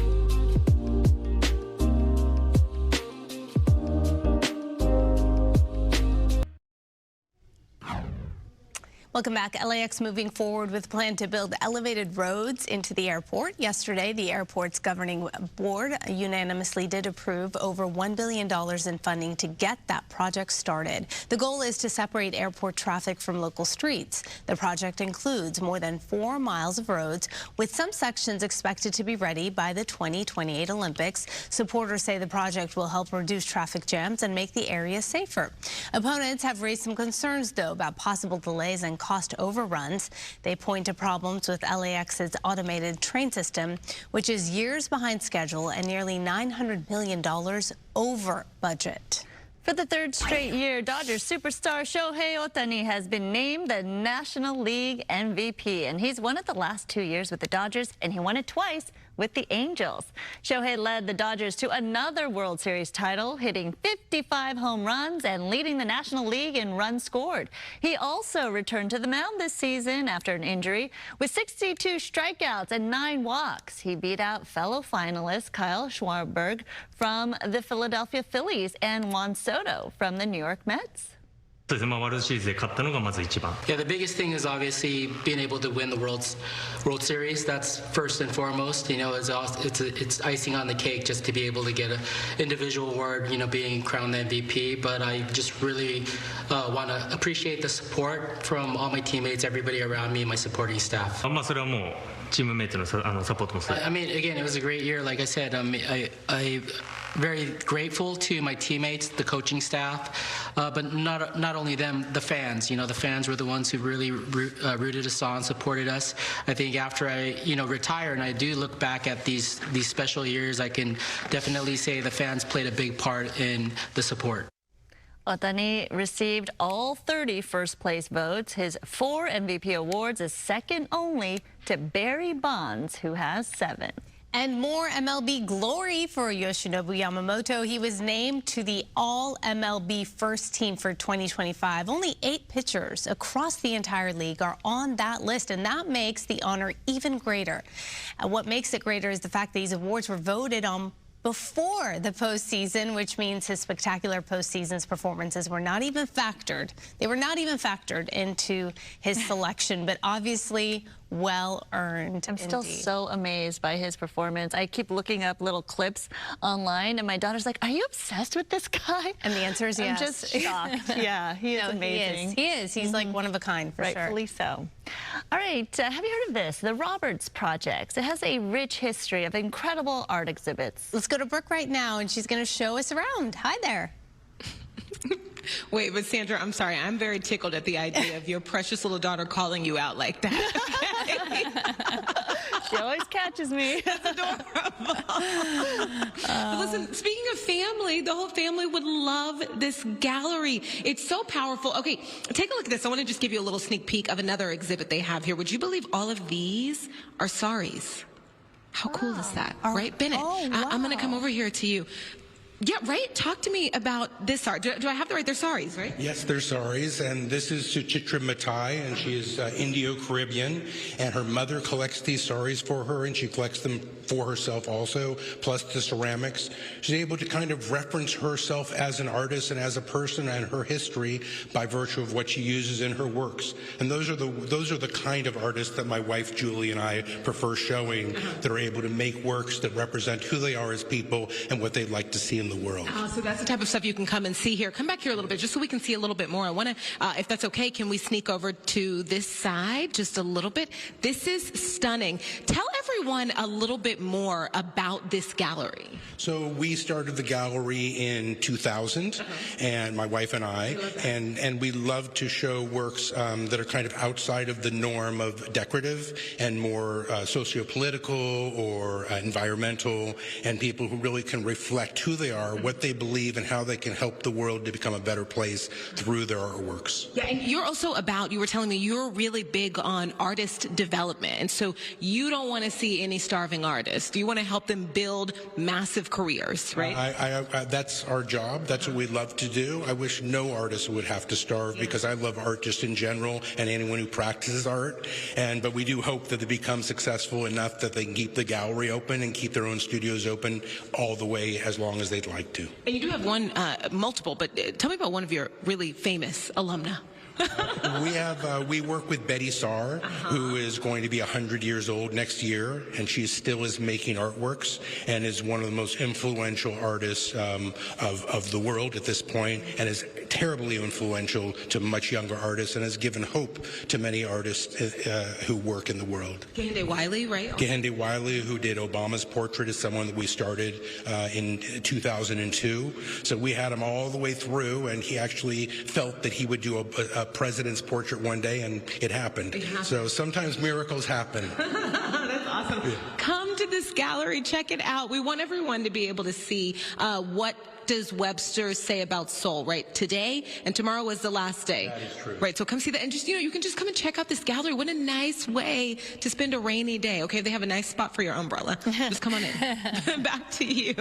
Love it. Thank you so much, Brooke. A great idea. People are looking for ways to entertain their kids this weekend. Right. That's for stay sure. dry. All right, coming up, we hear so much about Runaway production, but one hit Netflix show is a love letter to Los Angeles, complete with its own map to filming location. It's a story of revenge and unrequited love that's been around since 1847. Now Wuthering Heights is back, starring two of the hottest stars around. And Amanda has your first look.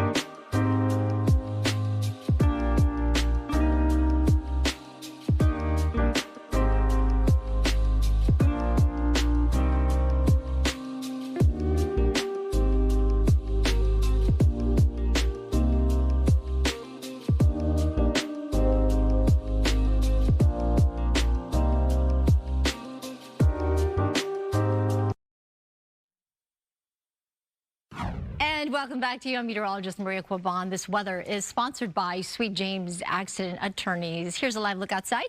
Long Beach, yeah, very overcast. We've got some light showers falling there right now. For the most part, it has been mostly light. As we take a look at the latest on our satellite radar pictures, the moisture continues to stream up from the south and southwest, occasionally getting some moderate to heavy rainfall running across parts of Ventura County at the moment. But here is this cut-off area of low pressure. It has cut off from the main jet stream, which is flowing from generally from west to east. This low will just kind of hang around, meander, continue to bring up that moisture from the south and southwest. As that low starts to move inland and progress, it will bring in some slightly stronger cells, and we will get some heavier rain, especially as we get to tonight and into tomorrow. So another round overnight tonight through Saturday morning. and Saturday afternoon, some of that heavier rain. There's a chance we could see some thunderstorms, and that can produce some heavy downpours and the potential for some weak tornadoes. Certainly not out of the question, and that can trigger some mud and debris flows. The rain will become more scattered as we get into Sunday, but then there's another system behind this one that's going to come and reinforce more rain. But the good news is that one's going to be a little bit weaker. Here's our futurecast watching that area of low pressure spin. It's going to move in, and then it'll be more scattered by Sunday, with the next one moving in on Monday into Tuesday. This will bring more opportunities for rain, as well as some mountain snow, not just in the Sierra Nevada, but for our local mountains as well. This will help bring that snow level down a little bit farther, down to about 6,000 feet. So that's why we are expecting a few inches of snow eventually as we get to the latter part of this weekend. We'll get a little bit of a break from the rain on Wednesday before the next system moves in. Look at this, Thursday into Friday. This one's a little bit colder according to the models, and this could bring us another shot of rain and some snow as well. So we are in for it. Hang on to those umbrellas. We're going to need it through the extended period. 61 should be the high for downtown LA today, so staying on the cooler side. 67 in San Diego. I'll send it back to you. Thanks, Maria. Ladies, Amanda, yesterday, all the romance novel peeps were swooning afternoon. Really? Swoon afternoon, because it's a trailer drop of Wuthering Heights. We're going to get into that. If that's not a tease, I don't know what is. Entertainment is sponsored by Yamava Resort and Casino. But first, we're going to start with this show that I think 2 out of 3 of us on this desk watch, but 3 out of 3 of us are familiar with it. Okay. Right? What? Which one? Tell me which one. Nobody wants this? Okay, yeah. Nobody watches this. It's over there. Nobody wants this. Roxy and I watched this one. It's on Netflix. It's a modern day romance series that the best part is it takes place in LA, and it returned for season 2 last month. You finished it. It's not on my list. Yeah. And one thing is for sure, it's a very LA show. Wouldn't you agree, Roxia? Yes, and I want to go see where this Courage Bagels is and what the hype is. Same. Okay. I've been hearing about these Courage Bagels. I would like to try a Courage Bagel. It's in Los Feliz. Okay, well, maybe they can send some to us. I'd love to try it. Okay, there we should try to reach out. Well, there's many locations in our city that served as the background and backdrops to many scenes for the hit series for Joanne and her hot rabbi boyfriend, Noah. So we've got Miracle Mile, we've got Los Feliz, Hancock Park in the mix. There were more than 175 cast and crew members working on this 50-day production for season 2. And now all you Nobody Wants This fans that's fun. can go to all the places featured in the series. You can even book. Well, it's sold out. I checked this morning, the same date that they made at Osteria Mozza, where they made pasta. Oh, my gosh. They had that where you can do it and book a date where you make fresh pasta and you shape it with Chef Kirby Shaw. I mean, it's a Michelin-rated restaurant. It sold out. Yeah, it's hard to get reservations there. Yeah, it was for January and February, and all the dates have sold out for that date night. But you can still go around the city and have your own Nobody Wants This date. Are the Courage Bagels marked? I think they are. I think they are. Okay, from a series to a movie, Hollywood's hoping to reach new heights with a very classic love story. So kiss me, and let us both be damned. Margot Robbie and Jacob Elordi. It's a bold new take on the classic Wuthering Heights. The Emily Bronte classic about love and madness hits theaters this February. Speaking of what to do for Valentine's Day, right? I love it. Isn't that the boy from Adolescence? I just saw. Oh, as a young Jacob Elordi? Oh, I didn't see. Yeah, you'll see. Jacob Elordi currently starring in Frankenstein on Netflix, playing the creature. Okay. And these creatures will be right back. That's creatures.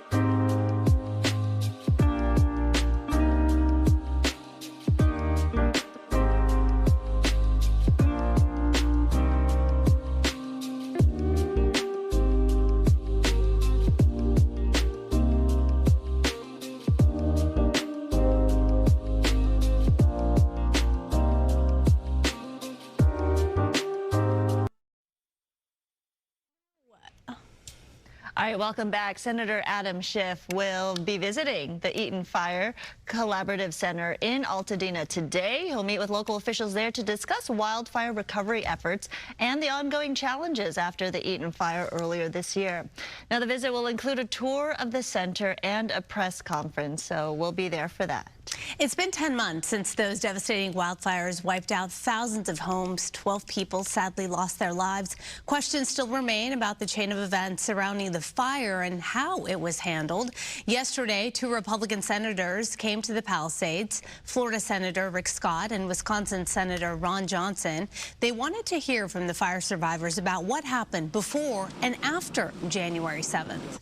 Gina Silva first told you about concerns within the LAFD about the fire and how it started just 7 days earlier, the Lockman fire. She spoke with a whistleblower on October 10th who said the failure to fully extinguish the Lockman fire is what resulted in the Palisades fire to reignite. So it was gross incompetence and gross negligence. That's what drove this, 100%. Right? You had firefighters on site on January 2nd working to put the fire out, keep the the smoldering fire the day after the January 1st fire, the Lockman fire, and you had one of their commanders say, "All right, pack it up, let's go." Why? And the firefighter, there's text messages. They were ordered by a battalion chief to pack it up. That's Tom Doran, one of the number of fire victims who spoke at the hearing to give a panel a sense of what firefighters did or did not do leading up to and during the Palisades fire. All right, we're keeping an eye on how the storm is impacting drivers on our local freeways. It's a big concern this morning. It is, and Coco has been out and about. Let's see, you are live from where? I believe the 101 in Ventura County?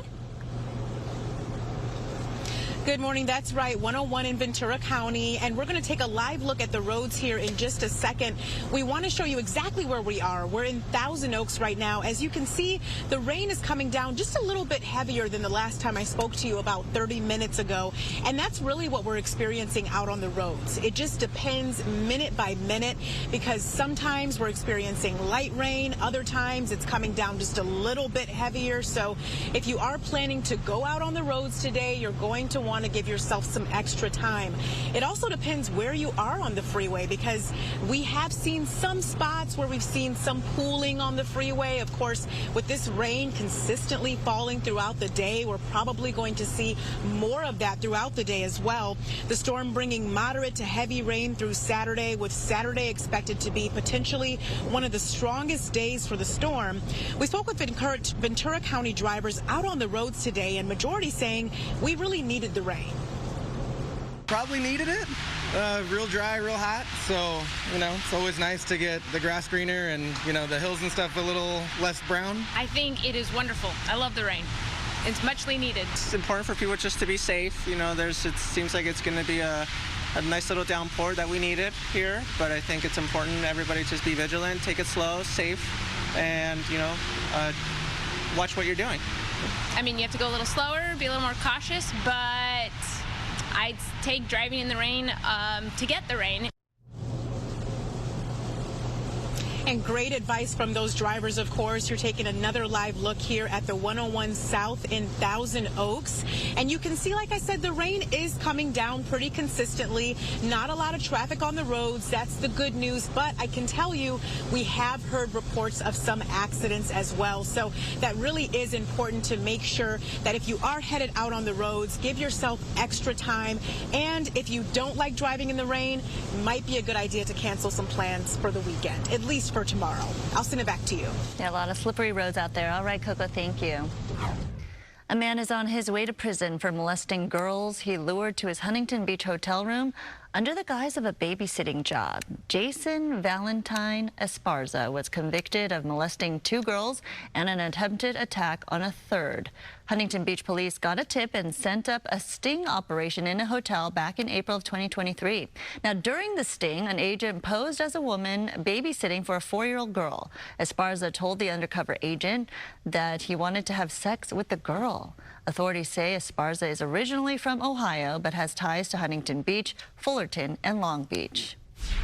A gun buyback event in Orange County nets nearly 300 weapons, including 23 assault rifles. The buyback exchange in Garden Grove handed out about $34,000 in gift cards in exchange for the guns. People got $100 gift cards for each gun turned in. Assault rifles were worth 3 gift cards.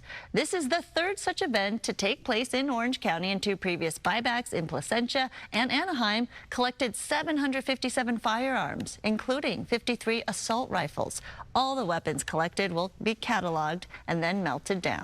New this morning, California's high school graduation rate has hit 87.5%, the highest since 2017. While fewer students are dropping out, experts warn the rising graduation rates don't always reflect improved learning. State officials are celebrating the progress, but only about 52% of graduates meet college or career readiness standards. Chronic absenteeism remains a constant concern, with nearly 1 in 5 students missing significant amount of school time. Officials emphasize the need for continued investment in student support and academic achievement. The job market for the college class of 2026 is shaping up to be the toughest in years. A new survey shows employers plan only a slight increase in hiring, with many prioritizing experienced workers over new grads. Layoffs at major companies like Amazon and Verizon, along with the rise of AI, are adding to the challenges, of course. Experts say that students are applying to hundreds of jobs, but competition is so fierce, leaving many to feel anxious about their futures. The federal government has hired 50,000 new workers under President Trump. The new hires are largely at Immigration and Customs Enforcement, or ICE. The changes are part of President Trump's agenda to reshape the federal workforce according to his priorities. The new ICE employees are being brought in the wake of hiring freezes and layoffs in other federal departments, such as in the IRS and the Department of Health and Human Services. In January, at the beginning of his term, Trump appointed Elon Musk to downsize the federal civilian workforce with cuts. About 154,000 employees accepted a buyout offer. Verizon says that it is getting ready to cut about 15,000 jobs. The company looking to cut costs as part of the restructuring efforts. 200 Verizon stores set to be shifted into franchised operations. This is expected to be the largest ever cut for the wireless carrier, impacting about 15% of its workforce. Layoffs are set to happen next week. Unionized workers are not expected to be impacted by the layoffs. Tesla is recalling wall batteries that could cause fires. The company recalled more than 10,000 Powerwall 2 AC batteries, and those are linked to fire and burn risks. The Consumer Product Safety Commission says the battery can malfunction, causing overheating and potentially start a fire. Tesla reports 22 overheating incidents and 5 fires, but no injuries. The batteries were sold from November 2020 to December 2022. Tesla owners are urged to check the Tesla app to see if their battery is included in the recall. So coming up, kids going through puberty is tough on the kids and, of course, the parents. So coming up, we're joined by an expert on the topic about why girls are starting it even earlier than ever and what it means for their health. And a live look at the big board right now. There you see the Dow Jones down. We are in the red. It's a tough Friday, huh? Yeah. We'll talk more about that after the break.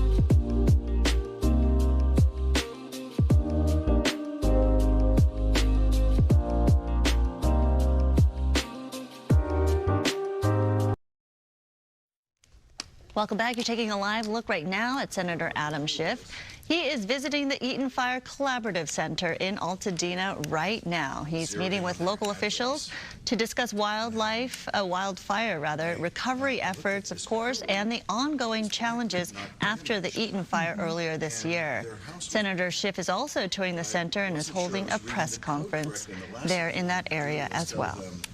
Your house looks like it's still standing. All right, let's talk about the weather now because it's top of mind. We've got the rain that has been steadily falling all across SoCal. Mostly light to moderate rainfall, but we are anticipating some heavier rain a little bit later this evening, especially tonight into tomorrow will be the heaviest of the rain. But right now, satellite radar pictures showing you some busy conditions out there. Rainfall totals so far have been on the lighter side, maybe a 15 to a third of an inch of rain, 51/100ths, Woodland Hills. Similar conditions here. A third of an inch already near downtown LA, same for Santa Monica. But as we fast forward to tomorrow, after the bulk of the energy from this potent storm moves in tonight and tomorrow, look at how it really increases to nearly 3 inches for downtown LA. The potential for almost 2.5 inches in Burbank, 1.81 inches in Santa Ana. So the dynamics are out there today to tomorrow in terms of the potential for some heavy downpours, and that can trigger some mud and debris flow. So that's why we're really concerned, especially if you are in and around those recently burned hillsides. We've got this one system moving out of here by Sunday. It'll turn to more scattered showers, I would say, by Saturday night into Sunday. And then another system moves in, a weaker one, Monday, Tuesday, that will add some more rain for us here in our bucket. And then another system after that. Potentially by Thursday into Friday of next week, another opportunity for some measurable rain. 61 today for downtown. We've got that chance for showers, turning more scattered by Sunday, as you can see here. Next system on Monday, and then a little bit of a break, I think, in between storms Tuesday, Wednesday, before that next one. At least the models point to another cold storm by next Thursday. Valleys in the Inland Empire 62 today with that chance for showers, and then all through the extended outlook really with breaks here and there. Sunday we'll see maybe a mix of sunshine and some scattered showers depending on where you are. 51 up into the mountains with mostly rain today, but that snow level is high. It should drop by Sunday down to around 6,000 feet. So I think our local resorts we'll get a couple inches of snow, which will be welcome for sure. If you are headed to the high country, please bring your necessary emergency gear just in case you get stuck. 80 degrees in the low desert today in Palm Springs. All right, drive safely out there, you guys. Back to you. Maria, thank you. American girls are hitting puberty earlier than ever before. Data shows that girls are now getting their first periods around the age of 11. That's right, and here to talk about the trend is a Santa Monica pediatrician, Dr. Karen Matterson, who is a go-to puberty expert and the power behind lessawkward.com. We love your stuff on social media that you post because it really hits home and it's just straight to the point, which is great. Thank you. So welcome. So why is this happening? First of all, I have a daughter around the age of 11, and I see her and her friends going through mood changes, and you could see physically developmental changes as well, but that doesn't necessarily mean anything is happening quite yet, right? That's right. So we have to separate the start of puberty from the first period. So puberty is starting a lot earlier than it did a couple of generations ago. The average age is between 8 and 9 for a girl, between 9 and 10 for a boy. And then it takes almost 3 years for the average girl to get her first period. So it used to be around 12 and a half. Over COVID, we had data showing it came down to about 11.9 years. So that's a shift, but we don't have any follow-up data. So we don't know if that was a COVID phenomenon or if that's something that's going to be sustained. So why is this happening? Why earlier? Yeah, so there's a lot of connection between all of the environmental pressures on our bodies and how our bodies develop. So stress is a big one, and there's a ton of data about how stress causes kids, girls and boys, to enter puberty earlier, and it's probably connected with earlier periods as well. But here is something important. There have been lots of times through history where girls have had their periods start very, very late, and that wasn't necessarily a good thing. They had nutritional deficiencies, there was starvation. So I don't think we should think of this as a bad thing. What about like as far as food consumption and nutrition? Yeah. So there are two issues there. So the first is balanced and good nutrition versus poor nutrition, and the other is the amount of food consumption. What we know is when bodies carry extra body weight, they make more estrogen, more sex hormone. And when they do that, that can tip them into puberty a little bit earlier. And how about processed foods, sugars? We're hearing a lot about that and how it impacts development. Yeah, I mean, we've known for a very long time that you want nutrient-rich foods, not calorie-dense foods. And those super processed foods tend to be more calorie-dense. They don't give you a ton of nutrition, but they give you a lot of energy that your body can't necessarily use very well. So when in doubt, try to grab a whole food, try to grab something that looks more like it looks in nature and less sort of shelf stable. Like if it can live on a shelf for 5 years, probably not the healthiest choice. I know. I feel some of this, what you're saying, is just lifestyle is so different now, right? Everyone's always on the go. You're grabbing the easiest things. You're going through drive-thrus because you're going from this activity to the next. So when you're talking about this, part of me is like, how do I even attempt to change this? It's really hard. And frankly, those foods that are grab and go are delicious, right? People want them and they crave them. But here's what you can do. You can prep fruits and veggies, have them cut and washed and ready to go and grab as you're running out the door. You can also do it with proteins. You can do it with cheeses and nuts. We can make our own grab and go foods. It's just that we're used to them being prepackaged for us, and that feels so convenient. It doesn't have to be that way. It just takes a little bit more effort. And prepackaged usually means preservatives, right? Or processed. That's right. That's right. If we were to do what you're suggesting, for example, with the food, does that slow things down? Do we want to slow things down, or do we just... I mean, that's the best question, right? And the answer is, I don't know. You know, going into puberty is something that every single human being will do. It is not a bad thing. And getting a period for the first time is something that almost every single person who has a uterus and ovaries will do. So I think we're so quick to say something is good or something is bad. Really what we need to examine is what are the trends and how healthy are kids in the long run, and what can we do for their health and wellness so they feel good, so that their mental health is good, so that they have great physical health for years to come. What are some of the concerns you're seeing at your office then surrounding this? Yeah, I mean, I think the biggest concern is that there are all these headlines that are screaming at parents that if your kids are starting to develop, there's something wrong with it. And the truth is, kids will develop younger than we did. They're going through it younger than we did, but they're also taking more time. Do you know it takes almost 10 years to get through puberty now? This is totally different than when we were growing up. So pace yourself, brace yourself. You both have younger kids. It's going to be a marathon. This is not a sprint. Oh, yeah. And I think parents need to know that's okay. The attitude, the mood swings, the crying 1 second and then not wanting to talk to you. That's right. And then the, you know, innocence of they want to cuddle. It's like, how old are you? I know. You know? It's called being a woman, a girl, whatever you want to call it. It lasts. I will tell you, my 20-year-old son still occasionally wants that hug and that cuddle. So, like, it really is a wonderful thing, but it's hard. And with perimenopause or menopause and puberty in the same household, that's a whole other story that we could talk about. The poor husband, huh? The rage. The rage in that room. And I feel like perimenopause is starting earlier, lasting longer for women, and nobody tells us about that. That's right. We're more aware of all of this. So instead of fearing it, I think we should embrace it, educate ourselves, learn about it, and just talk to your kids. Talk to your kids about all of it. Be open, listen, ask them questions. They actually know a lot. And if they understand how uncomfortable you are with certain things, because you'll be uncomfortable with certain things, they will then get comfortable coming to you when they're uncomfortable. That's the key. Tell us about lessawkward.com. Yeah, so that's what I do. I have a company that makes puberty less awkward. We're there for kids, we're there for parents, we're there for schools. We have health and sex ed curriculum in schools. We have tons of content across social. We have a podcast, so please listen and ingest really good information. There's great information out there that can empower everyone. What's your Instagram handle? Less.awkward. Got it. I have a whole soccer team that wants to come to you to listen to you then. Please. Thank you so have that much. talk with them. That was great. Lots of information. Yes. Please come back again. I love it. There's so much to talk about. I know. Right? Yeah. We'll take a break. We'll be right back.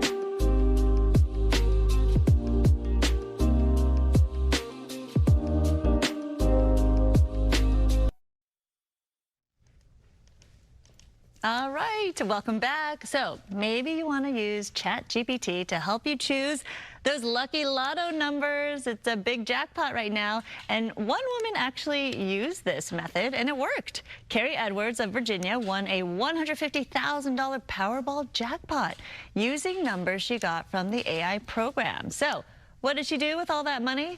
The 68-year-old donated it all to charity. Three charities to be exact. The retiree says she felt God or the universe telling her it's not your money. So, by the way, the question she asked ChatGPT to get those winning numbers was this: do you have any winning numbers for me? But if everyone says that, I just don't understand the logic of this. I know. It's still a roll of the dice, right? It's like, lucky it's just anyway. Random. I know. I know. I guess try it. There's no harm in trying, but maybe ChatGPT, you know, asked God too for her in her case. Maybe. Because God was speaking to her to send it all to charity. Sure. So I don't know. Donate it all. Sure, we'll go with that. Time for some good news. We're going to go with this. The world's oldest married couple was just crowned in Florida.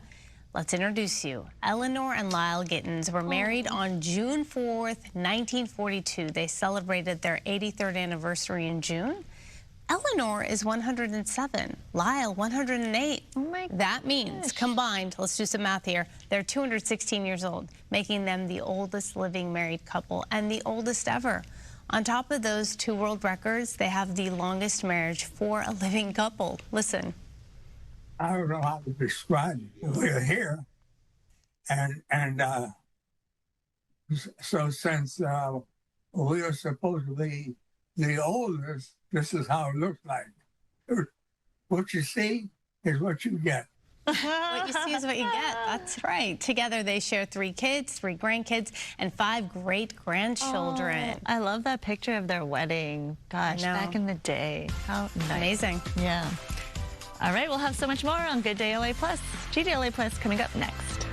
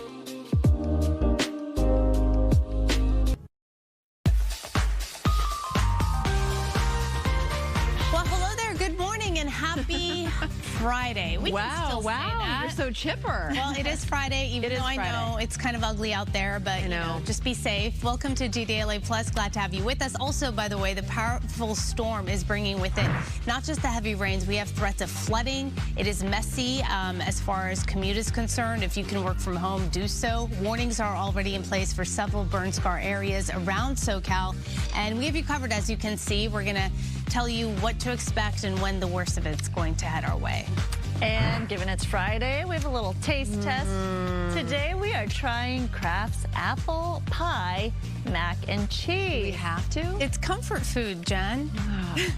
What could that possibly taste like? Well, hey, we're about to find out. And comedian Mo Amir is going to be here. He has a new special on Netflix. We love Mo. Mo.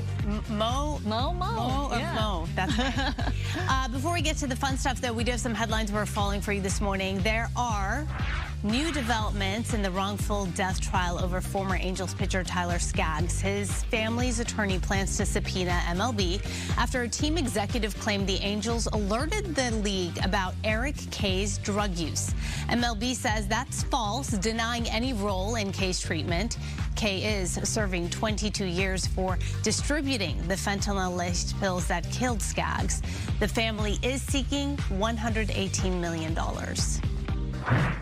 And Senator Adam Schiff visiting the Eaton Fire Collaborative Center in Altadena today. Right now, actually, he's meeting with local officials there to discuss wildfire recovery efforts and the ongoing challenges after the fire earlier this year. And Mammoth Mountain's opening day has been delayed because of this winter storm. Mountain officials will reassess conditions and announce a new opening date with a 24-hour notice. So they're just waiting for the storm to deliver really enough snow for safe skiing. And Maria sticking around to give us the latest on the storm. Yeah, absolutely. And yeah, I saw Steve McCabe's official message that went out yesterday about holding opening day for Mammoth. They're going to go day by day right now. But the components to this system that we're watching, we're really picking up all this moisture from the south. So it's giving us more of a milder flow, a milder atmosphere, a warmer in nature. So it didn't bring as much snow as they had thought for the Sierra Nevada. But after this storm moves out, there is another storm system behind it for Monday, Tuesday, and that could bring more snow. But for now, we're watching this system here. And as forecast, we've got mostly light to moderate rainfall out there at this hour. We've had some pretty nice rainfall totals, mostly about 1/3 of an inch, close to that. A little bit more if you are up into the mountains of Ventura County. Up near Piru, you've been getting some steady moderate to light showers in Thousand Oaks. Out over Inglewood and Hawthorne, it's a little quieter right now, but Downey getting some light to moderate rain. Pasadena also some moderate rainfall. Parts of Orange County not really seeing too much rain at this hour. Mission Viejo a little quieter. Laguna Niguel some very light showers. Out towards the Inland Empire we've got a lot of clouds for sure. Palm Springs had some light showers early this morning, and right now it's fairly quiet, but we are expecting some showers as well. Scattered rain throughout the low desert areas later today. It's going to get a little heavier tonight into tomorrow, so giving you a heads up on that. Flood watch is in effect for pretty much all of SoCal. This is going to go through tomorrow evening. The bulk of the heavy rain will come, I'd say, overnight tonight into tomorrow morning and tomorrow afternoon. The flood advisory is in effect right now for portions of Ventura County, so this is where we're seeing some minor flooding. We've had steady rain here all morning long, so we've got some flooding in those low-lying areas, the poor drainage areas. So you might want to just postpone your travel, maybe, at least in these areas where flooding is a concern. If you can work remotely today, I would suggest you do so. And if you want to plan ahead next week, Monday, Tuesday as well, we are expecting a couple other storms besides this one. Here's that area of low pressure. It cut off from the main jet stream, and that's why it's just going to kind of hang around here today, and it's going to continue to bring us that moisture. So days of rain, that's going to translate to about 2 to 5 inches for the coast and valleys. That's a lot of rain, but it's going to be between now and next week, Tuesday, Wednesday. 4 to 8 inches for the mountains and foothills. And of course, with the chance for thunderstorms tomorrow, that can give us some heavy downpours, that can cause more flooding, and that can trigger those mud and debris flows. I wouldn't even rule out a weak tornado tomorrow because of the instability that's going to be added for us. That low pressure will finally move out of here on Sunday, and the rain will turn more scattered, like scattered showers, and then that next system moves in. This will bring us a weaker system, so yes, more rain to add to the bucket. That'll move off, and then another system behind that for next week, Thursday into Friday, possibility of more rain and snow. Right now, it's 59 in Burbank, 58 in Pasadena, 63 in Ontario, Big Bear's 46, 76 in Palm Springs. I'm going to go through the 7-day forecast here, as you can see as we break it down. Along the coast, 61 today. A little break in the rain, I'd say late Saturday night into Sunday, and then another break Tuesday, Wednesday before that next system on Thursday. Temperatures are going to stay below normal, so you'll need that jacket as well as the umbrella. 62 for the valleys and the Inland Empire. Maybe a little warmer on Wednesday with a little bit more sunshine. Up into the mountains, 51. It's mostly rain today and tomorrow, and then we'll get some colder air with that next system coming in on Sunday, Monday, and so that snow level is expected to drop to about 6,000 feet. Maybe we could get a few inches of snow in our local resorts, right? 56 in the high desert today to that 80 degrees in Palm Springs, and even in the low desert, that chance for showers through next week as well. Just drive safely, please, if you have to get on the road today. Back to you. Absolutely, Maria. Thank you. And speaking of the road, the storm's big and heavy rain bands, as Maria was mentioning, they're still working their way up through our area. Coco McAvoy, though, is cruising around to see how the storm is playing out right now. Coco. Good morning. So there is an impact on the roads because the rain has been consistently falling since early this morning. Let's take a live look now out on the 101 South. We are currently in Encino. You can see that traffic's picking up a little bit since the last time I spoke with you about 30 minutes ago, but still not a ton of cars out on the road, and that's really good news because the rain is coming down. Right now we're in that period of light rain, but it's really been going off and on. So we've seen periods of heavy rain as well. A little bit of pooling on the freeways, but not a lot right now. That could change throughout the day because it's going to be continuing to rain. And you heard Maria, she was saying that we're going to get the majority of the rain overnight into tomorrow as well. So that means if you've got weekend plans, you might want to reconsider, especially if you don't like driving in the rain, because you might see more pooling at that time. We have been speaking through drivers throughout the morning, and the majority are saying we really did need the rain. Probably needed it. Real dry, real hot. So, it's always nice to get the grass greener and, the hills and stuff a little less brown. I think it is wonderful. I love the rain. It's muchly needed. It's important for people just to be safe. It seems like it's going to be a nice little downpour that we needed here, but I think it's important everybody just be vigilant, take it slow, safe, and, watch what you're doing. I mean, you have to go a little slower, be a little more cautious, but I'd take driving in the rain to get the rain. So take it slow, give yourself some extra time. Those are really words of wisdom to help you get through this storm period that we're going to be experiencing for the next couple of days. We do have some reports of accidents as well, so just make sure that you are taking your time. And if you do see some flooding in the road, it's always, of course, best not to drive through that flooding if possible, because you do not know how deep that water is. Reporting live this morning, I'm Coco McAvoy. I'll send it back to you. All right, Coco, I know you've been on the road there all morning. So stay safe. Thank you. Meantime, this wet weather has canceled several events that are planned for this weekend. At the Hollywood Bowl, for example, a live recording of the hit podcast Smartless with Sean Hayes, Will Arnett, and Jason Bateman is postponed. Where Mercado, the monthly LGBTQ pop-up at the East LA Civic Center, is washed out tomorrow.